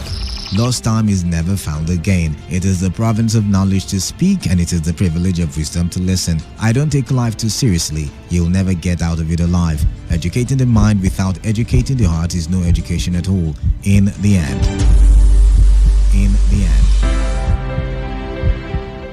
It is not the years in your life that counts. It is the life in your years. Make it count with us. Make it count with us at Today 95.1 FM. 95.1 FM. The way you got it up. International, the way you got it, yeah. Let me need some more. Charlie D. Listen. Looking at the way that me looking at you. Girl, you have to know, say me really want you. Every other day when me come in your zone, everything me say, me want call you on me phone all day. And me want have a neck in the hallway. You got me bleeding, girl, you pass my brain. You want give me a pop, me I go say no way, say no way. Put it on me. Girl, you look calling. Why you acting funny? Girl, you come around, come have a little money. The way you back it up, I mean one say me love you so. Why you want it slow? Girl, you have it blow. Can I get to know ya?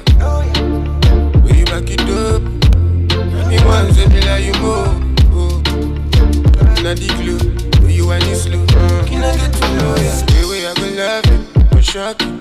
The way I go walk you, go touch you. I go lick color your body, I go wash you. You know, no. Hey, is it me or the alcohol? No. I don't tire, but I know they stop. Now the sacrifice, I be kinda yours. Let me get body rush. Put it on me. Yeah, you look calling. Why you acting funny? Girl, you come around, come have a little money. Hey, the way you back it up. Me want say me love you so. Why you want it slow? Girl, you have it blue. Can I get to know ya? Will you back it up? Me want say me like you more. Inna the glow, will you want it slow? Can I get to know ya? Put it on me. Girl, you look calling. Why you acting funny? Girl, you come around, come have a little money.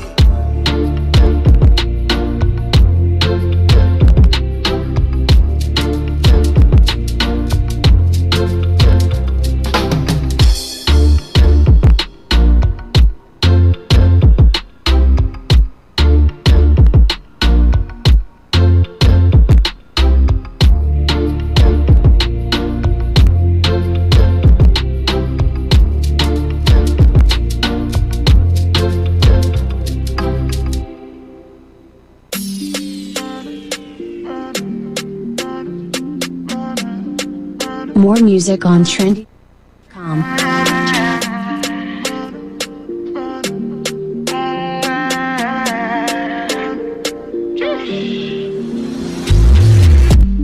I'ma get no be so.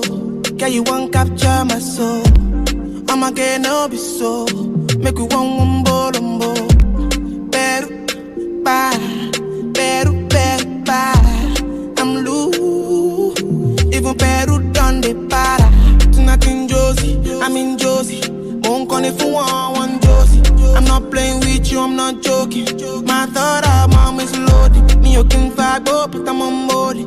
I'm on duty, but I'm on low key. They want do me, they want do me. They want do me, cause they want do me. When you won't want me, when you won't want me.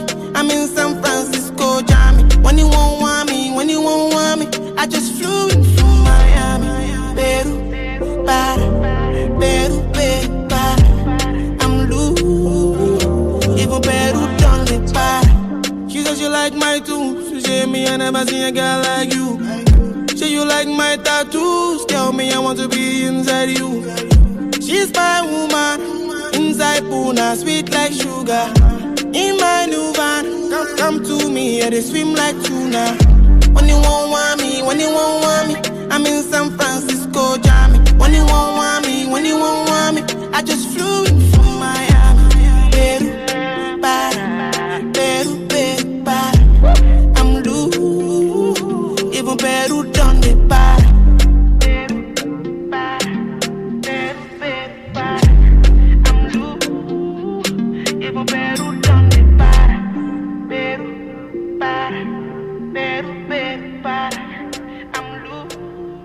More music on trendybeats.com. Everybody knows say I want me, I know they lie.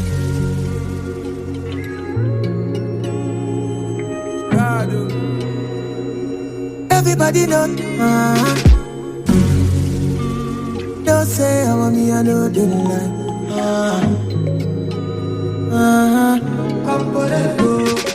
Girl, I don't really care about your body type. What really matter now your vibe.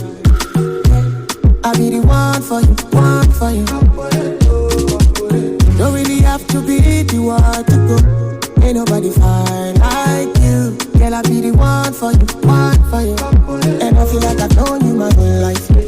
Feel like I need you in my life. Nobody fit tell me otherwise. This baby will be mine.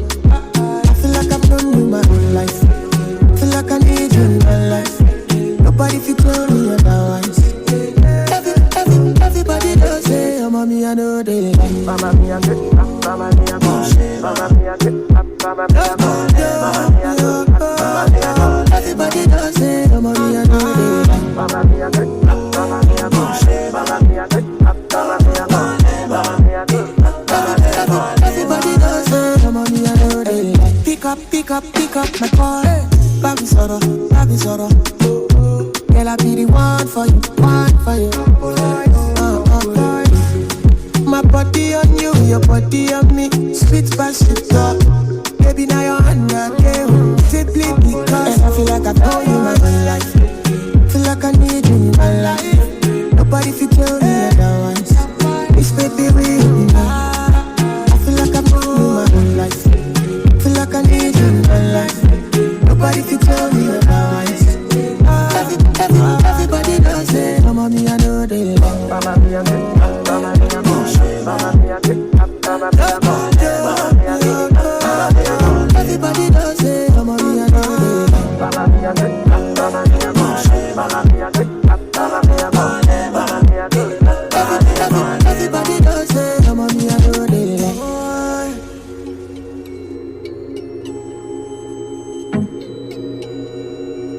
Everybody does say, oh, mommy, I know they like.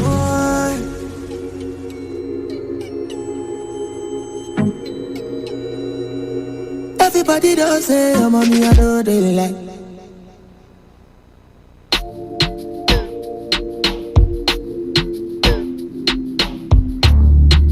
The way you got it up.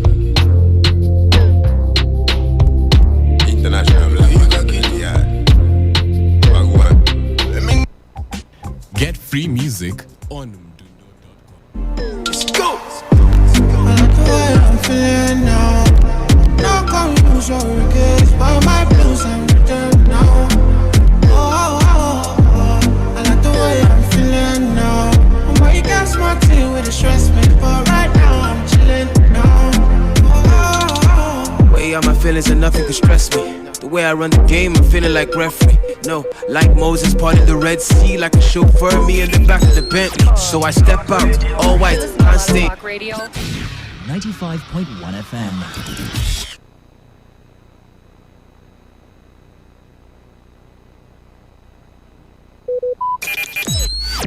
Talk Radio. I listen to a lot of talk radio. 95.1 FM.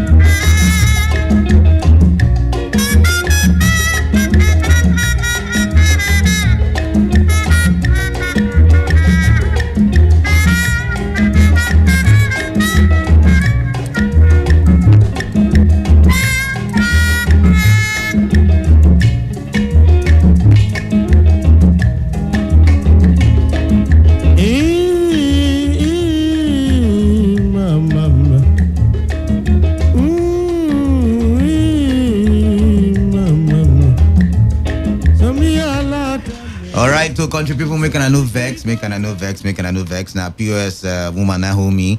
I transfer money. She say she no see the money, so she no go.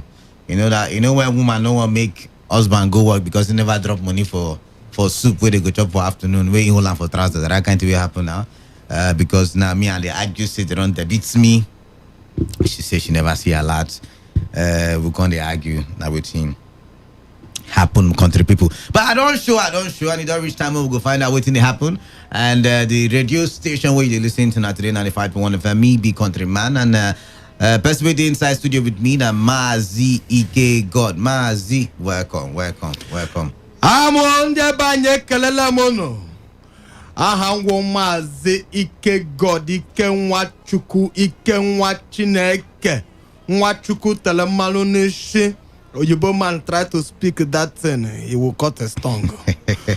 Yes, we have come again. My ambassador countryman. I greet you, sir. How you didn't have road when you come, when you travel, you're gonna travel, you travel. So my ambassador countryman, it was not easy. Okay. But thank God today, the Mboba road has been free. Okay. Yes, so I did not even near to try the Lumokolo. We say so. Lumokolo is the new flyover that our governor has to walk.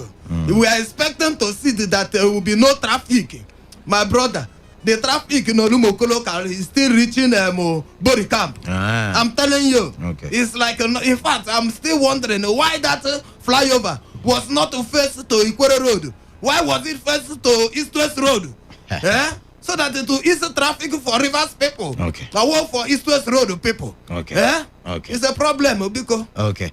So Moku look the story what we get today. Him don't tell you home saying they struggle to come here. Say they hold up in the face every day, no be choice. I know what we go buy aeroplane, Mazi, we go buy private jets. But like Mohammed, you don't enter news today, and according to waiting I see, Buhari don't talk say. This guy, they do very, very good work. I say the work when they do, I say Nigerians say, "Me could tell him thank you. Me could thank him for the good things when they do for Nigeria." Saying don't make Oyibo people now and the other people waiting for the world now don't see Nigeria as Ogbonge country because of the work we Lai Mohammed they do. Say Lai Mohammed, he don't make Nigeria image fine, well for inside mirror where world people they look.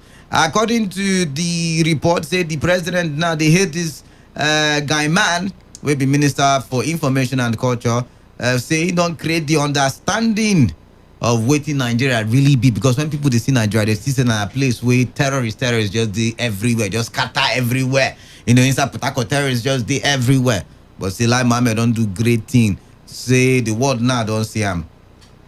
Say Nigeria a better place. All these fine things where Buhari they talk now because of say Lai Mohammed is celebrating 70th birthday.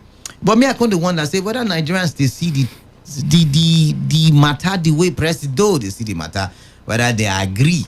I mean I couldn't even wonder whether not true now waiting Buhari maybe Presido talk for the matter. But Mokuya from Mazi, waiting Mazi think about Lai Mohammed birthday, 70th birthday. If you say don't do correct Ogbonge job, kaja job for instance Nigeria, you agree with the Presido, or if you say Presido he get as a bill. My brother, I'm a countryman ambassador. It is not easy to say the truth. But the truth is always very bitter. So you talk to the president and they talk the truth? No, he's always saying the truth. So what are you going to imply? I'm just saying my own. What will be your own? I say it's not easy to say the truth. So are you saying the president is not saying the truth? I did not say so. I will not say that the president father did not wear trousers under his garment. It's not easy to say the truth. Okay. So the position Lai Mohammed is holding is a very tough position for Nigeria. Okay. Even if for me, they give me that position, Akwema. This is a country we are. We are not supposed to demarket the country. Anyhow we think it take come out. Okay. We cannot demarket ourselves. Okay. We have to promote Nigeria. Anyhow Nigeria is position. We have to let the world know that they still remain the giant. No matter the obstacle, how do they put it? Obstacle. Thank you. Okay, my English is always sometimes a problem. No matter the obstacle, Nigeria is a great nation. Lai Mohammed has tried in his duty to his principle. If I send somebody say do work for me, now me go still tell the person you do well or you know do well. And I got that. So from the principle, the president of Nigeria, he has to send Lai Mohammed work. It is not me that sent him. So the president send him work. Say do this work for me. It's the same president that is giving recommendation that he has done well. Okay. Will I come and say, President, you are not saying the truth, or you are saying the truth? No, I cannot say that. President is always right. Anything the president say, it is right. We are talking of to make show the reward that Nigeria is a great country. Anything president talk is right. He's always right. My brother, do I have a power to go and stand and say, Mr. Am I a sand? Do I have a lawyer? Do I have who would protect me to go to court and say, Mr. President, this one he said was not like that? So Lai Mohammed now don't do correct Ogbonge work. Yes, to the sight of the president, he has done a very great job. You don't use the president IDC to the sight of the president. They speak big English. I say, what do you think? President talk well? Of course, is it not what is happening in Asoroko? Lai Mohammed work is to transfer it and tell us to say this is what is happening in Nigeria. So inside the matter with CNN and fight, that was even do well. Inside the CNN matter, CNN has brought their own report. Lai Mohammed has the right. His own report. He has the right to present his own report. Okay. So upon all that, Mr. President have seen that he has promoted Nigeria well internationally. Okay. If it's not so, other people, international abroad people, will not see us in the light that they are seeing us today. Okay. So Lai Mohammed is doing well. Okay. Everybody, he can also use his own drawing stick and draw to see whether what the president has said it is the point or it is not the point. But to me, the president has said it all. Okay. Who could see face the president? Now, you get another report where I see, where I want bring come this gathering now, who could talk the matter. The president don't collect the forensic report from Akpabio, we be Minister for Nigeria Data Affairs. But we never hear anything. August, September, October, November. Now we go soon do, we wish you a Merry Christmas, then a Happy New Year. Yet we never hear anything. So people come protest. People come shout, we no go agree, we no go agree, we no go agree, we no go agree. Papi don't come and knock on talk say, man, calm down now. And our body to the ginger, and our body to the sweet. No man, don't worry. Say president go do board when the time reach. And when he do board, everybody go enjoy. Say, now this now waiting catch my attention where I won't bring now. Say the president still they study. Instead they study the forensic audit. Say instead they study him. So now me I couldn't wonder whether this forensic audit now like medicine where you go school study for 6 years, or maybe now law where you go school. You know you call a sand. I've been a sand you been call sand. Sand now you call sand. So you go study him for school 5 years. Can't go come to bar. I've been a law school, then they can't call you to bar. You can't go buy Heineken and can't go bar. Can't leave that one. So I can't wonder because that's the same thing that happened to the electoral bill where they send go there according to Femi Adesina saying instead they study But like our president like to study. Of course, he's a very hard working man. Yes, so anything that come unstable, he has to scrutinize it well. So when he study, which degree they go give him? He's still the president. He has attended all the degrees. You cannot give him any other degree again. Cannot give him any other degree. He has finished the degree. That is why he's always that anything the president say, it ended there. Can I make you say anything when talk is right? Is the end there? Yes. Okay. In this case now, well, Akpabio. Hell, Akpabio has. In fact, I'm not happy. Let me be sincere in this one. I'm not happy with Akpabio. Okay, so you don't agree saying not being sincere? I'm always sincere. But you say you want sincere for this one? There are some things that one will see. You cannot be sincere. But there are some things you will see. Okay. My brother, you that is there, all of us that is here, you know yourself. For me, I know myself. Okay. Leave me alone. Okay. We have our own. I am sincere now. So I'm not happy with Akpabio. Okay. Because this is is an Akpabio that when one of our senior brother ginger him. Whoa, my friend, we need this report. Why is this NDDC, this one or that one? Also, so we want to constitute before you know it. My plane, everything, both to Navy, everybody, boom, inside the forest. Go hold a meeting. The meeting finish, you come out. We hear that automatum. We want is it automatum or kind of automatum? Automatum. And nearly automatum. Boom, automatum for 1 month. That after 1 month, my brother automatum will finish. Nothing happen. Now I come understand that in Nigeria, if you want to small something, you ginger. It's not this kind of my voice. So there are people that have a voice here. Once they ginger, government will, you understand, shake body small. And before you know it, it is at the detriment of the masses. We are the people suffering it. Women the other day have come, shouted their own. They want to board. They have given their own automatum. They have given their own automatum. And up till now, nothing has happened. And now, we are hearing another people, contractors. See, it is, in fact, NDDC is a disgrace to me. I'm not happy with that, the situation of NDDC today. I'm telling you, it's a shame. How you are? It is we Niger Delta. This is not the one that you said that is a Boki man or the Yoruba man or which other tribe is handling it for us. But it is Niger Delta. Papi don't tell us the thing no day in hand again. See now Presido they study the Presido is not the minister of Niger Delta. But in the study with the minister of Niger Delta. Minister of Niger, that is his job. He's not doing job. He cannot be saying that it's Presido that is holding him.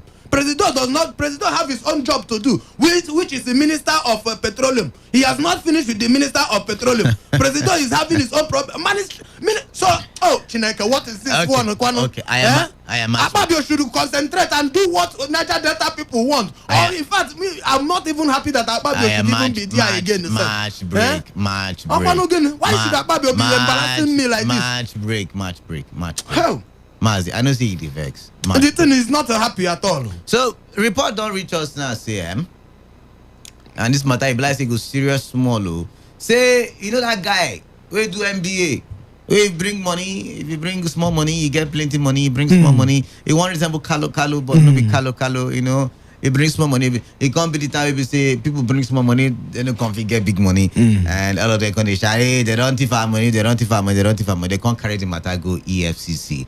EFCC, it take time for them to, look into the matter, chuka inside the matter, but they don't finally chuka inside the matter, the company in MBA Trading and Capital Investment Limited, where the owner, that time now Maxwell Odum will be Port Harcourt boy, a PH boy, and they don't declare I'm wanted. So making can explain how all that plenty money carry waka because the money, make I call the money. 200. You want to give people who have to I want one. Don't give somebody 213 billion naira. Now you realize this guy carry waka. How? Blessing carry waka. Now this guy don't talk to carry the money waka. Say now CBN. Now he sees the money. So the talk is plenty. So people now don't they happy. If you go social media now, people they jollificate. Say EFCC don't declare this guy wanted so that they go understand how their money carry waka, whether he waka go Diob or he waka go Jare or he waka. He's in Odum Street. It is Odum Street. Odum Street. Okay. Odum Street na place. Udom has a street. He has a street. Udom Street. Check it at Telekai. I know that place. I know that's his village. Okay, no one. The money is there. So I see this matter. It said this is not correct. EFCC don't do well. You just say EFCC go really because this country, bless if you get money. If like say my brother, you don't untouchable. My brother, you see this MBA for MBA trading or something. It is the worst scam that I am surprised that the people still get the mind that after another person bring in own come. All of us will jump inside the wigglum. Will not even do investigation, although even if his own, he come out with one condition and the lawyer and all this one, show them this paper, show them this one. All of them, they were happy that yes, it was not genuine. From day one, I was telling people, run away. That thing is not genuine. But you cannot blame them because the way the MBA was making it look, it can lure somebody, lure them, tell everybody. If my closest people say who carry money, almost to the last period when that thing was still boiling, my closest people carry money to go and do. I tell them, yeah, stop it. I won't ask you now, and I said the way they shot it, like say your money they inside. No, I'm an advisor. You know. Let me tell you the fact. Before I jump in there, EFCC, this thing EFCC is doing, I don't like it. EFCC will not tell me that they don't know where that man is. EFCC in Nigeria you know where in there? EFCC know him now. But you know where in there? I don't know where in there. I don't have business with him. But EFCC, I can even keep all my last money and bet it that EFCC know where this man is. They should go and arrest him. His house there, they are writing under EFCC investigation for Doom Street there, number 7. But the people are inside there. How can you say something is under investigation and yet the people are entering? The security is still there. So they should stop this thing. That man, the crime he has committed to people, he has sent people to their early grave by denying people their livelihood. Well, people, it's annoying. But people will go carry their money. You will not blame them. You will not. The situation of the nation. You know that period is the time that COVID-19 was it was before COVID-19. They started 2018. It be like all of us we like money where they come fast. You see where the problem starts. It be like say we like money where they come fast. Let me remind you. Do you remember when Ngozi Okonjo-Iweala told us that we have to tighten our belt? That was where the problem was started. But you don't do MMM. You open your eye. Yes. You do loom. They have a lot of them. You open your eye. You can't see go do MBA. You will not blame them. Okay. You bet me. I can always. But you can blame your family if we go put money. Of course, the ones that came to me, I advised them. Today they are thanking me. Okay. Let me tell you the reason why I'm always suspecting this man. EFCC should make sure that so-called account that they say central bank is blocking. I bet you, if that man accepts that money is there, you understand? He lied to people that he was trading the money. You understand me? If he was trading the money will not be in Nigerian bank. Definitely. But which bank he could in? A Nigerian bank he could use. So now for the fact that he was scamming people, you understand me? The money is in Nigerian bank. Okay. You understand? So EFCC know the account. How can CBN upon all the cry everybody nebe. CBN hear him. He still lock person account to keep. No. Something is playing behind our back that we are not seeing. Something fishy going down. All right. But this case will not end. I know people are taking it up. CSOs, all the River State Civil Society Organization is taking it up also. They must fight it to the end. We must bring that man to shame. He don't do. Okay, Mazi. Why should he be like that? Drink water. Calm down. Thank you. Calm down. How? Calm down.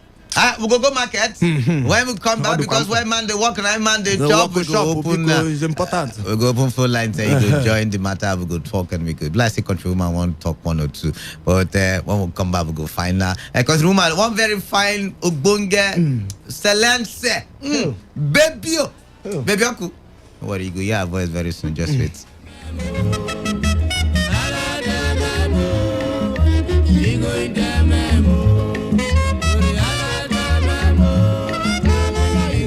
When I wake up in the morning, I need something to help me start my day. Pick 4, 5, 6 has DHA. It helps my brain to grow. It helps me to be smart. Oh, my own milk, oh, Pick 4, 5, 6, yeah. My own milk, oh, Pick 4, 5, 6, yeah. My own milk, oh, Pick 4, 5, 6, yeah. My own milk, oh, Pick 4, 5, 6, yeah. La la la la la la la la la la la la. Smart mama. Yes. What are you making? I'm making making breakfast plus Peak 456 growing up milk. Breakfast plus Peak 456 growing up milk? It is fortified with DHA to support brain development. Tell me more. Cereal, pap, just name it. My kids love it with Peak 456 growing up milk. Wonderful. It also has calcium, vitamin D, and high quality protein to make your kids grow strong. I love it. I will start nourishing my children with Peak 456 growing up milk, fortified with DHA to support brain development. That's right. Grow up strong and smart with Peak 456 growing up milk every day.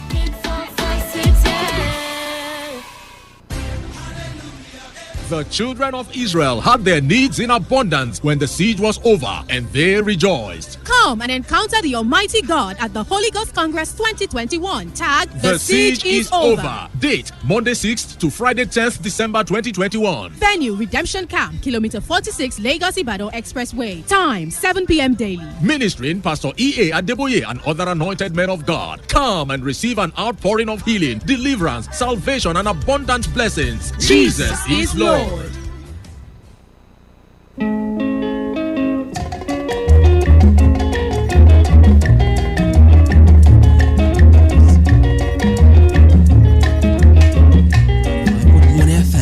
Voice of the people. And we're back.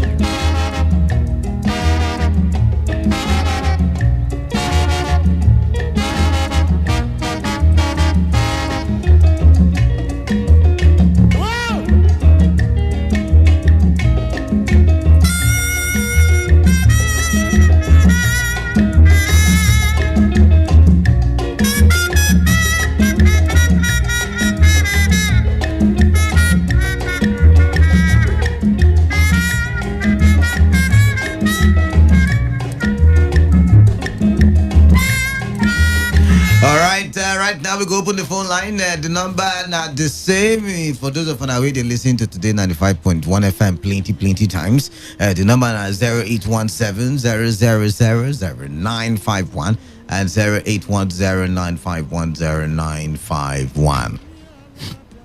Make you send me that text message or WhatsApp message to the number 0701 9339962. Oh yeah, the first one where we go talk or where would they talk? And I say like Mohammed, they don't say you bunge guy. I think they make Nigeria fine for Oyibo put their eye. The second one say Akpabi don't talk say Presido still study forensic audit. I don't wonder which degree one carry now. Mazi say he get all the degrees, so no degree. He doesn't need the degree again. But Mokus instead they study even study what do they call the other one? Electoral bill where they are meant to bill. They have a lot of books to study. Where in the study. Our president, they try you. In the study well. So the third one now, we define the money. 230 billion. We get one Port Harcourt boy. Billion. Senior man Maxwell. Odum. Now we get them MBA trading capital. Investment. If I think they find the money, if you don't know where the money they, the people who get the money don't know where the money they, everybody, even CBI don't know where the money, everybody they find the money. Where the money? All right, make I take this call. Where the money? Who did the phone line? I greet the man of the people. Hello. Who did the phone line? I greet you, Chineke.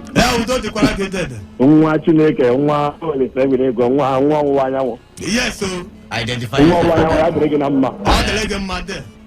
so yeah, melody for Uniport. Melody for Uniport. Melody for Uniport. Welcome. Uniport. I do number. Yes, my God. You see, this lawyer Mohammed something. It's the problem. This our government. We start to save ourselves. You know, say my daughter go for quiz competition. They can't ask who is the Minister of Information. She don't know when she say na Laila Mohammed. No. Because the cash, she no come. They reduce her mark. Instead of first, she come second. Because say she fail her. But it was an unconscious answer. Because this was the thing they already they had subconscious. The problem when Laila Mohammed don't create for this country, you can't be saying that kind of person. They promote our image abroad. But Ibano. Two times we don't talk about before, say, allegedly, they are president, no, they read. I go say, like Mohammed, they prove to they promote our image abroad. Now, reverse gear. But they not be your employer now. Yeah, reverse gear, but you don't go say that man, they promote our image. The man, they do something like to see the opposition. You know, no saying the ruling party. But like Mohammed is good for our opposition, propaganda issues, not be for real matter. They get me. Talk of this other person. What will be this other security owner? This is MMM man. Sorry, Odum. That one, na greed. Anybody where that thing catch, na greed. Because after we see some do up, I don't believe say anybody go. Those people approach me well, they worry me. But when I remember what MMM do me. I don't know. Okay. What should I go do? All right. So you better way that trap catch na in force. But I beg you matter. Quick. Quick. Quick now, quick. Anything we will spoil. Nothing will feel spoiler. I thought you was one of the best governors that year. Okay. You say enter APC, I thought you don't be. I'm making do well for Rivers State to enter APC. See, I'm making again. Okay. I'm making but you don't build that train. You don't bring that be my man, where they fight for. Okay. I don't throw blow before because of America. All right. Melody, I'm going to bye. We'll take this call. Who did the phone line? Hello. Countryman. Honorable, welcome. One day, madam, I won't make a talk of the money. As me and me, I be a longer person now. You don't think? They like Lego. Oh man, this guy don't hammer. Hey, this guy don't hammer. Oh man, well, my own brain when you play the game. Because something where you go to me, where they here. 419 has the pay transport for me. Once you don't start guy, I want to go now. That business, they into. They interested. Enter, don't enter. Where you come down for my junction, now that time where my people wait for other junction, they go hear me. You go know say na issue one you carry. So what be your point? Your point. Waiting at the talk. Made them leave the guy. If then they look for they say they declare wanted. Where did they find them? If ERCC find the autumn, made them go for zoo. Then go see where autumn they carry one. All right, thank you. Thank you very much. We don't leave you for there. We don't go another caller. Who did the phone line? Hello. Hey, this is the first lady. One baby. Hey. Hello. This is first sweet to me. Oh, I'm telling you.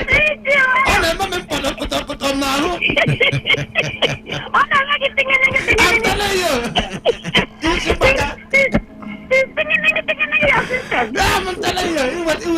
You have catching me on the hook. You got shooting. You got it.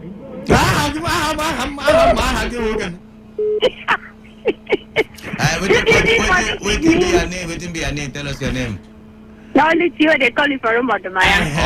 Only from Room of the Maya. Welcome. Yes. Where you want to mouth now? What? Pronounce of the Maya very well. Of course. Pronounce it very well. Room of the Maya. I don't pronounce that. Room of the Maya again? Hey, time you know put the matter for the matter where you call for. Call my name very well. All you chief from Room of the Maya. I'm Room of the Maya. Talk, all you chief from Room of the Maya. Welcome, talk Mukuya. Is it Dolaganya or Dolagini? Odolamananya. Odolagado? Okay, because put the matter for the matter. Other people are waiting online. I said, my Christina, I just Thank you for that greeting. Guys, you don't come on my stretch, but thank you. Hello. Country woman. Country woman, welcome. Country woman, welcome. Thank you, na Miss Oma. Oh, yeah, no, yes, welcome. All these beautiful ladies like this. He can God. Hey, I hear your voice, yes, how you are? We are here. Now, who will tell me the soup way mother cook no sweet? I wonder because you don't see people who don't talk that thing before for life. President go hell master na. I did not God. Waiting this television when they tell me say made a sanction. They don't talk about Toki this massacre for Toki Toki.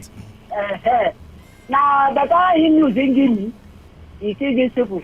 I did Akpabio. Yes, Akpabio are very good. That one I don't want to put a mouth because these people know what they do. Because they don't tell us good things for this Nigeria where we live. They don't go ahead. But God will answer them. Thank you. Thank you. Job better Gary this evening. No. I don't lose this one. I know catch him in time. Make it a call because time you don't go, you don't work out, you don't go before you know at 6 o'clock and we gas come up for studio. Who did the phone line? Hello. Oh my God. Your name? One welcome. I agree to you, especially. Let me greet you, Pastor, my brother. I'm talking about Olai Mohammed. Mungwa shoot. Nobody will go talk to him. I'm not shooting this week. Yes, Yoko. By the way, I will employ Olai Mohammed. No, you know be your money in the carry pay. No, be me employer. We don't vote for him. You don't vote for him. You vote for person we employ him. So now you. Now, I tell you now. By the way, that my vote to count for that one. I don't check him. He not gonna know now because nobody will answer me. So waiting president to talk about him. You agree with president? Oh well, I don't agree with him. Not the president. Okay. I agree with him now. But talking about Sunday or the center, I've been waiting. What do you call him? Odom. MBA Forex. Blessing credit on finish. Buy credit, you no go agree. Go buy 100 naira credit. Who did the phone line? Countryman, I give you no. Countryman, welcome. I did to salute. I pick him, I throw him back to you. Honestly, this our country now very is a paradise. Yes. Anybody where they vote for other country may come to Nigeria, you go laugh tired. I'm telling you. Yes. We are happy people. I want to come out. On Lai Mohammed, our honorable minister. And I choose okay, now they come from Port Harcourt. Okay, welcome. Thank you. The waiting president to talk. Nobody go there surprised now. He can't go outside and begin to scorn your child, say your child the bad guy.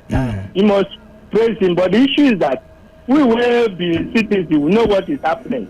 I think Lai Mohammed should go and listen from Labra Manko, the former minister for communication. I so much miss that man under Jonathan. Okay. That man do his job professionally. Okay. When he's talking to citizens, in fact, the whole school stands still. Because the man, honestly, I'm telling you, man, I'm telling you the fact. Me, I don't stand still. I don't know what it is. Me, I tell you the fact. This is our honorable minister. In fact, you don't make it.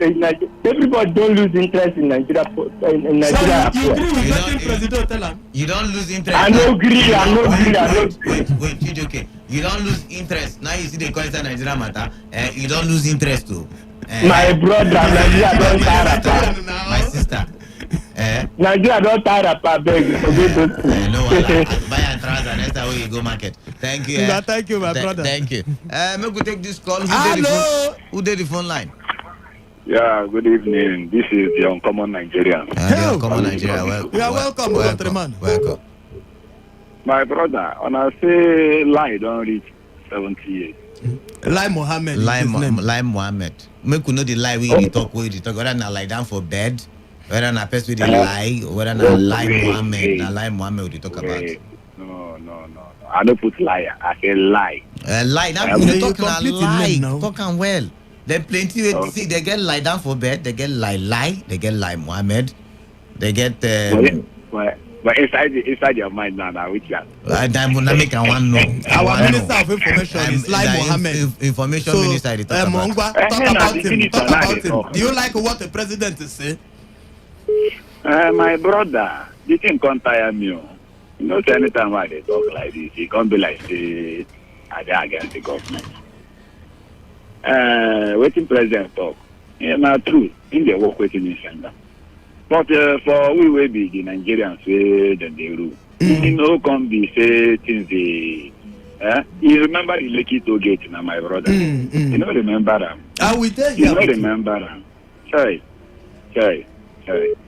Well, in the right. Then for the other one, for Akpabio. Akpabio, put mouth. Akpabio was being there for us where they carry umbrella. And been there try. But since they got the sweep street, my brother. That man don't come off for queue. You don't consider say the problem for Niger Delta here and Niger Delta.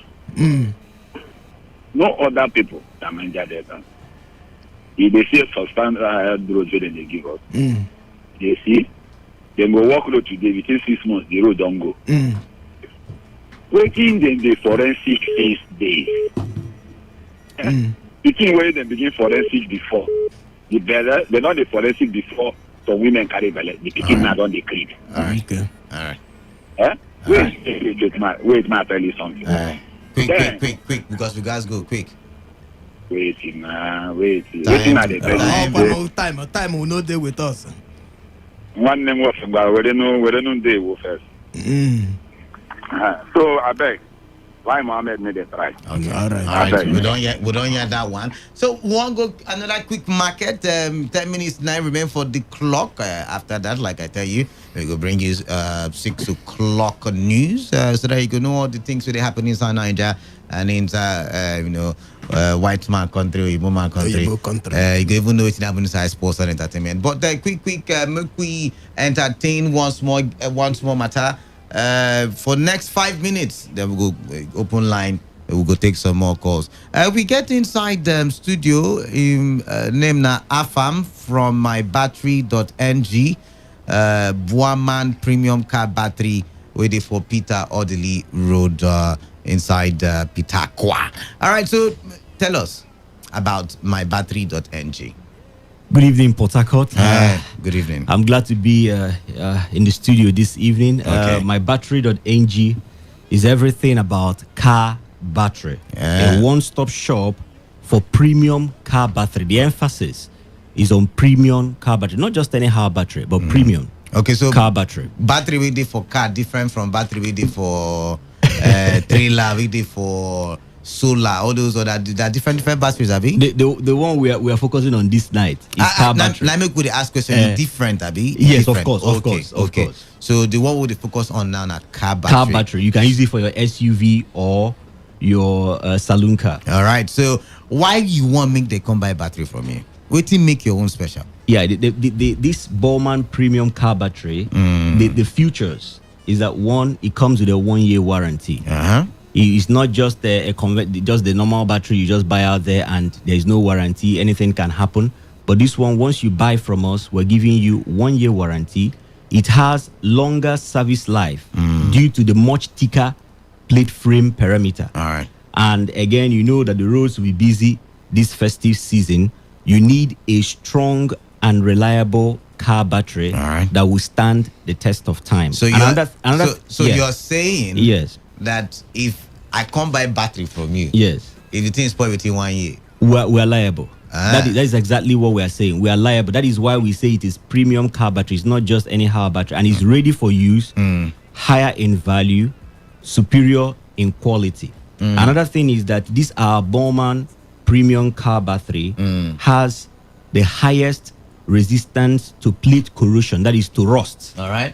And again, it has an improved that is ampere hour, and reserve capacity output. Another feature about this battery is that it has the highest resistance to cells damage from overcharging and excessive underbonnet temperature. You know about some of these cars and all of that, overcharging and excessive underbonnet temperature. This battery has highest resistance to plate damage, cells damage, and all of that. That is why we are pushing this battery this period. This festive season, you need to have something that will stand the test of time, quality battery, and it is sealed maintenance free. It is sealed maintenance free. Comes with a 1-year warranty for the 12 months warranty that you have on this battery. If anything happens, we are liable. And it's not talk, it's on black and white. That is the good thing about this battery. It is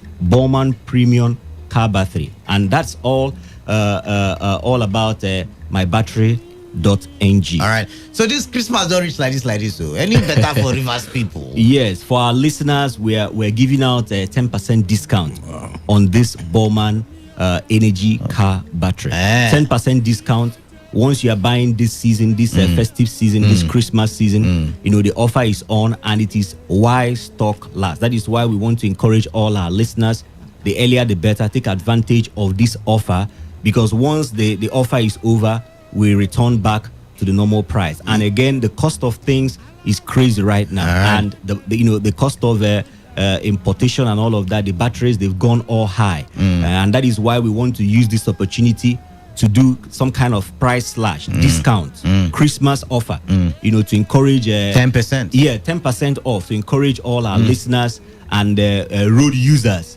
in the city of Port Harcourt, wherever you are hearing us from. This period, the roads will be busy, and you need to have a good battery, reliable and strong, that can stand the test. So that you know, go to push guy. No. This is exactly why we're promoting this premium battery. It's a very strong battery. All right, give us your ring, your phone number, so that we can get you. Okay, our office is at God's Grace Plaza, opposite Transamadic Gardens Estate, Peter Odili Road, here in Port Harcourt. Again. God's Grace Plaza, opposite Transamadic Gardens Estate. Okay. Transamadic Gardens Estate is on Peter Odili Road. Okay, so you can come to our showroom there, see the battery, make your payment, and go with your battery. It's ready for use. Once you get in there, we'll just put it inside your car, and you just one start, the car is on. All right. It's ready for use. But again, there are people who may not be able to come to our showroom at Peter Odili. We also do delivery. Delivery is also available. All right. You can call us. When you call us, we can also deliver anywhere in the city of Port Harcourt. Once you put a call through, we're there to deliver the battery to you. And the phone number to call is 0802 7570240. I take it again. 0802 0802 okay 75 all right 70 okay 240. all right 0802 75 70 240. We can deliver anywhere in the city of Port Harcourt. Once you put a call through, we'll be there to deliver the battery wherever you are. And if you can also, you can come to our showroom at Peter Odili here in the city of Port Harcourt. All right, your final words for someone who's listening right now. This battery is Bowman Premium car battery, very strong and reliable. This is battery that will stand the test of time. Okay. And it comes with a 1-year warranty. Within that 1 year, if you have any issue, we are liable. It's very strong, has a longer service life, and the number to call is 0802 75 70 240. We are running a Christmas 10% discount offer. While stock lasts, take advantage of this offer and get a brand new car battery that will stand the test of time from mybattery.ng. All right, thank you very much for that Ogbonge information. Thank you very much. So make you go grab your own now, go grab your copy now, or go grab your battery now. Anyone you want to talk. But thank you very much, Afam, from mybattery.ng. Thank you. All right, your final, they don't chop our time. Me, I go buy that battery. I like it. Okay. I like that kind of. Your final word before we come up for studio now. My final word now is that Ogalai Mohammed, I want to wish you happy birthday, more years, and I pray God will make you give you strength that you go use to play with your great grandchildren. And EFCC, stop asking me to go and look for Maxwell Odum. Go, you know where he is. They don't ask you. That is what they right to wanted. Why should they ask me wanted? Okay. They should go and look for him. They know him. Mazi, thank bye. You. Everybody, bye. Till tomorrow. The next tomorrow. Tomorrow, no day. When I wake up in the morning, I need something to help me start my day. Pick 4, 5, 6 has DHA. It helps my brain to grow. It helps me to be smart. Oh, my own milk, oh, Pick 4, 5, 6, yeah. My own milk, oh, Pick 4, 5, 6, yeah. My own milk, oh, Pick 4, 5, 6, yeah. My own milk, oh, Pick 4, 5, 6, yeah. La la la la la la la la la la la. Smart mama. Yes. What are you making? I'm making breakfast plus Peak 456 growing up milk. Breakfast plus Peak 456 growing up milk? It is fortified with DHA to support brain development. Tell me more. Cereal, pap, just name it. My kids love it with Peak 456 growing up milk. Wonderful. It also has calcium, vitamin D, and high quality protein to make your kids grow strong. I love it. I will start nourishing my children with Peak 456 growing up milk, fortified with DHA to support brain development. That's right. Grow up strong and smart with Peak 456 growing up milk every day. There is nothing you cannot do.